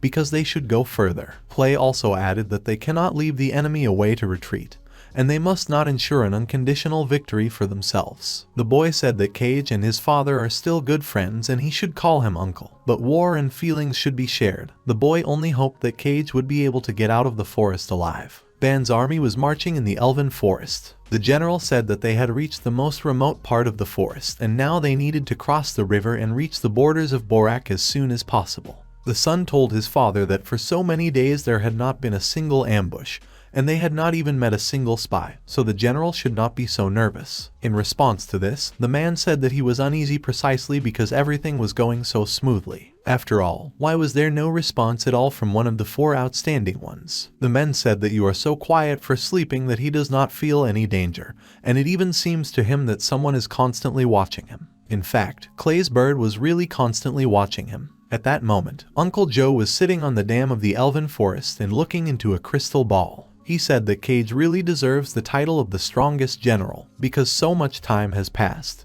but he has not relaxed his vigilance a bit. Fortunately, the men listened to the words of young Mr. Clay and did not hurry to attack the enemy, otherwise they could have been seriously injured. In response to this, Peru said that the enemies had already crossed the river and therefore all their preparations were in vain. The man wondered if it was possible that Clay had forgotten to signal. Peru wanted to start acting on his own, but Uncle Joe stopped him and said that they should do without amateur activity. He said there was no need, the salad had to obey orders, and young Master Clay told them to wait for his signal, which meant they would wait, so Peru had to stop talking nonsense. The man replied that he understood Joe, but they didn't know how things were going with Clay. But if they didn't do anything, Van's army would soon be at the gates of Borak. At this time, Clay and Myolai were sitting in ambush and watching some kind of flower that looked more like crystals. The girl turned to the young gentleman and asked him if he really wanted to do this, because it was not so easy to cope with amethyst and one bite could deprive a simple person of life. In response to this, the boy said that the one who does not take risks does not drink champagne. In addition, they can use such an opportunity to kill two birds with one stone at once. At that moment, the boy saw a queen bee on the flower, which was going to eat. He said that although these bees are dangerous, they produce honey of the highest quality, and 1 gram of such a delicacy can cost up to 10,000 gold coins. In this way, the province can get rich. After that, the boy handed Myolai the invisible talisman. He told the girl that she would become invisible as soon as he touched her body, but she should remember that she should not come into physical contact with any magical creatures, otherwise the talisman's actions would dissipate. The girl took the talisman in her hands and said that she had never heard of anything like this. She asked Mr. Clay if he had created it himself. In response to this, the boy laughed and said that he was very embarrassed to talk about it, but it was just a defective product that he created in a hurry, and if his magic was not sealed, then this amulet could hide the whole city. The girl was surprised when she realized that he, Mr. Clay, had really disappeared. He told the girl to get ready as it was time. A bee was eating nectar from a flower while something invisible attacked it. It was Clay who successfully used the art of concealment and was able to hit the bee. At this time, the girl approached the flower and thought that all the amethyst bees rushed to save the queen and she should use this opportunity to collect more honey. The kingdom will not produce as much amethyst honey in 10 years as they managed to get today. The girl said that Mr. Clay is really incredible. At this time, Uncle Joe saw a signal from Mr. Clay on the dam and ordered the feast to open it. The man obeyed the order and opened the dam. A powerful stream of water rushed downstream. At that moment, one of the general's sons told her father that a huge number of amethyst villages were moving directly in their direction. Then the man ordered everyone to quickly go into the water and not panic, because the bees will not attack themselves if they do not provoke them. Everyone rushed into the water. Suddenly the general found the queen bee next to him. I can't understand where she came from in this place. Other bees followed the queen. The general decided that this was a heavenly punishment, and all the soldiers were asking for help and trying to escape from the bees. One of the knights said that they could not kill bees and asked the general about what they should do. Another knight replied that it was necessary to follow the general's instructions and said that it would be safe in the water, and added that it was just bees in the end. Suddenly, one of the knights who were in the water started shouting to the others not to go into the water. It turned out that there were piranhas in the water. They couldn't understand how this was possible, because they were moving the glare and everything was fine. The knights could not understand where the piranhas came from in the river. In response, the general asked his sons if it was still not clear to them that they had fallen into Clay's trap and all this was part of his plan. The general's army and Wang's army were in trouble. It was over before they even managed to enter the kingdom. The general turned to Clay and said he was ruthless, so young, and has already come up with an incredible plan. Suddenly one of the knights called out to the general. Everyone else rushed to defend Cage. Clay watched all this from the sky and thought that he had no choice if he let them go through the forest.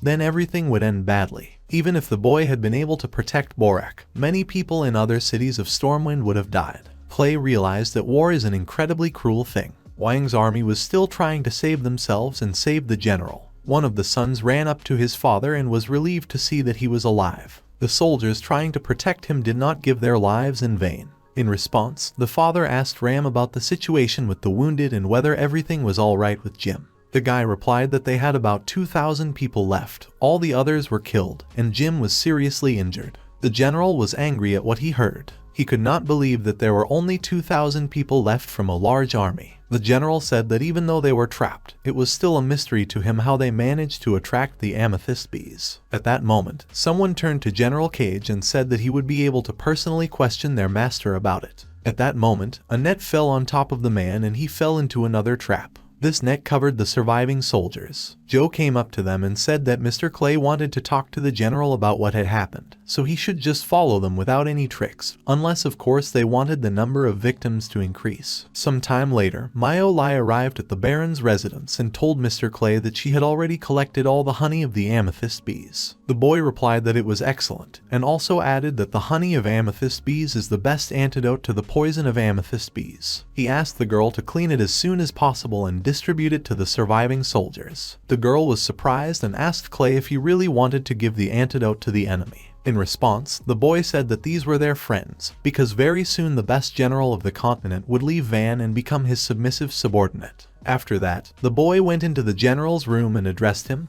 calling him Uncle Cage. He asked the old man about his wounds. In response, the man asked the boy if he was the fifth son of the gift, Baron Clay Lunsu. The boy bowed and said that Cage's nephew had no other choice, which is why their army lost so many people. The boy added that he really deserved to die for something like that. In response, the man told the boy to get up as soon as possible. The man added that their armies were fighting each other and he, as a prisoner, could not accept an apology from the victorious side. In response, the boy told Cage that he must be joking, because he is not here as a prisoner. Clay also added that he had already distributed an antidote to all the soldiers affected by the poison, and also he would not hold the general if Tal decided to leave. The maximum that the king could do to him is to punish him for colluding with the enemy, and anyone who wants to kill Clay can try their luck. The boy exerted strong moral pressure on General Cage. In response, the man asked the boy about how he could leave after Clay said something like that. He also added that Clay is a very smart boy, much smarter than his father. Cage asked the boy to tell him how much he wanted.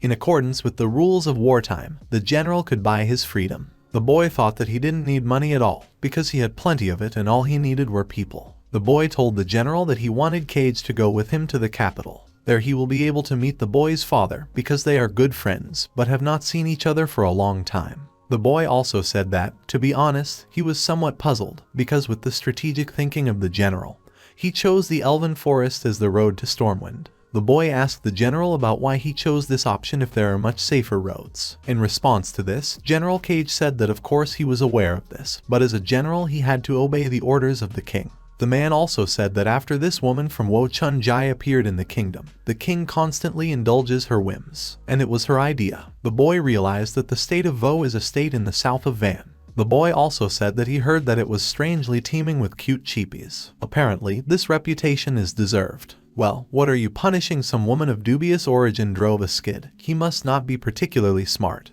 Then why continue to be loyal to someone like that? In response to this, the man shouted that enough was enough. He also said that if the boy wants to force him to surrender, then it's better to just kill him, because he will defend his honor to the end. Clay said he understood. The boy added that he should not have doubted the man's loyalty. In other words, the general will continue to support the king's decision, even if he knows that it is wrong. In response to this, the man said that it was natural. Then the boy said that in that case, if his king ordered him to serve Clay, then the general should listen to him. The man laughed and said that it was a great joke, but the king would never do something like that. However, if we force the boy to give such an order, then the man will certainly agree to stay near Clay. Wuhan boy said that they would look again and asked the man to remember his words. At that moment, Uncle Joe entered the room and told the young gentleman that he had overheard their conversation. The man said that King Wang is not that stupid and he would never give such an order to the best general on the continent. In response to this, the boy said that he had some ideas so Joe should look after everything in his absence. The boy also added that Borak had won the battle, so Joe could send the news to Stormwind and Van.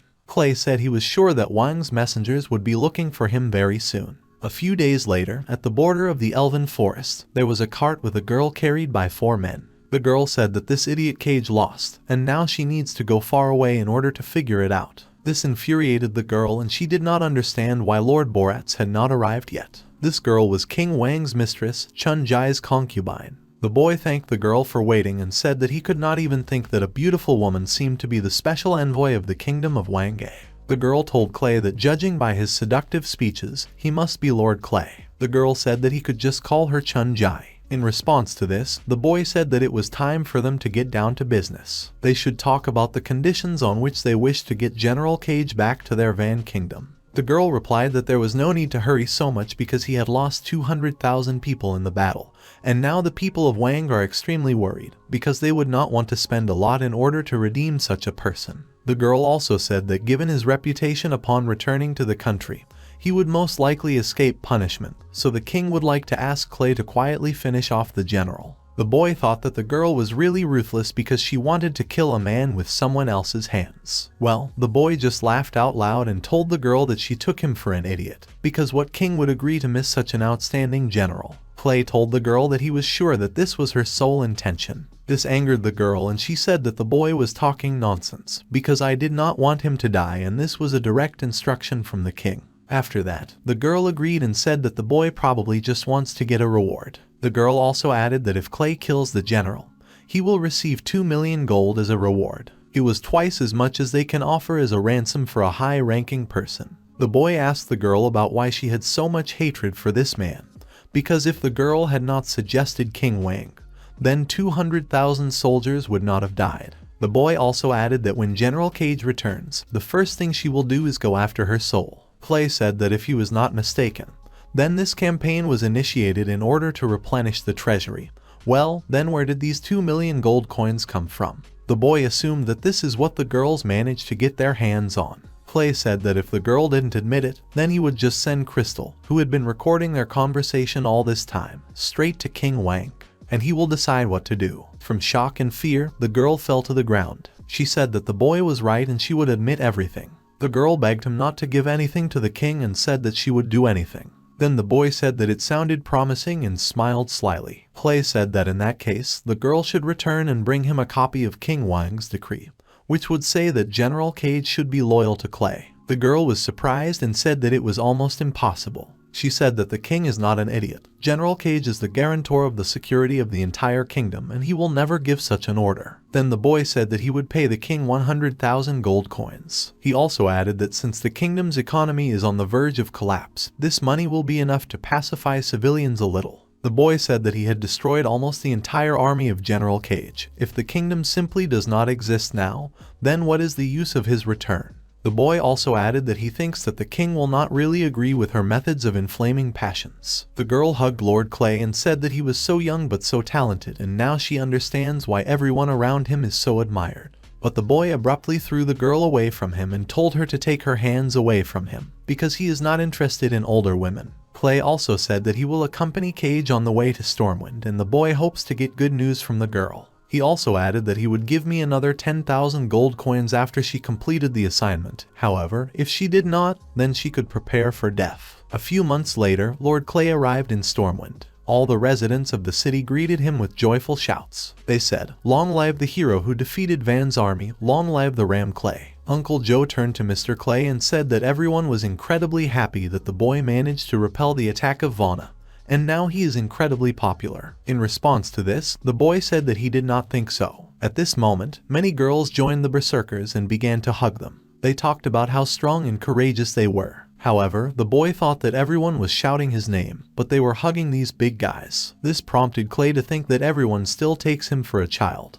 The boy said that even if he doesn't care about such little things as love and the like, but he doesn't like it either. Suddenly, the boy heard someone shouting his name. It was Mom and Dad. Elijah ran to her son with open arms and was glad that her dear son had finally returned. The boy hugged the girl and said that he really missed his mother. In response to this, the girl said that she also missed me very much. She asked the boy if he would come this time for something special. In response to this, Clay said that his mother is quite mercantile. However, the girl replied that this was not the case. She also explained that because the boy shed so much blood during his last visit, people called him the Scarlet Baron, so the royal family and aristocrats hate him. For this reason, upon his return, the boy must present something worthwhile to his aunt, Queen, so that someone can put in a good word for him. The boy awkwardly touched the back of his head and said that he knew that Mom was very worried as always. At that moment, the boy's father came up to him and told him not to waste his time, because the king was already waiting for him in the meeting room. The boy could not understand why he was expected in the meeting room, and not in the ceremonial one. In response, the boy's father said that initially they wanted to hold the award ceremony in the ceremonial hall. But for some reason the king decided to interrogate General Cage first, and he also demanded Clay's presence. Then the boy asked about what was written in the military report that was delivered to the king. In response to this, the man said that it was written there that the boy discovered Wang's army after the attack of the Amethyst Bees. That is, when the main forces had already been destroyed. It also said that the boy took advantage of this opportunity and captured Cage. Also, the boy's father added that he should not worry because it is a normal phenomenon when the king decides to look for the outcome of any events. He also added that the boy should go to the gym as soon as possible, because they are already waiting.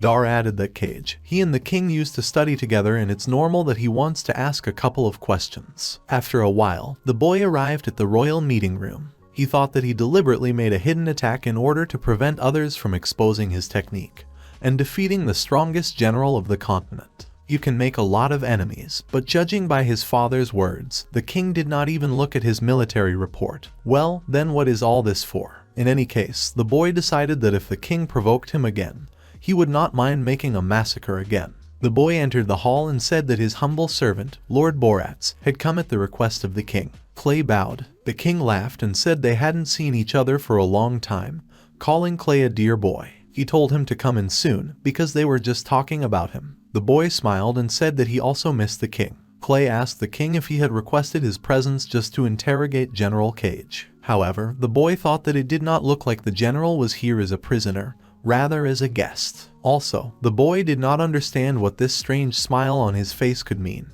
The king replied that even though their countries are at enmity, Cage is his old friend, so there is no need for this, and the main reason why the king called the boy is to see him and ask him to apologize to Cage. The boy was offended that he was asked to apologize. In response to this, the king said that General Cage was defeated only because of an attack by amethyst bees. The king also added that the boy would receive an award, although in fact not for military merit. The king believed that this was just a happy coincidence, and he hopes that the boy understands this and asks Cage for forgiveness. After that, Archbishop Shixin spoke. He laughed and said that Baron Clay was really very lucky, and you are not given to receive an award for military merit for everyone. The boy realized that it turns out they were not going to reward him at all, and moreover, they want the boy to apologize to General Cage. It turns out that they just want to humiliate him in front of the aristocrats of Stormwind. The boy thought that unfortunately, because of the ties of the royal family with his family, he could not kill the king and completely turn away from Stormwind. But whatever he did now, it could lead to even more problems. Clay thought that a person should be able to adjust in time and react in the right way in order to save the trumps for a more appropriate moment. The boy said that luck was really on his side, so he owed General Cage. Clay smiled. Then the general shouted and asked about who said that it was not the merit of the boy, because he defeated him. The general turned to the king and asked him if he really thought Cage couldn't handle the monsters. He said the king was humiliating him. The king asked the general if he understood correctly that it was not an accident. Then General Cage ran up to the boy and said that even though he did not know how he managed it, he was sure that it was Clay who set the amethyst bees on them. The general said he wanted to admit it. After that, the man turned to the boy and said that if it wasn't for him, his army would have flooded Stormwind with blood long ago. He told Clay that the boy had saved the king and the whole kingdom. The boy got angry because he realized that the general wanted to ruin him. Then the boy turned to Uncle Cage and asked him if he was definitely not confusing anything, because he was just lucky. The boy thought that this was bad, since the king was not particularly friendly anyway, and now he could also accuse the boy of hiding details of military operations, and after such words he would see him as a threat even more. The general thought that it was not surprising that Clay was called the best, because he thinks about everything thoroughly and calculates. At that moment, the general pulled out his sword.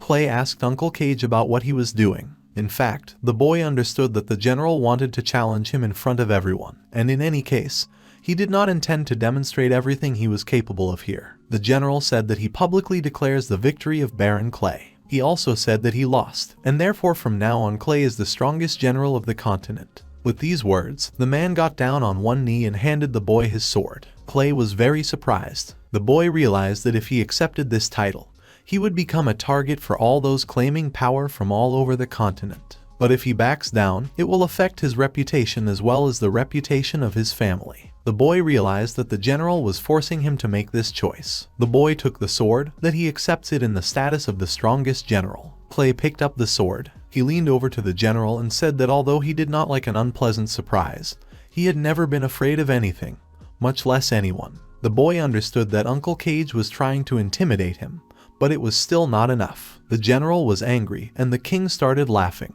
He said it was an incredible honor for the whole kingdom, let alone the dragon blood family. Now Clay has become the strongest general. The king told the boy that the ceremony was about to begin and told him to follow him. The king also said that he was looking forward to telling everyone about such wonderful news. The general thought that the guy was great and determined, and if it wasn't for Van's kingdom, then being loyal to the boy would be the only right option for Cage. After a while, the ceremony began. The king announced to all the people that he, Edward VII, King of Stormwind, using the powers that the God of Light had given him, proclaims Clay Longsu Marquis of the first rank and awards 10,000 gold coins. And also, the former general of the continent still gave the boy his title, and now everyone on the mainland should know about it. The boy's relatives were shocked, but ordinary people rejoiced and said that this was a generous reward and nothing like this had ever happened before for a boy to become a marquis at the age of 15. No one could believe that General Cage himself handed over his rank to him. It was just incredible. The king announced that from now on Clay is the main guarantor of the security of the entire kingdom.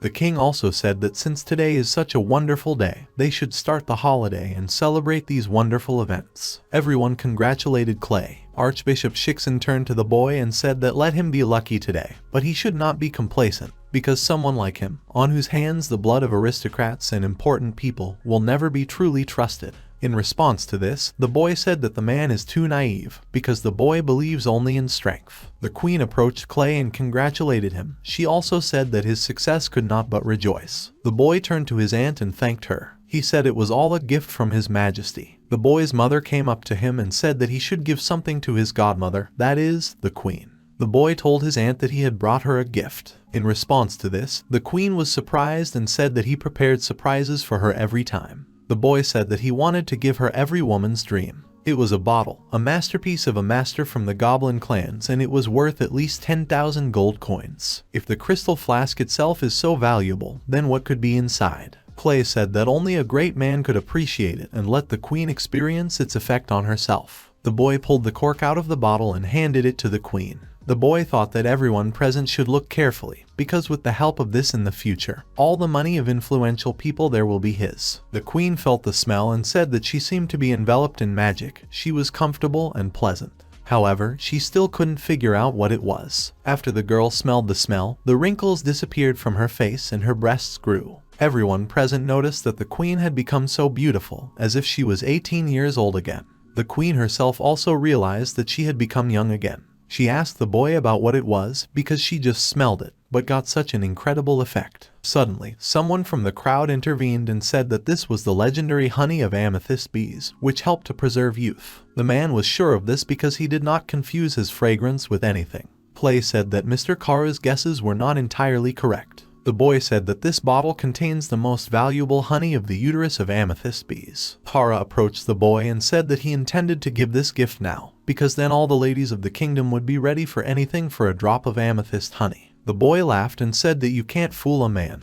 Kara told him that since Clay was selling it, why shouldn't he set a price? The man said that honey could be useful to him too, on the way to becoming a god of magic. Clay said that considering his relationship with the dragon blood family, he would give him 3 bottles of amethyst honey in return for 3 favors. Clay asked Mr. Kara about how he received such an offer. In response, the man said that these 3 services would not be something easy, but now becoming a god of magic is a priority for him, so he will accept any conditions of the boy. Clay said that they had agreed and in a couple of days he would bring the man what he promised. The boy thought that only a couple of bottles of honey from amethyst bees and the trust of Kara and the queen were in his pocket. It was a great deal. At that moment, Uncle Joe approached the boy and whispered in his ear that he had recently received a secret message that the woman from Vana wanted to meet him. The boy thought it was Chun Jai and was surprised that she coped so quickly. He also thought that this time Uncle Cage would have to give up something more than just a blade and a title. Some time later, when it was already dark outside, the boy met the girl. He turned to Miss Chun Jai and said that he was pleasantly surprised that she returned so soon and even with a gift from the king.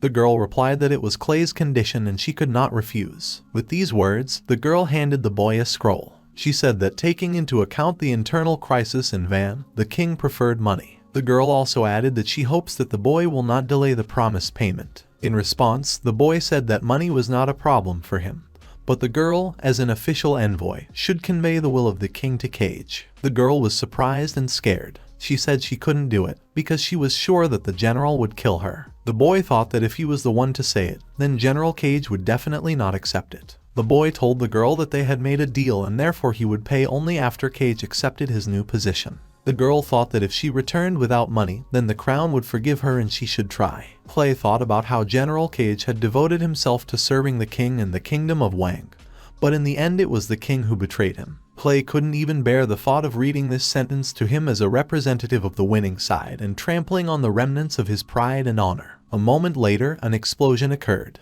The girl read the order to the general and he got angry. He told her that it was all because of her and that he would kill her. The girl tried to run away from him with all her might. She ran to Mr. Clay and begged him to save her. She said that she had announced to Cage the will of King Wang and now the general belongs to Stormwind. The girl hoped that Clay could not just watch the envoy of another kingdom being killed. In response to this, the boy said that she could adapt to the situation very quickly. He also added that the girl would pick up the money at his residence and get out of here. The general told the boy to get out of his way, as he intended to kill the girl. In response to this, Clay said that Cage is now his subordinate, and does not dare to give him orders unless he wants to break his own oath. The boy said that the general could just destroy this letter right now. However, it will mean that he signed a sentence for the residents of the kingdom of Wang. The boy said Cage should understand how much the money meant to them. The man bowed and said that he was a former general of the kingdom of Wang, always keeps his word, and he is ready to serve Mr. Clay faithfully. He also asked to be forgiven for his reckless behavior. The boy turned to Uncle Cage and said that he knew that a man could not just trust him, but he assured him that very soon he would understand that the boy was the only one who really deserved Cage's loyalty. At that moment, the boy heard a voice that said that this news had already reached the king and he was waiting for him at his place. The boy realized that it was his grandfather's voice. He was surprised that less than a couple of minutes had passed, as everyone was already aware. It was very fast. A few minutes later, the boy entered the meeting room. At this time, Archbishop Shixing was telling His Majesty that without Cage, the Wang kingdom was weakened as never before and they could attack them at any moment. However, at that moment Clay came into the room and said that to enter a war with the kingdom of Wang now is the greatest stupidity. The boy apologized for being late. He also added that with all due respect, in addition to Cage, there is also a 7th princess in Van's kingdom. So capturing Van will not work quickly, since Stormwind will only give neighboring states the opportunity to invade their kingdom. The king said that Clay was right, because now Cage's loyalty is in big question. Moreover, the king was sure that the general would not give up so easily. The archbishop thought that they had once again missed an opportunity to weaken the dragon blood family. The man couldn't understand how the king could compromise so quickly. At this time, the king said that the Feast of Light is very soon, as well as the birthday of the Pope and the ceremony of the election of the goddess. Such great holidays rarely fall on adjacent dates, and therefore all the states on the mainland agreed on a truce for 1 month. So the king decided that now was not the time for such conversations. Edward asked Clay if he would like to go with him to the Holy See. The boy was surprised that the king wanted him to keep him company. Clay wondered what kind of trap was in store for him this time. At that moment, the boy's grandfather coughed and he realized that the man also believes that this is a trap. However, in fact, the grandfather thought that the boy should agree as soon as possible, because such an opportunity comes only once in a lifetime. The boy realized that the girl wanted him to go with the king and it began to seem to him that there was something that was being hidden from him. After that, the boy bowed and said that he would like to go to the Holy See in the company of His Majesty and it would be a great honor for him. The king was glad of this and said that they would leave in 2 months. After a while, the boy was left alone with his grandfather and asked him about why he told him to accept the king's invitation. Because the boy thinks that it could be a trap. In response to this, the man laughed, because he could not believe that his beloved grandson could also be afraid of something. In response to this, the boy was indignant and said that he simply did not want to expose the king to his subjects. Besides, Clay has other things to do. In response, grandfather said that they would go to the throne for the Triumph of Light, a ceremony dedicated to the victory of the god of light over the god of darkness. There is a tradition that every kingdom must send 1,000 elite warriors to fight in the arena in memory of that bloody battle. This meant that they had to engage in a deadly battle. Grandfather said that if they get involved in a war, Stormwind will suffer significant losses. The king simply has no options left to weaken the dragon family's army, and he most likely has his eye on the boy's berserkers. In other words, the king wants Clay's soldiers to face the strongest enemies face to face and thereby get rid of the boy. Clay said that he had 3,500 berserkers under his command, and each of them was worth their weight in gold, and they were people, not cannon fodder. The boy indignantly asked his grandfather about why he told him to agree if he knew about all this. At that moment, Peru appeared and told Mr. Clay that berserkers are not victorious and they will defeat all enemies without much difficulty. Sam also appeared, who said that he also wanted to fight. The boy didn't understand why they looked so excited thinking about the battle. The grandfather told the boy to accept the king's offer so that he could take advantage of this opportunity and get real experience in battle. Not every war can be won only by the power of reason. The boy and his soldiers need real skills. Also, Grandpa said that there are still bets, and this is not bad money. The boy realized that now not only his mother, but also his grandfather are obsessed with money. At that moment, Clay remembered that he had another bottle of amethyst honey. The boy told his grandfather that his leg was wounded in one of the battles, and let it be a great honor for him. But the boy knows that this does not give his grandfather peace, because of it he cannot return to the battlefield. The boy told his grandson that he loves his grandfather very much. Clay also added that the honey of amethyst bees is not so easy to get, and he was able to get it when they attacked Cage. The boy also added that with him his grandfather will definitely return his glory. When the grandfather asked the boy if Cage was really loyal to him, because even the king, with whom they are in a fairly close relationship, does not really trust him. In response to this, the boy said that of course not. But now that the weight of Anne will be closed to him, they will be able to come up with something. Then Grandpa told the boy that Cage was a general, so he wouldn't give up easily, but the boy shouldn't worry because Grandpa had already thought of everything. The boy asked his grandfather if he knew how to make General Cage obey. Grandpa replied that it was a secret, but for now he would tell him something else. The man managed to return from the battlefield, but it was possible not because of his outstanding skills and luck, as everyone thinks, but in fact someone helped him. The boy could not understand who had the ability to kill enemies and even help his grandfather return home. Clay was also confused by the fact that he had never heard of it. Then Grandpa said that his name is the Godslayer, but he calls him Polano Longsu's younger brother, the one who is like the killer of the 5 most powerful people on the continent, who received a reward of 200 million gold. He is a member of their family and also Clay's uncle. The boy was shocked by this information. He asked his grandfather about why he had never told him about it. Grandfather said that his younger brother was not controlled and for this he was expelled from the family. Why he killed the royal personages and earned a reputation as a murderer. Except for his grandfather, who was his older brother, no one in their family even wants to remember him. Grandpa told Clay about this only because he feels that they are similar and sooner or later they will meet. Grandpa said that he would be a great support for the boy from the shadows. Grandfather also added that while his dear grandson is here, he should remember that very soon the 6th strongest will appear on the mainland. Someone who can protect Clay no matter what it costs him. Clay was training at the Stormwind soldiers' training ground. Someone shouted carefully at the top of his voice while Clay dodged the blows. From all sides, fiery swords of bright yellow light fell on him. With a direct hit it would have been death. And the knights attacked the boy. He even thought that there was no end to swords. However, he was very adept at dodging attacks, because age is not yet an indicator of skill. Our genius is not so easy to defeat. The striker even said that he was surprised that the boy was able to dodge his incessant punches, and he even considered giving him a head start because of his age. But if so, he would no longer hold back. In response to this, the boy said that since his uncle was a colleague of his father, he would not want his loss to look really pathetic. Leaning his hand against the ground, an alchemical circle of blue light appeared, and the earth began to crack and disperse in different directions at lightning speed. After that, the guy directed his poisonous vines at the enemy. The huge Venus flycatcher grew out of the ground, which opened its mouth and rushed at the knight in a hostile manner. She stunned the boy's enemy, so much so that the opponent could do nothing and just collapsed with foam at the mouth. Clay was very upset and covered his face with his hand and thought that with this technique he feels invincible, and his self-confidence is at the highest level. After that, the boy furiously shouted to his grandfather about what he meant when he said that he had a good idea that would solve the issue with Cage. He asked his grandfather about how many more he would have to kill. Grandfather, touching his chin, fingering his beard in his hands, replied that now that the boy has received the title of the strongest general,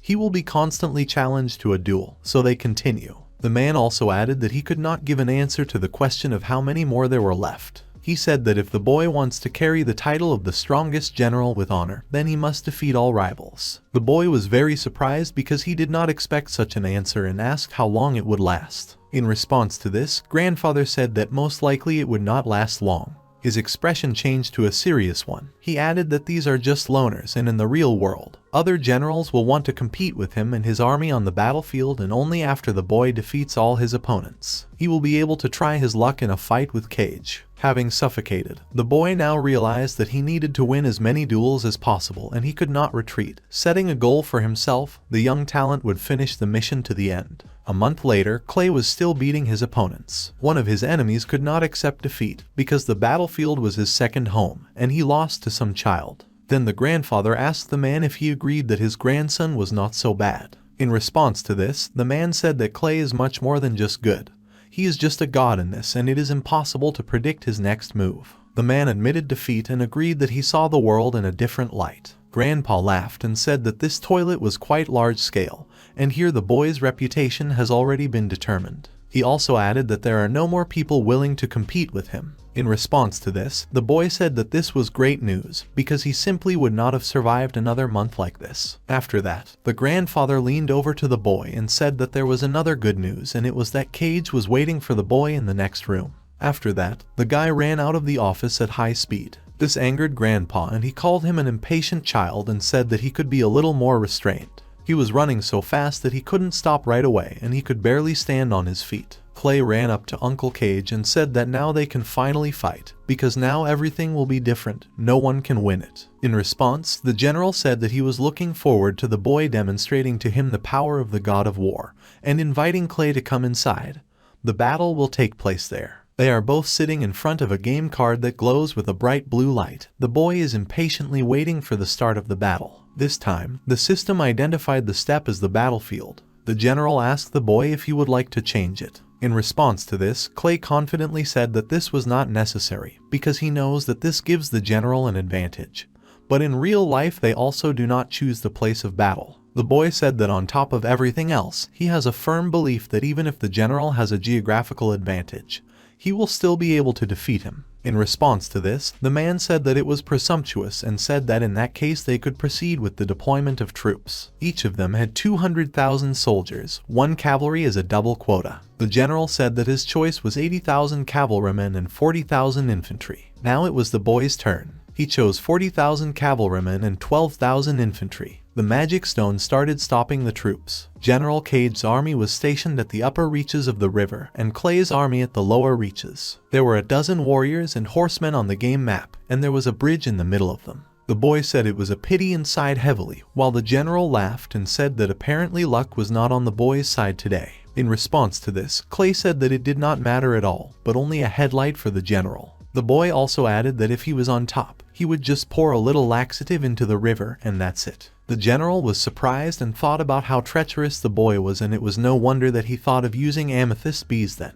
After that, the stone announced that the duel was beginning. The general thought about what a pity it was that his army was at the head of the river, and the boy would not be able to use his dirty hands. After that, the general sent his 40,000 cavalry soldiers to attack. The boy thought that Uncle Cage had the title of the strongest general for a reason, so you should always be on your guard. The boy sent 1,000 cavalry soldiers and 2,000 infantry soldiers to go into the forest to chop firewood and build a fortification. The boy sent the remaining 30,000 soldiers to strike back at the enemy. The general was surprised that the boy had sent only 30,000 soldiers against his 40,000. He realized that the boy was only planning to detain him. General Cage ordered his soldiers to surround Clay's soldiers and not let anyone pass. After that, the boy told Uncle Cage that he decided to take it thoroughly and it's incredibly resourceful. He was even somewhat delighted with his uncle's move. But this moment the stone reported that the battle was continuing. Its course was slightly accelerated. He also said that on the first day of the battle, Clay's army was surrounded. On the second day, Clay's army suffered losses of 1,000 soldiers, General Cage's army of 200. Each warrior lost a colossal amount of health. If this continues, then Clay may lose. On the third day, Clay's losses amounted to 2,300 people, while General Cage's losses amounted to only 234 people. After that, the general arrogantly told the boy that his army was doomed to be proud of its game. But the answer to this, Clay smiled and said that this is not yet certain, because no one knows what will happen next, so you just need to keep playing. After that, the stone said that on the fifth day, Clay's army suffered losses of 5,000 soldiers, and Cage's army of 1,000 people. The boy realized that it was time for his plan. He immediately ordered his army to get rid of the horses. Sitting warriors on horses obediently carry out the order by swinging their swords. And the man was shocked by what was happening and extremely indignant, because you can't just take and get rid of sled animals. He realized that the boy had ordered his army to kill their own horses. The man told the boy that it was terrible. Enraged, he also added that as a general, he simply could not sacrifice his horses so easily. After all, it is a very valuable resource on the battlefield, and also it is simply inhumane. But the boy said nothing in response and grinned, because the enemy does not suspect that this is a global plan that the boy uses to win. Clay ordered the cavalry soldiers to execute the sixth plan of military operation: fire in a straight line and attack. The general was surprised. Several horses carried gunpowder, and archers began to shoot. Cage began ordering his soldiers to get out of where they were standing. The arrows fired by Clay's soldiers hit the barrels of gunpowder and exploded. Cage called the boy a baby and said he was very cruel. In response to this, Clay said that this is the real war and realized that the general had not even thought about it in that way. On the one hand, the boy could allow the enemy to destroy all his cavalry, and on the other, he could sacrifice several hundred horses in order to defeat the enemy. Moreover, the death of the animals was not in vain, because the enemy cavalry suffered heavy losses. In response to this, the general said that he really underestimated the boy. He also added that, apparently, it will not work out in a good way. Cage warned the boy to prepare for a real battle. The general ordered his army to go forward and kill the enemy. The remaining 10,000 cavalry soldiers were still engaged in logging, so the boy could only rely on infantrymen in order to hold off the enemy. Cage decided that with such an arrangement of troops, he would level the enemy's armies to the ground in less than an hour. However, at this moment, a trap was triggered in which Cage's soldiers fell. The man did not expect this and could not understand when the boy managed to put it on.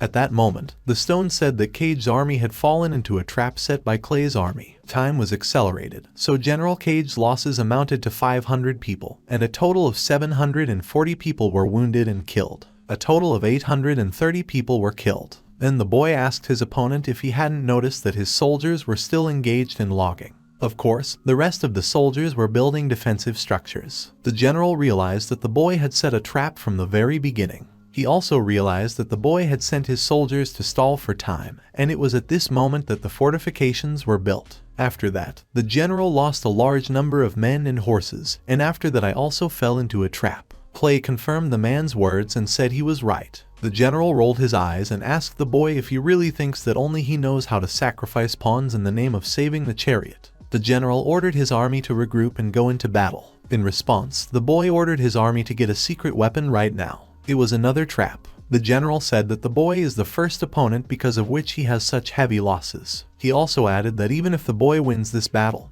he has absolutely nothing to show off here. In response, the boy asked Cage if he really thought he still had a chance to win. Then the man laughed and told Clay that he wasn't the only one who could reason. And after that, the man ordered his army to destroy the shooting towers. Then the stone said that the game was over and Clay's army had won. The general was shocked. He could not believe that he had lost and said that this could not be, because nothing had been decided on the battlefield yet and he did not agree that he should accept defeat. In response, the stone said that Cage's entire army went on the attack, and the barns in the rear were destroyed. The man shouted angrily that this could not be. He couldn't figure out when his opponent's troops managed to slip through. In response, the boy said that when his cavalry retreated, he managed to hide a couple of nights, and after the entire enemy army went into battle, of course Clay's soldiers began to act. The man could not believe that he had really lost. In response to this, the boy said that unfortunately it is. After a while, the man bowed and said that he would admit defeat and asked Mr. Clay to accept his bow. In response, the boy said that if his father found out about it, he would kill him, so he asked the man to get up as soon as possible. Cage told the boy that he had put a spoke in his wheels many times, but Clay always remained the same patient. And the man fully admits this. He also added that now the boy really is the best general of the continent, and he, Cage, will now be his most loyal servant. After a while, the herald walked around the city and told everyone that Clay Longsu had won all the battles and even defeated General Cage, and now Clay Longsu is the best general on the continent, and the best general in Stormwind. Then people began to feast and drink to the strongest general. The boy thanked his grandfather and said that if not for his plan, the boy would not have been able to enlist Cage's support. In response to this, the grandfather laughed and said that in this case the most important thing is to rely on your own strength. Otherwise it would not have been this grandfather who would have transferred his grandson to a complete route. At this time, the man was approached and a message was passed from the palace. Grandfather unfolded the scroll and began to read. The boy noticed the concern on his grandfather's face and asked him about what was written in the scroll and what happened. Then Grandpa read out what was written on the paper aloud. Taking into account Clay's success, the king gave him permission to create his own division called the Mad Dragon. numbering 30,000 people. Cage was also appointed the first Duke of the Kingdom, and he will become the commander of the Blue Lightning Legion. The boy was very surprised when he heard the last words. The boy's mother was very happy, but could not understand what kind of emotions were on the face of the boy's father and grandfather. She asked them why they were not happy, because it should be nice that Clay was allowed to have his own army. In response to this, the boy said that the division should consist of 100,000 people, and the king allowed him only 30,000. He also added that Cage is his subordinate, but the king gave him the title of Duke. In other words, the king did everything to leave General Cage in Stormwind. Grandpa said that the king kind of rewards the boy, but in fact only limits, but now Clay can at least form his own army. Grandfather also added that in the end the king gave the order to come to him after he had finished training the troops. The man told his grandson that he had received the status of the best general, but this is only the first step, because the next step will be a journey to the Holy See, and this will be a real challenge for the boy. The king was riding in a carriage and he was ill. Next to him was Bill Shisson, the Chancellor of Stormwind. He calmed the king and asked him to be patient a little longer, because very soon they would arrive in Carter. After that, the man looked out the window and shouted that they needed to go a little slower, because it would be very bad if His Majesty got hurt. In response to this, Peru said that they must get to Carter before nightfall, otherwise they would have to spend the night outdoors, which is quite dangerous, and the Chancellor should take better care of his dear king, because he has to be patient a little longer. Bill Shisson got angry, but didn't have time to say anything. After that, Peru turned to Clay and noted that he feels quite calm and confident, but the king looks like he will spit out all the inside soon. After that, the man laughed. In response, the boy said that after everything the king had done to him, Clay just couldn't help but make him suffer a little. After that, the boy ordered the drivers to speed up and rush to Fallow at all times. Peru obeyed the order. Xenia was next to the boy. She turned to her brother and asked him if they would really be in danger if I didn't get there before nightfall, because the girl was a little scared. In response to this, the boy said that they need to pass through the city of Falu, which is located in the kingdom of Carter, and then cross the sea monastery, and only after that they will arrive at the Holy See. Now there is a truce between Stormwind and Carter, so there is nothing to worry about, but excessive caution will not hurt because attacks are not always carried out. Apologies. At that moment, Peru called out to young Mr. Clay. He said there was a Fallow ahead.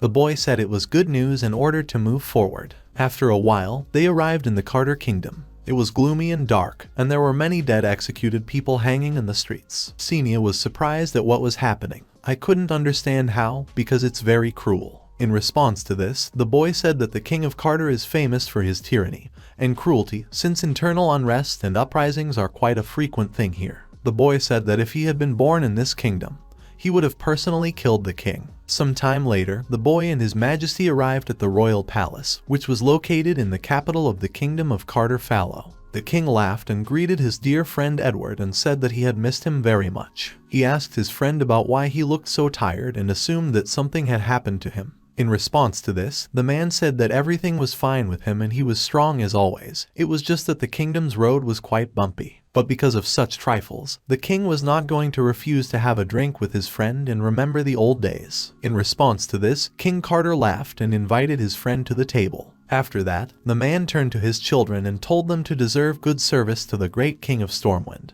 who grants peace and tranquility to the borders of their kingdom. The man's 3 daughters sadly and submissively bowed their heads and began to carry out their father's order. One of the princesses of the Carter Kingdom was named Emilia. She came up to His Majesty and greeted him. The second princess was called Charlotte. She also approached the king and thanked him for protecting the borders of their state. The third princess, whose name was Camilla, also approached the king and said that she and her sisters would take good care of him. 2 girls hugged the king, and the third said that they had prepared fine wine and the best entertainment programs for His Majesty. King Carter laughed and praised his daughters. At that moment, he heard some whispering behind his back. It was Xenia who asked her brother about why the princesses were doing this. In response to this, the boy said that this is already an established tradition, and they do it in exchange for peace, and although it is vulgar, but they have no right to interfere. Then the king of Carter approached the girl, took her by the hand and called her a beautiful young lady and asked if he could be honored to know her name.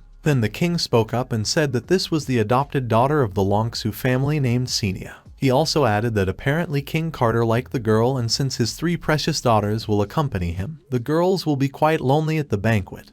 but she can communicate with King Carter. And these words angered the boy. At that moment, the king grabbed the girl's hand even tighter and said that she had a beautiful name and ordered her to come closer to him. The girl was hurt by how tightly the man held her hand and she began to cry. Then Clay intervened and took the king's hand away from his younger sister. He turned to King Carter and asked him to behave with dignity, otherwise he would not stand on ceremony. In response, the man contemptuously asked the boy about who else he was and said that the Longsu family had no right to threaten him. The king ordered the boy to get out and said that he is the lord of the kingdom and it is not Clay's business who the man chooses as his companion. From these words, the boy got angry and released his magic vines. The king got scared and ran back. One of the magic vines turned out to be very close to the face of King Carter. The man asked the boy if he really wanted to kill him. After that, the king turned to his friend Edward and asked him what it all meant. In response to this, the man laughed and said that this was the 5th child of the Longsu family and realized that his friend had not heard anything about the Scarlet Baron. The man also added that he could not control the boy, but if it were not for his long-standing strong friendship with King Carter, he would not have done anything. After that, Edward turned to the boy and said that his actions were more than enough to prevent a war from breaking out between their kingdom. He also added that the boy had gone too far and should apologize to his majesty. When Clay heard this, he got angry and said that if he really went too far, the king would have been dead a long time ago. Then Edward suggested that the king and Clay calm down a little and said that they could not solve this issue in a manly way. The king called the boy a brat and said that whoever he was, the Scarlet Baron or someone else, he still had to understand that it was a great courage to accept his challenge. The king said that each of them would send a fighter and it would be a life and death battle. In response to this, the boy said that he would be happy if he had the opportunity to deal with the king himself. Then the king got angry and ordered his cursed slave Pierre to come out. At that moment, a huge man who looked more like a monster appeared in the room. He let out a loud, high-pitched growl. The king said that this is the strongest gladiator of the Carter kingdom and his personal slave who will fight.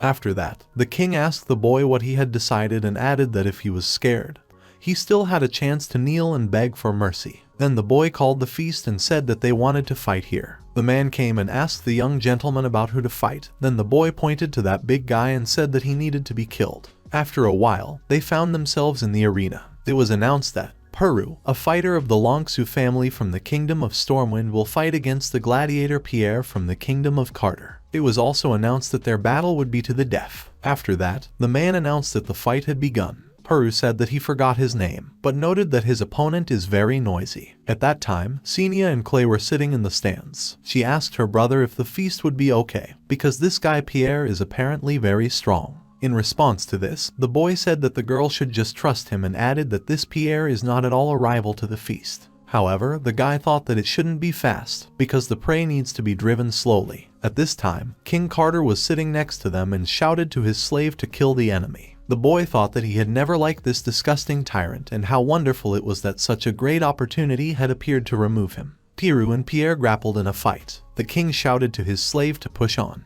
Then Edward said that both opponents were very strong and apparently it would be a long battle. At this point, Clay suggested that they place bets to pass the time. King Carter said it was a great offer and ordered his subjects to get ready to write it down. They began to do his bidding. The boy said that he would be the first to bet 5 million gold coins at the feast. He also asked his majesty if he would put less. The king was surprised at such a large sum and thought that it was equivalent to the revenue of the treasury for a whole quarter. The man could not understand why this boy had such self-confidence. At this time, the men were still fighting in the arena. The king looked at the battlefield and said that Pierre had the advantage and his victory was only a matter of time. Then he said that he was betting 10 million gold coins on Pierre. He also added that with the income of his kingdom, he can allocate such an amount. In response, it was filed and told His Majesty that after deducting all expenses for the previous period, the amount remaining in the treasury is 10 million. Then the man laughed and told Edward that it was very good that he decided to invest money in his kingdom,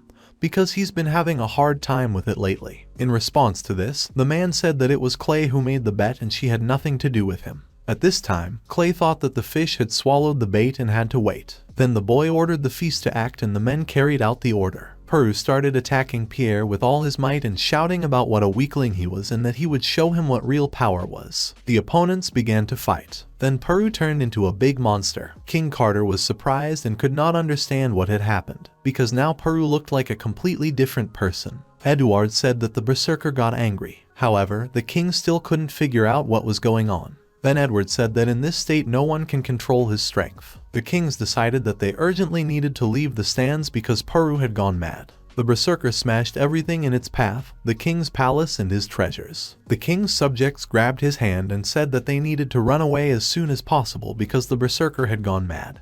But in response to this, the king only said that they needed to stop the monster and called his subjects useless idiots. In response to this, the knight said that they were absolutely without a strong one here and told his majesty to leave soon. He also added that after the king left, he would immediately give the signal to the army. In response to this, the king said in surprise that while they were waiting for the arrival of the army, his palace would be completely destroyed. Then the king turned to the boy and said that it was all because of him and he should take responsibility for what was happening. In response to this, Clay said that he had nothing to do with it, because it was the king himself who proposed the duel and chose the place, and what is happening is absolutely normal behavior of a berserker in battle. Then the king came even closer to the boy and told him to stop the berserker, but in response to this the boy said that the brave Pierre had not lost yet, so the battle would continue. Then the king bowed and said that he would admit defeat. The boy asked the king if he had forgotten about the true purpose of this duel, because if he lost, he would apologize to his sister. The king was indignant, however, at this moment the feast struck another blow. Then the man agreed, knelt down in front of the girl and apologized, said that it was rude on his part. After that, he turned to the boy and said that he had already apologized and asked to stop this monster. After that, the boy ordered the feast to stop. The man followed the order and calmed down. The king was surprised at how quickly it happened. After that, he began to shout at the boy that he was a bastard because of him. He almost destroyed his palace. The man also added that the boy would have to pay for it. Then Clay replied that he had no problem paying for it because today he had earned more than enough to cover all the losses of the king.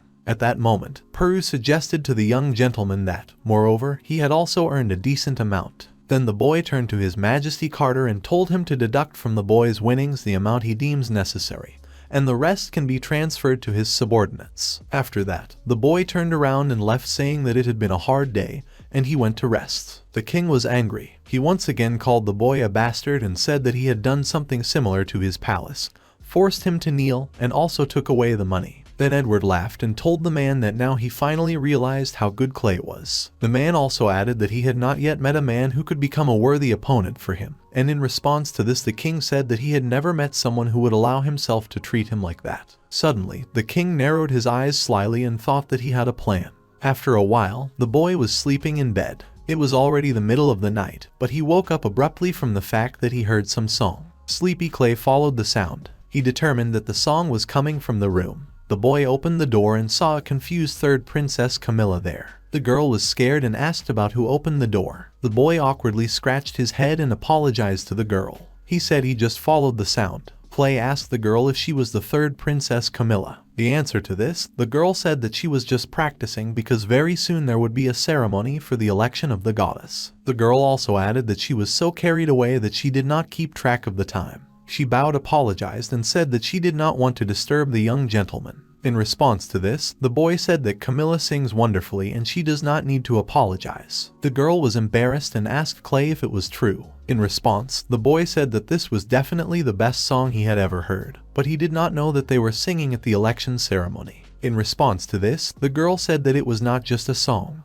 but an anthem. She also added that young girls who possess light magic will climb the holy mountain and will sing songs praising the goddess. If the song reaches the heart of the goddess, it is an angel to descend from heaven and the performer will receive a blessing and become a goddess. As soon as this happens, she will become the ruler of God, and her status will be the same as that of the Pope. The girl talked about it with a visit and ecstasy. In response to this, Clay said that the girl sings just amazing and she will definitely become a goddess. However, Camilla replied that it was not so easy, because otherwise this place would not have been vacant for 50 years. The boy was surprised when he heard such a large figure and asked if the previous goddess had really died. The girl said that of course not. It's just that the goddess automatically loses her status upon reaching the age of 45 or when she gets married. After this ceremony, the election will take place regularly until a new goddess is chosen. Then the girl said that Clay's sister should also take part in this and asked the boy if he didn't know that. Then the boy said that their king decided not to take part this year. He also added that he found that there are a lot of people in other countries who want to become saints. In response to this, Camilla said that the girl who would become a goddess would have her own legion of guardians. In many small countries, the goddess is equated with the protector of the whole country. The previous goddess was Lena West from Stormwind, the boy's grandmother. Poets reason His Majesty Edward and refused to participate this year. The boy was very surprised that his grandmother was a goddess, and he finds out about it only now. Camilla was also surprised that the boy didn't know about it. In response, Clay said that when his family mentioned his grandmother, it was only about her great achievement, killing 10,000 enemy mercenaries in one night, so she got the nickname Blood Demon. But who would have thought that she was a saint? In response to this, the girl said, how then could the legendary Lena get such a nickname? In response to this, the boy said that this was their family's past. The girl looked at Clay questioningly. When the boy said that his grandfather badly injured his leg in the war, and your uncles went to his rescue, but were killed by mercenaries. The boy's grandmother could not bear the pain of losing her sons, so in just one night, the entire group of mercenaries, including the great archmage and the commander of the Holy Sword, was destroyed. The culprit of all this, the sword god Abode, was also supposed to be her victim, but the sudden appearance of the Pope saved him. The boy also added that his grandmother was incredibly strong. Then why did she need this status of a saint? The answer to this, the girl said that it was just incredible. The children say that all the goddesses were not only outwardly beautiful, but also invincible in battle. It turned out that this was true. The girl also added that if only she was as strong as Ms. Lena, then she wouldn't have to do what she doesn't like. The boy reached into the pocket of his jacket and pulled out something shiny. He held out the girl's hand and said that it was for her. Camilla asked the boy about what it was. In response to this, Clay said that it was an amulet that he made himself and he blessed it. He told the girl to put it on when she sang and he would protect her from any external interference. The girl thanked the boy and asked him why he was helping her. In response to this, Clay said that he was doing this because he could not understand Carter. The boy could not understand how his father could even send his daughters to serve guests. He also added that Camilla looks like his sister and he really hopes that she can become a goddess and finally be able to protect herself. After that, the boy left and said it was time for him to go to bed. He thanked the girl for letting him hear her wonderful singing. After that, the girl looked at the amulet that she was holding in her hands and said that Mr. Clay is a very sensitive person and she hopes that next time they will still have the opportunity to chat. However, after that, an insidious smile appeared on her face. The next day, everyone boarded the ship. Xenia told her brother that if they sailed on an ordinary ship, it would take several days, and so they would get to the Holy See in just half a day. In response to this, the boy said that it was all thanks to magic. After that, Clay turned to the feast and said that he should not be seasick. In response to this, the man rolled his eyes and said that the berserkers had nothing to do with it. After that, the girl looked at the wizards who accelerate the movement of the ship. After a couple of seconds, the ship moved at a tremendous speed. The younger sister of the boy and Peru did not expect that the speed would be so great. The boy shouted that they were already close to the holy capital. Some time later, an old man sat on the throne in the harbor of the holy capital. He told his subordinate that the dear guests had already arrived and they should prepare to receive them. And the servant obeyed his order. That old man was Cardinal Robert. He said that Lena's grandson was rumored to be coming too. He also added that he has a feeling that it will be something very interesting. King Edward was descending from the deck of the ship. He turned to Victor and was surprised that he decided to meet them in person. The man noted that they had not seen each other since graduation and tried to remember how many years had passed since then. In response to this, the man said that he was no longer the vice chairman. He also added that he heard that his favorite students were coming and could not help but greet them. Clay watched on the sidelines as the kings greeted their former teacher and thought that the vice chairman helped his students become kings and they in turn helped him take the post of bishop. This is really an ideal scheme. After that, Edward called Clay to him. The king said that he was Lena's grandson and the youngest son of the dragon blood family. Edward told the boy that Cardinal Robert Caio was standing in front. The boy Poe greeted the cardinal. In response to this, the old man said that the young man was very polite and took after his grandmother. After that, he asked Clay if this visit to the holy capital was his first. The boy answered positively. When the old man said that Clay could walk around the city and look around, because they, young people with old people, would be incredibly bored. However, he told the boy to be sure to return by the beginning of the duels. The old man also told the boy's younger sister to look into a magic shop called Divine Light, because there you can find a lot of interesting things. Clay realized that the cardinal thought that Xenia would take part in the election of the goddess. After listening to the advice of the old boy,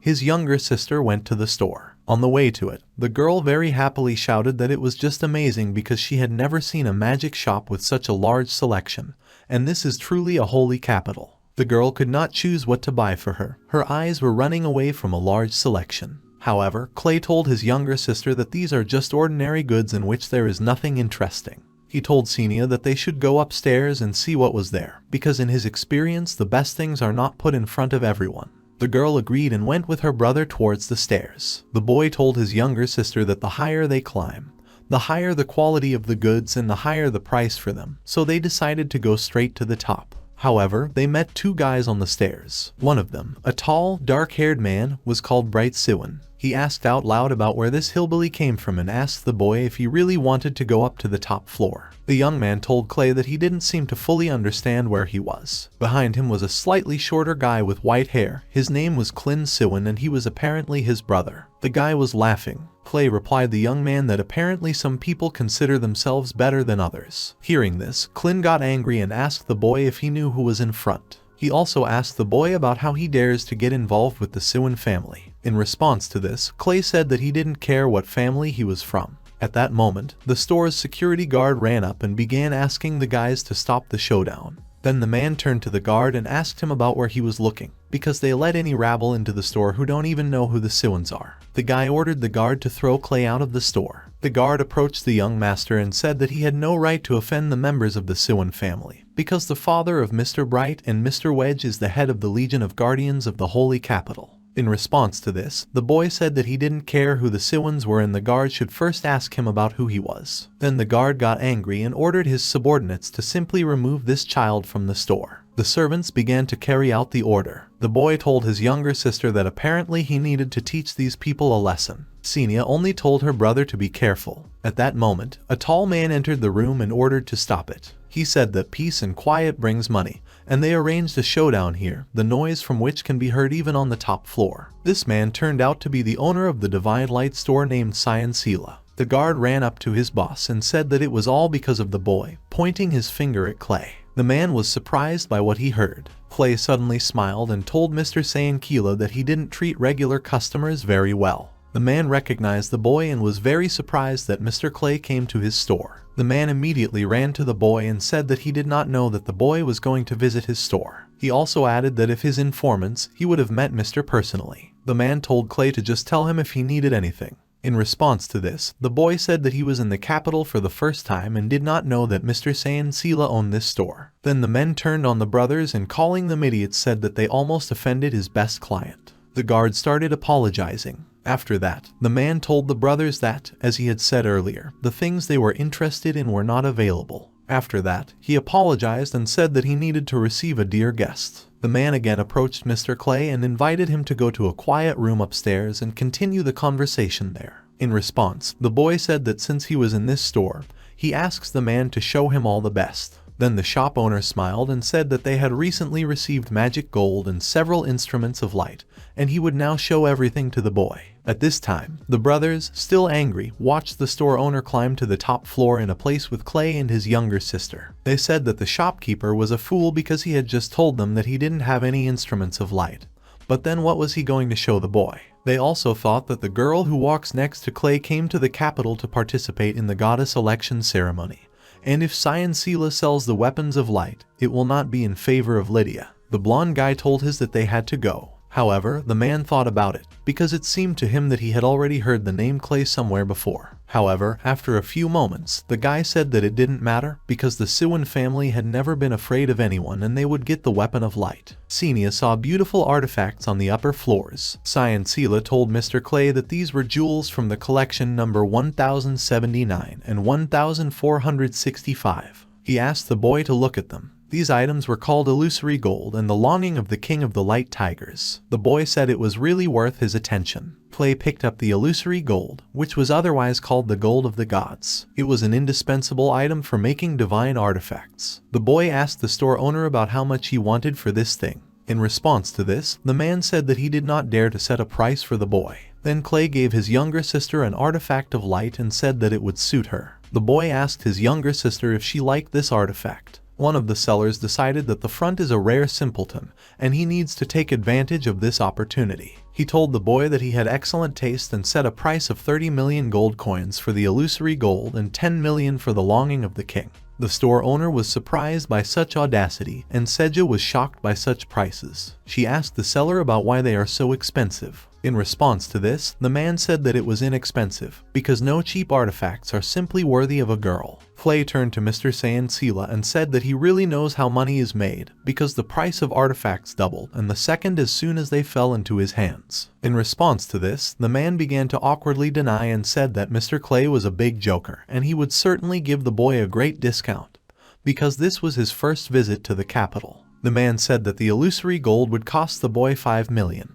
And the longing of the king of the light tigers 2 million gold coins. The boy was surprised by such a big discount and asked the man if Leon would not suffer terrible losses because of this. The seller told his boss that they would work themselves into a minus if they sold things at that price. In response to this, the man got very angry and said that his subordinates did not understand anything about business and he did not dare try to fool Mr. Clay. The man announced that from that day on the seller would not have any salary increases and kicked him out. The man fell to the lower floors and met one of the Siwan brothers there. The guy asked the man about what was going on there. In response to this, the seller replied that he did not understand what the boss was thinking at all, because he was going to sell the illusory gold and the board of the King of Light Tigers at the purchase price to that guy Clay. The guy was outraged. His brother asked him about what kind of longing the King of the Light Tigers is. Is it really that you are powerful? In response to this, the guy said that Lydia had said that this artifact could significantly affect the results of the goddess's election ceremony. 1,200 years ago, a pair of light tigers in the mountains should have had offspring, but they were condemned by a group of monsters. The father of the cubs, the king of the light tigers, sacrificed himself and died along with the enemies, but his power attracted the deities of light Turam. But by that time the king of the tigers was already dead. Fortunately, the tigress gave birth to a healthy baby. The tigress handed the baby to Turam and decided to die with her lover, leaving behind 2 magic cores. Turam was touched by the love and devotion of the 2 substances and created the longing of the king of light tigers from the magic cores. This is the source of the love of 2 light tigers. The girl picked up the artifact and said that it was very touching and sad. The owner of the store turned to the young gentleman and said that he was well aware, because he really deserved to become its owner, unlike you fools from the Siwan family. The boy replied to the owner of the store that he had a great hanging tongue and his sister liked it, so they would take this artifact. Xenia began to tell her brother that she did not need to buy this thing for her, because it is very precious. In response, Clay told her not to be stupid, because she shouldn't think that her brother can't afford to give his younger sister such a gift. Besides, the store owner will sell it to them at a great price. The boy put the necklace on the girl and said that he saw how touched she was by this story, so she should take care of this necklace, because it is a symbol of the love of 2 light tigers. A girl with eyes full of happiness and hope said that she would definitely take care of him. At that moment, the brothers burst into the room. One of them shouted that Sayansila was just an idiot, because he did not show these treasures to them. The guy suggested that the store owner underestimates the Siwan family. In response to this, the seller said that the buyers have already been determined, so there is nothing he can do about it. Clay thought that the owner of the store is a cunning fox, because I want to dump all the responsibility on him. The second brother told the boy to give them the longing of the king of the light tigers. In response, the boy said that if they want to take away his own thing from him, then their family is no worse than stray dogs. The guy got angry and said that Clay was finished, because now he would show him who was in charge in the holy capital. In response to this, the boy said that it was a wonderful coincidence because he also wanted to show him what happens when you get involved with Clay Longsu. The shop owner turned to Mr. Clay and begged him not to fight in this room, because there are treasures in it that should not be damaged in any case. The girl thought that the treasures should be expensive if they are damaged, then her brother will have to pay for everything. However, at that moment the boy had already released his magic vines from the ground.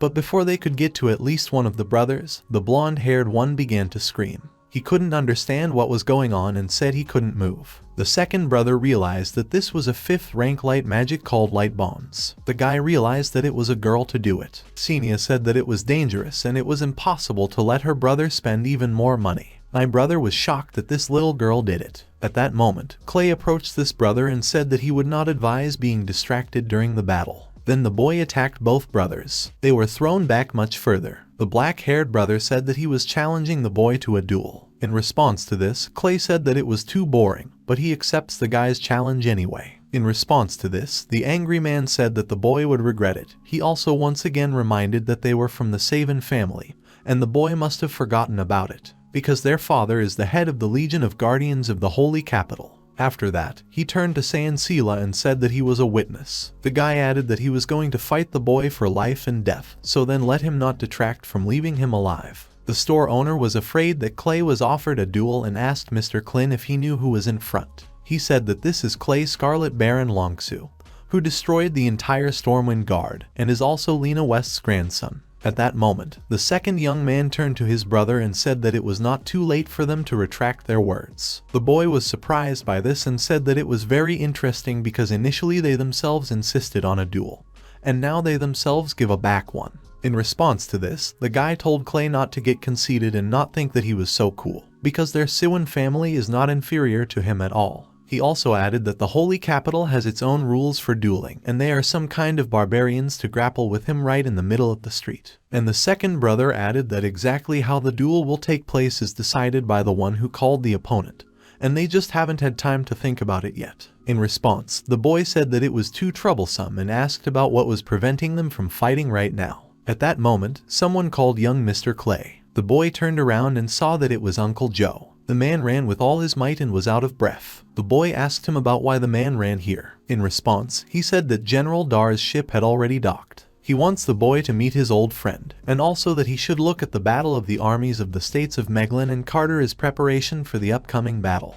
Clay thought about it and said that it was really reasonable, but he still had unfinished business. Then the guy said that he would show mercy and the boy would be released today. This angered Clay and he asked the guy about what he said. However, the brothers were already running away flashing their heels. They shouted that the boy would not get away with it. He should wait for a letter with a date and time and be afraid. The second brother added that the boy should consider himself lucky today. After that, Uncle Joe asked the boy about what kind of two idiots they were. In response, the guy told his uncle not to worry about it because they should go as soon as possible. The boy didn't want to keep his father waiting. After that, Clay threw a gold coin to Sayansila and told him to take care of his younger sister and pick up something worthwhile for her. The shopkeeper began to fulfill the request. Some time later, the boy and Uncle Joe arrived at the arena in the capital. Congratulations to the boy with his father. There was a man standing next to him, whom Dar was hugging in a friendly way. The boy's father said that it was his old friend from the academy, Prince Cesir from the Carter Kingdom named Dazzling Tiger. Also standing next to him was another man whom Dar introduced as General Enel. Cesir laughed and approached the boy. He asked if this boy really was the same Scarlet Baron. The man also added that he had heard that the boy had robbed his brother thoroughly when he was in the Carter Kingdom. Clay greeted the man by calling him Uncle Cesir. The boy said that he really allowed himself such behavior, but asked the man to believe that it was not groundless. In response to this, the man said that he knows perfectly well what kind of person his brother is, so the boy should not worry about it. The man invited Clay to sit next to him. Clay greeted Uncle Enel and said that he knew of his military exploits. He also said that he had heard that a man had risen from a slave to a general, and said that he was a real role model. Then the man said that the owner of Borat's himself knows his name and it is a great honor for him. Then the boy's father got angry and told his son that General Enel was his first mentor. He told his son not to try to lull his vigilance with sweet speeches, but rather to remember everything a man says well. Clay's father also added that he called his son here so that he could see and understand what a real soldier is. The boy said that he understands all this, but he is just a little surprised, because King Carter only arrived in the capital today. But he will already participate in the battle, and his opponent will be such a strong opponent as Meglin. The boy said he thought it was a little unfair. Seeing his father's reaction, the boy realized that he had said something wrong. In response, the father said that this is not justice, has been going on for hundreds of years and has become a tradition. Clay was very surprised and asked his father why it happened. At that moment, King Carter's brother started talking and said that it was a shame for the whole kingdom, because it was because of these rules that Carter had to lose to Meglin. Then the boy said that it wasn't fair and asked why they should fight at all, because it was like sending Carter's soldiers to certain death. Then the man said that the Meglin Empire is several times stronger than the Carter Kingdom, but for many years they have not been able to annex it, and all this is thanks to the efforts of the Iron Legion, which guards the border front. The existence of a kingdom weak in comparison with Meglin right under his tray has always been regarded as an insult to the honor and dignity of the empire. Unable to gain an advantage on the battlefield, Meglin decided to apply economic pressure as an expression of their discontent. After the incident, the Carter Kingdom faced famine and huge financial difficulties. In order to survive, the Carter Kingdom uses this opportunity to lose to Meglin every time to calm his anger a little. This story angered Clay and he said it was stupid. The boy also added that economic pressure always works both ways. Of course, Carter is suffering losses due to the economic blockade of Meglin. But Meglin, of course, is under pressure because of this. The boy also added that Meglin will not be able to rely on this method forever, and the Carter Kingdom needs to demonstrate a firm position and not try to please them. In response to this, the general said that young Mr. Clay understood everything perfectly, unlike His Majesty. Carter's brother angrily said that the aristocracy of his kingdom only cares about the loss of their money and the conditions of the economic blockade by Meglin, and they don't care about the long-term development of the country, which is just terrible. The general told Cesare that he had always been concerned about this, which is why the general came today so that his brother could see what he would do with this Meglin. Clay asked General Enel if he, too, would personally participate in the battle. The general responded positively and added that despite the fact that he was already old, he would not lose. Then the boy gave Uncle Enel a potion that improves physical characteristics. He told the general to distribute them to the soldiers and teach Meglin a lesson. The general said that some soldiers pray to the gods to help you win, but such methods are blasphemy for a soldier. In war, all means are good, but even here we should not forget about honor. After a while, the man announced that the battle was about to begin. The side on the offensive was Meglin, and the defending side was the Carter Kingdom. General Enel said that he was going to fight and asked to wish him good luck. He also asked the God of Light to be on his side. After that, it was announced that they would soon find out what strategy both sides would use. First, it was the turn of Meglin's army. They announced that they were sending average fighters to fight Carter's army, or even it was too easy for them to win. On the other side was Carter's army. They are confident, even if they are all soldiers of the lowest rank. Clay was outraged by such a gap in strength and said that it was done on purpose. The boy also said that it was unfair and it was necessary to send troops of at least the same rank. The boy told Uncle Enel to give up the battle as soon as possible, because it is not worth such sacrifices. Then Uncle Enel said that he wanted to give the boy the last lesson that a soldier never retreats. After that, the general shouted that he was going to fight for Carter, for his land and let his kingdom prosper. The boy was outraged when he suddenly heard laughter next to him. He turned to the guy who laughed and asked him about how you can laugh watching an unfair battle, and said that this guy is crazy. In response to this, the guy said that he found it very funny, because this cute old man still says this about the kingdom that sent him to certain death. The guy also added that of course the guy standing in front of him is also ridiculous, because who would have thought that the famous Scarlet Baron Clay would be so sensitive and emotional. The boy was surprised that this guy knew his name and asked him about who he was. After that, the guy greeted the boy and said that he was the third prince of the Meglin Empire named Carl Meglin. He also added that the boy had most likely heard of him. The guy added that he rarely initiates communication with anyone, so Clay should be grateful that he had such an honor. In response to this, the boy told the guy that he was a pretty self-confident prince. At this time, people from the stands shouted that Meglin would win. Then Prince Carl told Clay that it was just a performance where the weak are trying to please the strong, because everyone knows that Carter is waiting for defeat. In response to this, the boy said that he was not sure about it. He also added that with the support of General Enel, Carter's soldiers are well motivated. He also added that soldiers who are full of fighting spirit are not such an easy target. In response to this, the prince said that it was something like a death agony, no other way. At that moment, the bells rang and announced the beginning of the battle. Meglin's soldiers ran at Carter's soldiers with a battle cry. Clay watched this and thought that rushing into the attack while not having any protection could lead to defeat. At this time, General Enel told his soldiers not to panic. He ordered Carter's brave men to split up and defend themselves. The boy thought that attacking head-on was not the best idea. It was better to go on the defensive and wait for a suitable opportunity to attack. At that moment, Prince Carl, who was sitting next to Clay, was shouting and supporting his army. He said to both attack and deal with the opponents as soon as possible. After that, he told Baron Clay that no matter how much he supported Carter's soldiers, it was all useless because they were doomed to lose. The boy thought that, apparently, the prince was not yet familiar with Enel's skill. Clay thought that these idiots from Meglin were already surrounded and now was the best time to attack them. The boy shouted to Carter's army to surround the opponents. After that, they attacked Meglin's army. The soldiers were scared and said that their opponents were crazy. Clay supported Uncle Enel from the stands. The prince said that it was impossible and these soldiers from Carter to crazy because they are ordinary soldiers from a lower rank. However, Carl was even more horrified when he saw that this old man was Enel and had just used the power of the holy sword, and the prince said that he had never heard of such people in the apartment. In response to this, the boy said that this was the effect of the absolute berserker potion. When the prince heard about the berserker potion, he said that the general was just crazy because it was like exchanging his life for strength. He also added that the Strieg had no more than 20 minutes to live in the best scenario. In response to this, Clay said that this was enough because he refused to accept the potion offered by the boy and chose this, since he protects the honor of the soldier at the cost of his life, including the honor of Carter. Then the prince laughed and said that it was just ridiculous because it was all useless. Then Clay told Prince Carl to listen. He asked the guy if Leon had heard any encouraging speeches addressed to the soldiers of Meglin. The principal listened and realized that everyone was shouting in support of Carter and telling them to destroy their opponents. The prince was indignant and could not understand what was happening. In response to this, the boy said that Carter's soldiers won even at the moment when they surrounded the enemy. Then the prince started shouting to his army that they were idiots and had to attack, otherwise they would disgrace Meglin. Then Army General Meglin ordered his soldiers to exert all their strength and attack, because Carter's army would never retreat.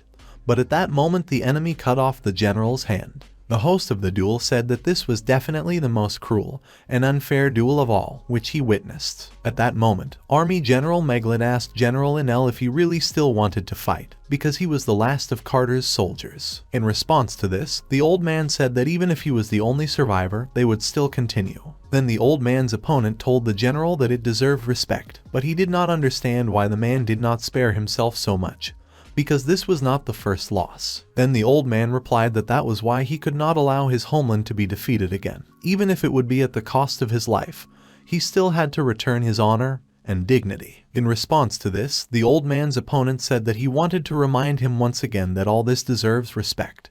And he also added that they have exactly the same reason why they cannot afford to lose. After that, he said that they should show respect for each other's beliefs with a fair fight. Then the man shouted, "For Meglin, attack." In response to this, General Enel shouted, "For Carter, for a prosperous kingdom." After that, they grappled in the bayou and there was a strong explosion. Clay burst into tears because he thought General Enel was dead. However, it turned out that he was the only survivor. At first, Prince Carl thought it was a draw, but as it turned out, General Enel is still alive, so the victory was for the Carter Kingdom. Then someone shouted to Baron Clay that he was wrong and Enel was dead. Then King Carter approached His Majesty Charles and said that as he could see they had lost, which meant Meglin had won again. Clay couldn't believe what he heard. He thought that this bastard wanted to devalue Uncle Enel's victory, which cost him his own life. Then the boy shouted that General Enel was still alive and asked everyone else to just take a look. He also added that even if nothing can be done to help him, at least his death will not be in vain. In response to this, King Carter turned to Clay Longsu and said that it was not for him, a citizen of another kingdom, to interfere in the affairs of his Carter Kingdom. The king ordered Clay to be stopped. The boy was already heading to the arena, but he was stopped because they said he was from another kingdom. However, at that moment Carter's brother appeared, who said that unlike the boy, he had every right to enter the arena and drove the guards out of his way. The king tried to stop his brother Cesir, but he failed. Cesir told His Majesty that he had long been tired of pretending to be a weakling. In response to this, the king said that Cesir was too brave and Enel had been dead for a long time. After a fight they did not wave their fists. Then Clay thought about how only such a man without you could become a king. The boy realized that he could not allow General Enel's sacrifice to be in vain. The boy thought that now the Sora of the two brothers is in the spotlight, so no one should notice that the boy is using magic. The guy released magic vines from the ground with a small amount of healing magic, which will allow General Enel to shout the last battle cry, and that will be enough. At that moment, the general struggled to get up. The boy hoped with all his heart that he would be able to stand up so that everyone could hear the winner. As soon as the general stood up, someone from the stands shouted for everyone to look at the fact that General Enel was getting up and he was alive. This meant that the Carter Kingdom had won. The general barely stood up and shouted, "Long live the Carter Kingdom." Then everyone in the stands screamed. After that, the general fell to the ground and finally died. People began to cry and thank General Enel for the victory of the Carter Kingdom. Everyone shouted that General Enel was their hero. Clay wished General Enel to rest in peace because he showed them true courage, as well as an example of how real heroes act. At that moment, his father approached the boy and told the boy that he had done a great job. All the people who were in the stands shouted that General Enel was their hero. Cecil approached the general's body, told him that he had worked hard and covered his body with a cloth. He also added that the Carter Kingdom will never forget the general and his sacrifice. Cecil went up to his brother and said it was over. He also asked him if there was still any doubt that Carter had won this battle. At that moment, a man came up and said that he was not sure that the army of the Carter Kingdom would be able to defeat Meglin in a real battle. Then King Carter approached this man and said that they could discuss what had happened. Clay pointed his finger at the man and asked his father about who he was. The father replied that it was the king of Meglin. King Carter asked King Meglin about whether he was joking, because they are friendly states and there can be no talk of any real battle. In response to this, the man said that their relationship is unfriendly because they did not act the way friends do. He also said that it was a big blow to his reputation and moreover, his bet did not play. Then King Carter begged the man to listen to him. He said that it was all because of that old man named Enel. It was he who insisted on such tactics and acted contrary to the instructions of the king.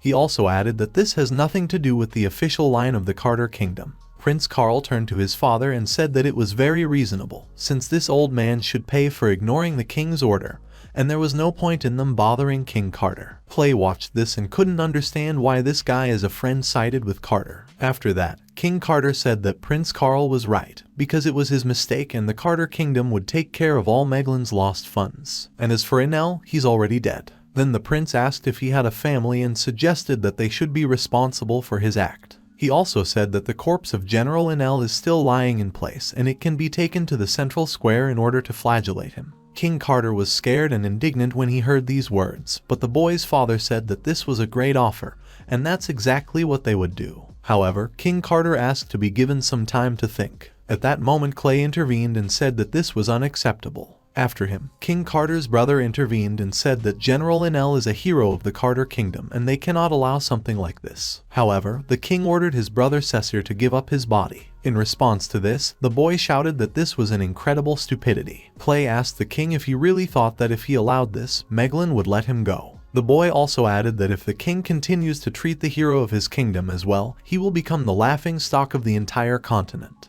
In response to this, the king shouted angrily that this had nothing to do with Clay and he should not interfere in the affairs of his kingdom. However, the boy replied that he respected General Enel and while he was here, he would not allow him to be treated like that. Then the king again turned to his brother Cecil and ordered him to give Enel's body and flog him. In response to this, the man said that this would happen only over his dead body. The king of Meglin said that even his people don't listen to the great King Carter. He ordered Kessa to go and help him. He obeyed the order. The boy felt a very strong power and martial spirit. He assumed it was a holy sword. Dar and Kes got into a fight. Dar told his opponent that he was an old bastard and everything was as stupid as before. In response to this, the man said that his opponent was still a lover of meddling in his own affairs. Clay, who was watching this, realized that Kes is a master of the ice ball and it will not be easy to cope with such an opponent. Dar's opponent used the secret skill of the sword, namely the icy aura of battle. Shards of ice flew at the boy's father,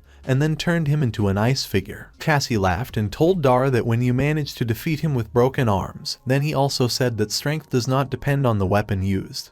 But then why did he seem so vulnerable now? The man also added that the true power is the treasure in which it is contained. He also said that no matter how his opponent twisted with his dragon sword, he would never be compared to the sword of the ice god. Then Prince Carl shouted to Cassie to stop talking and had already finished off his opponent. At that moment, Clay laughed and asked them if they really wanted to kill his father. Then Prince Carl said that the gift was immobilized and he could not strike back in any way. However, the boy only smiled. At the moment when Cassie was preparing to deliver the last blow and had already said goodbye to the gift, he told him to remember something well. In the next life, when a man encounters someone who owns the best equipment, he should consider not getting into a fight. The man had already struck, but at that moment the ice melted and flew away from the gift. There was a lot of fire around him. The man said that no one could have thought that after so many years, Kessa would remain a worthless warrior who rely on good equipment. The man also told his opponent that he had been collecting good equipment for so many years to the ideal,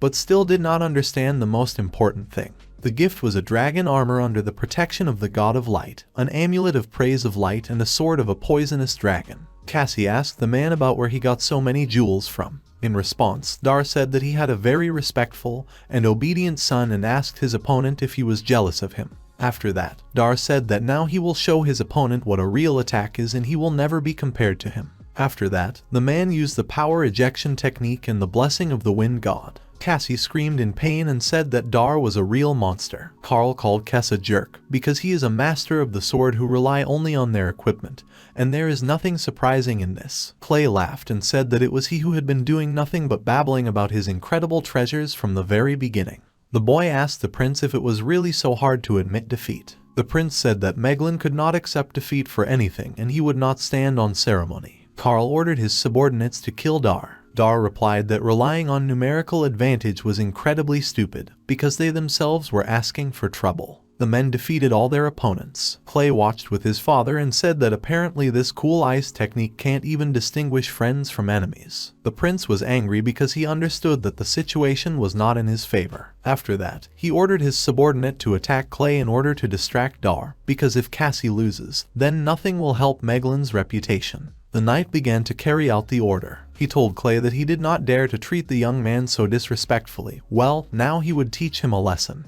In response to this, the guy said that this was a tactical miscalculation, because the prince was trying to intimidate the weak, because the strong did not see him point blank. After that, Dar laughed and offered his son to face off. He said that if a man dealt with this garbage first, then the boy would be at his disposal for a whole year. Clay agreed, but said that if he won, his father would no longer interfere in his affairs. At that moment, the boy's opponent intervened. He called him a baby and said that for looking down on him, he was finished. The boy dodged the blow in time and thought that if he used magic scrolls, it would be like a beating, not a battle, so he decided that he should do with just a sword. The boy also thought that this was a great opportunity to try out a new style of Taiji fighting. After Clay came to this world, he never once used his powers from the past world. Some time ago, he tried to combine Tai Chi techniques with magic, but there was no way to test the effectiveness of such a method yet, and now is the time. The guy also thought that there is very little spiritual energy in this world. However, the acupuncture points and the forces of people are still the same,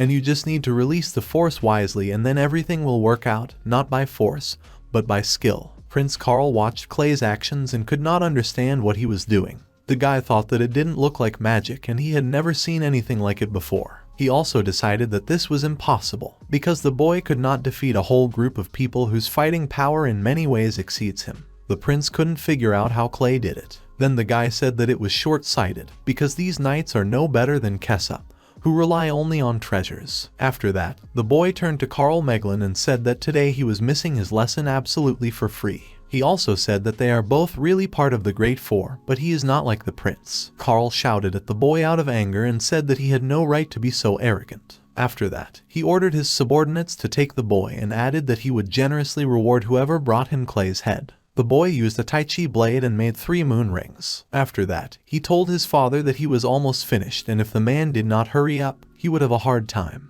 In response, Dar said that if he lost to his son, it would be a disgrace in front of the entire continent. Then he shouted at his opponents and told me to run away from him, because if he gets another flight from his own son, he will be very angry. In response to this, the opponents of the gift said that they certainly would not run away, because they are not idiots. After that, the man said that he would need a couple more strokes and everything would be over, but his opponents forced him and now he is really angry. The knights of the Meglin kingdom realized that their opponent was accumulating energy. They decided to take advantage of this hitch and kill him. Clay, who was watching all this, noted that his father has a very powerful aura and it is strikingly different from the one that was a moment earlier. The boy decided that his father decided to take what was happening seriously. Then Dar decided to use a secret technique of the dragon blood family called the sad slaughter of the holy dragon. Edward shouted to Dar to stop and asked Clay to install his father too, since if he uses this technique now, they will not be able to win the upcoming battle. The boy wondered why the king was so nervous and what was wrong with this technique. Edward hid behind a pillar and thought that with so many victims,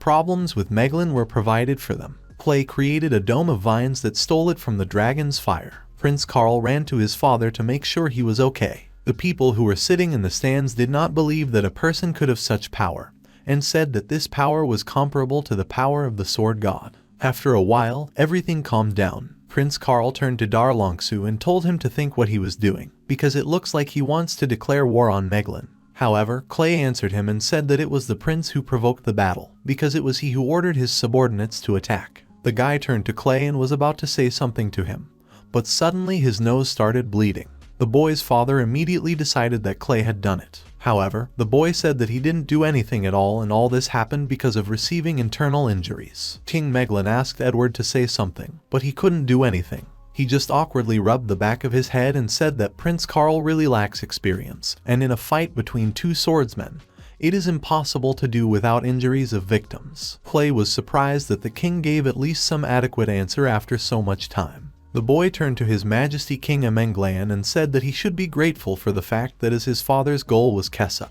and not his son, otherwise he would not have gotten off so easily now. Eduard told Meglin that she should better help her son as soon as possible, otherwise if something happens to him, they are not responsible for it. The king took his son in his arms and told Edward that he would remember it to him later, and was not finished. He also said that the sword master Mok, who is also known as Earthstrike, is under his command, and next time he will make Edward and the Dragon Blood family pay for it with their lives. In response to this, Edward said that this arrangement suits him because Stormwind is not Carter, and they like distinctions. Clay was surprised that as it turned out Stormwind is not inferior to Meglin in strength. If he, like the king, made concessions, it would definitely hit Meglin's reputation. At that moment, Cassie grabbed his king by the hem of his robe. He begged His Majesty to save him, because he even risked his life for Meglin. Clay looked at this and thought that perhaps he could have been saved if the three cardinals, endangering their lives, jointly used forbidden spells of the 12th rank. Therefore, it was the end for Kessa. The king of Meglin picked up a knife and plunged it into Kessa's head.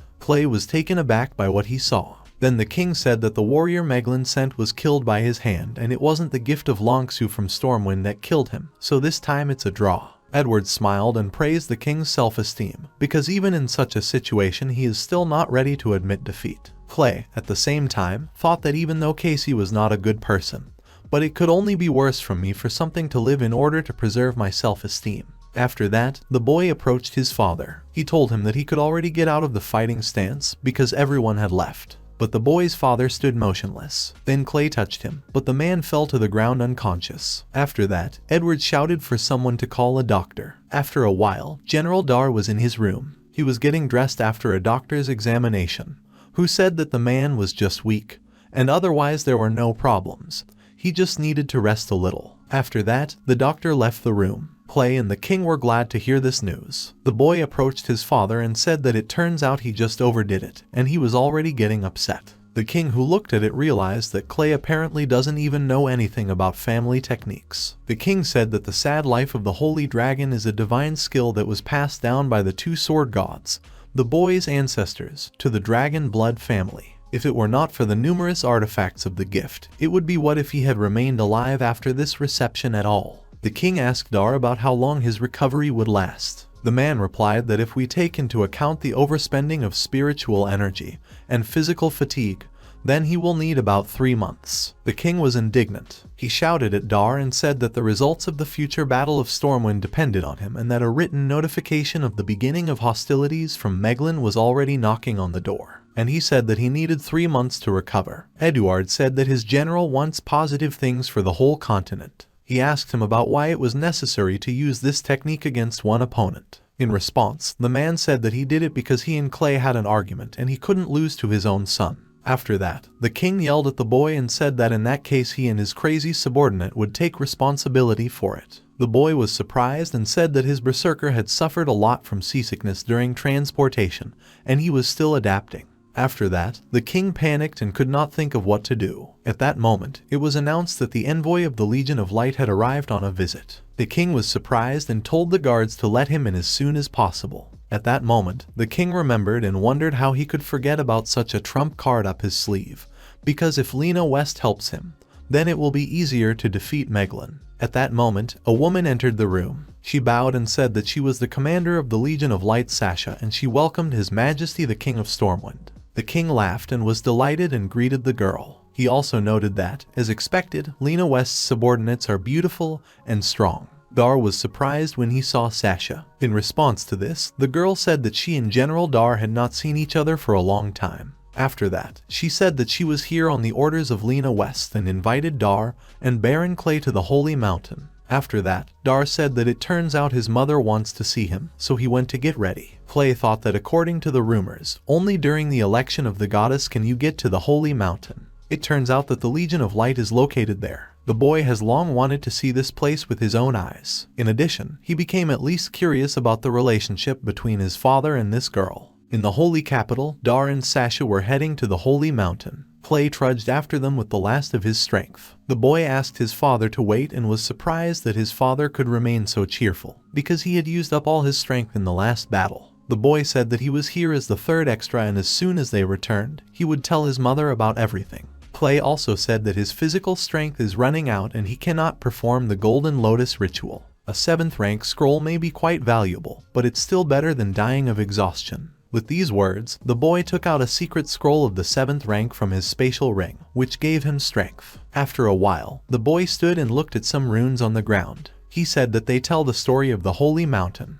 It turned out that the palace of the Pope and the temple of the goddess are located on the top of the mountain, and in order to get there, first you need to go through the possessions of 12 cardinals. On the reverse side is the Inquisition. This is the forbidden part of the Holy Mountain. There is also a localized legion that has 400,000 people. The boy saw a huge sculpture in front of him and was surprised by its power. The boy realized that he was really in the holy capital. At this time, Sasha and Dar were saying goodbye. The girl said that she could only take her to this place and that the commander was waiting inside. The girl also added that it was very nice to see Dar again. The man was embarrassed and said that he was also very pleased. At that moment, his son approached the man and asked about when his father had been in a relationship with Sasha. The father replied that they were just friends, but the boy did not believe him. At that moment, someone's voice was heard from the door. He asked Dar to come inside as soon as possible. The man announced to his mom that it was him and his son Clay with him. After that, they entered the room. The man immediately met the menacing gaze of his mother,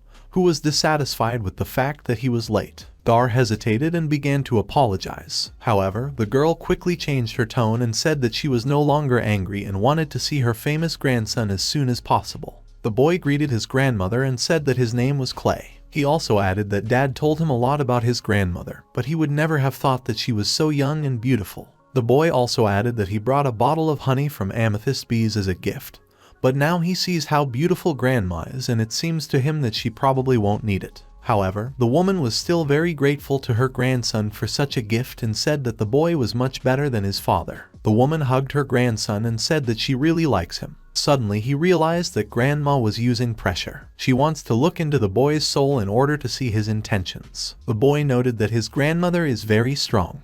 Her village is already comparable to the power of the sword god. However, the boy noted that it is not so easy to deal with him, because he has been improving his mental strength for thousands of years before rebirth. At that moment, the boy's father started coughing. The grandmother approached her son and asked him why he was so weak that he could not withstand even such a small pressure. In response to this, the man said that he was wounded. The woman replied that his son was quite an interesting person. She also added that she thought he could surprise only with sweet speeches, but it turned out that he was so strong. Grandma said it was pretty good and he went all in it. After that, she said she would take the honey of the amethyst bees as a thank you for helping Clay settle things with the Siwan family. The boy's father heard about it for the first time and immediately asked him about what he had done. In response to this, the boy said that they had a little quarrel and they even challenged him to a duel, but after that she had not heard any news from them yet. And Chaz was very angry with the boy and asked him about how he could do this. In response to this, Clay said that they were just two losers with scanty strength. However, the boy's father replied that this was nonsense, because the Siwan family enjoyed the patronage of 4 elemental gods and no magic weaker than the 9th rank can harm them.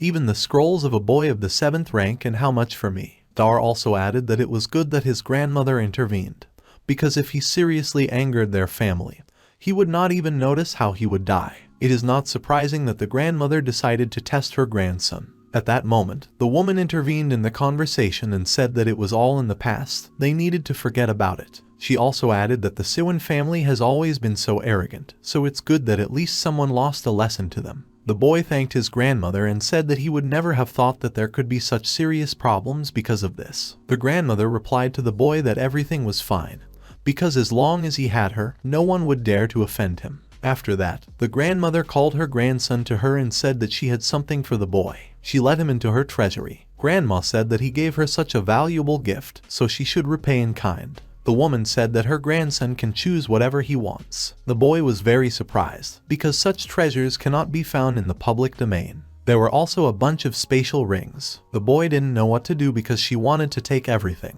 At some point, a book caught his attention. It was a legendary dark manuscript. The boy picked up the book and told his grandmother that he wanted to take it. At that moment, Grandma sighed heavily and said that she had completely forgotten about her. She said it was a very dangerous thing and the boy should choose something else, and the grandmother would even be allowed to take a few things. However, the boy began to run away from her, laughed and reminded her that the grandmother should keep her word. Then the woman got angry and asked the boy if he knew at least a little about this book. Clay replied that he certainly knows about this book, because he didn't just sit in his pants at the Academy of Magic. The boy said that this book contains all the existing spells related to dark magic. A powerful lick is also printed inside. The boy said that he wanted to take this particular book, just because he knows what it is.